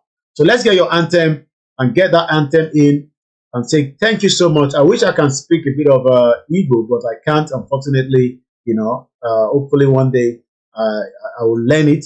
But for now, we're going to play that your lovely, you know, Biafra national anthem, Land of the Rising Sun, and nobody can block the sun.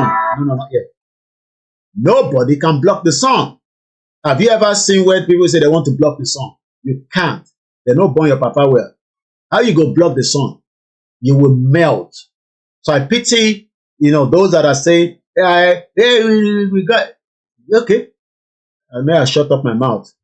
Things say this one in 1967. These people are, they are mad. They are very, very bitter. And the person will bitter, like I said, the person will won't die, and the person no won't die. Now, two different, you know. The Biafrans, they are ready to die for this cause. They are not joking. They are not like, you know, they're not like Yoruba. Yoruba, we are still very diplomat and all that. The Igbos are gone. They are not interested in Nigeria. And I pity when Yoruba people complain about them. That's what I mean. I have, you know, just 7 minutes, and I'm really working with time. When Yoruba say we don't like Igbo people, then appreciate them that they want. Even we should be the one to push them to go. But no, you don't want them to go, and you want to let them to be oppressed in Nigeria. No. You call them Amunwe. You got to let them go. If you don't let them go, there will be more problem between every one of us. Let them go so that we can control the borders. They want to come in, you know, we will decide how they're coming, and we can scrutinize them. No. We don't want you. You think that UK want everybody? UK only want people that can come and do all kind of jobs. And they don't want all kind of jobs. They want that can take care of their elderly people. Whether you're a scientist, no, they don't need your scientist. If you come here, just go and start, you know, it's a good job, don't get me wrong. That's why people are looking for COS, you know, especially people now, they're looking out to renew their COS. They want to go, let them go. And we will decide which one will come to Yoruba land. The one where we don't get their fingerprint, say this one, every time it bring goods, now fake product, we go ban am. Don't come to our country, stay in your country. And I'm sure they will deal with him as well in Biafra land, because I don't think they want any fake product. But many people cannot think like that, especially the Afonjas. They're on Twitter now. After this, now they open Twitter space. Hey, did you hear what Koiki is saying? No, is this Koiki or Moyipo? Dumb bastard. I have told you, I am not Mayegun general. The one waiting for Scotland. I pity a lot of Igbos that you see your life. Mayegun cannot even tell you what is happening in Finland. Kojoti, I'm talking now to you. Yeah, you, that Igbo man, Igbo woman. Tonight now, you go and sit in Mayegun. All the thing where they do for Finland, you don't talk about them. Because you don't like Simon Ekpa. Itobi.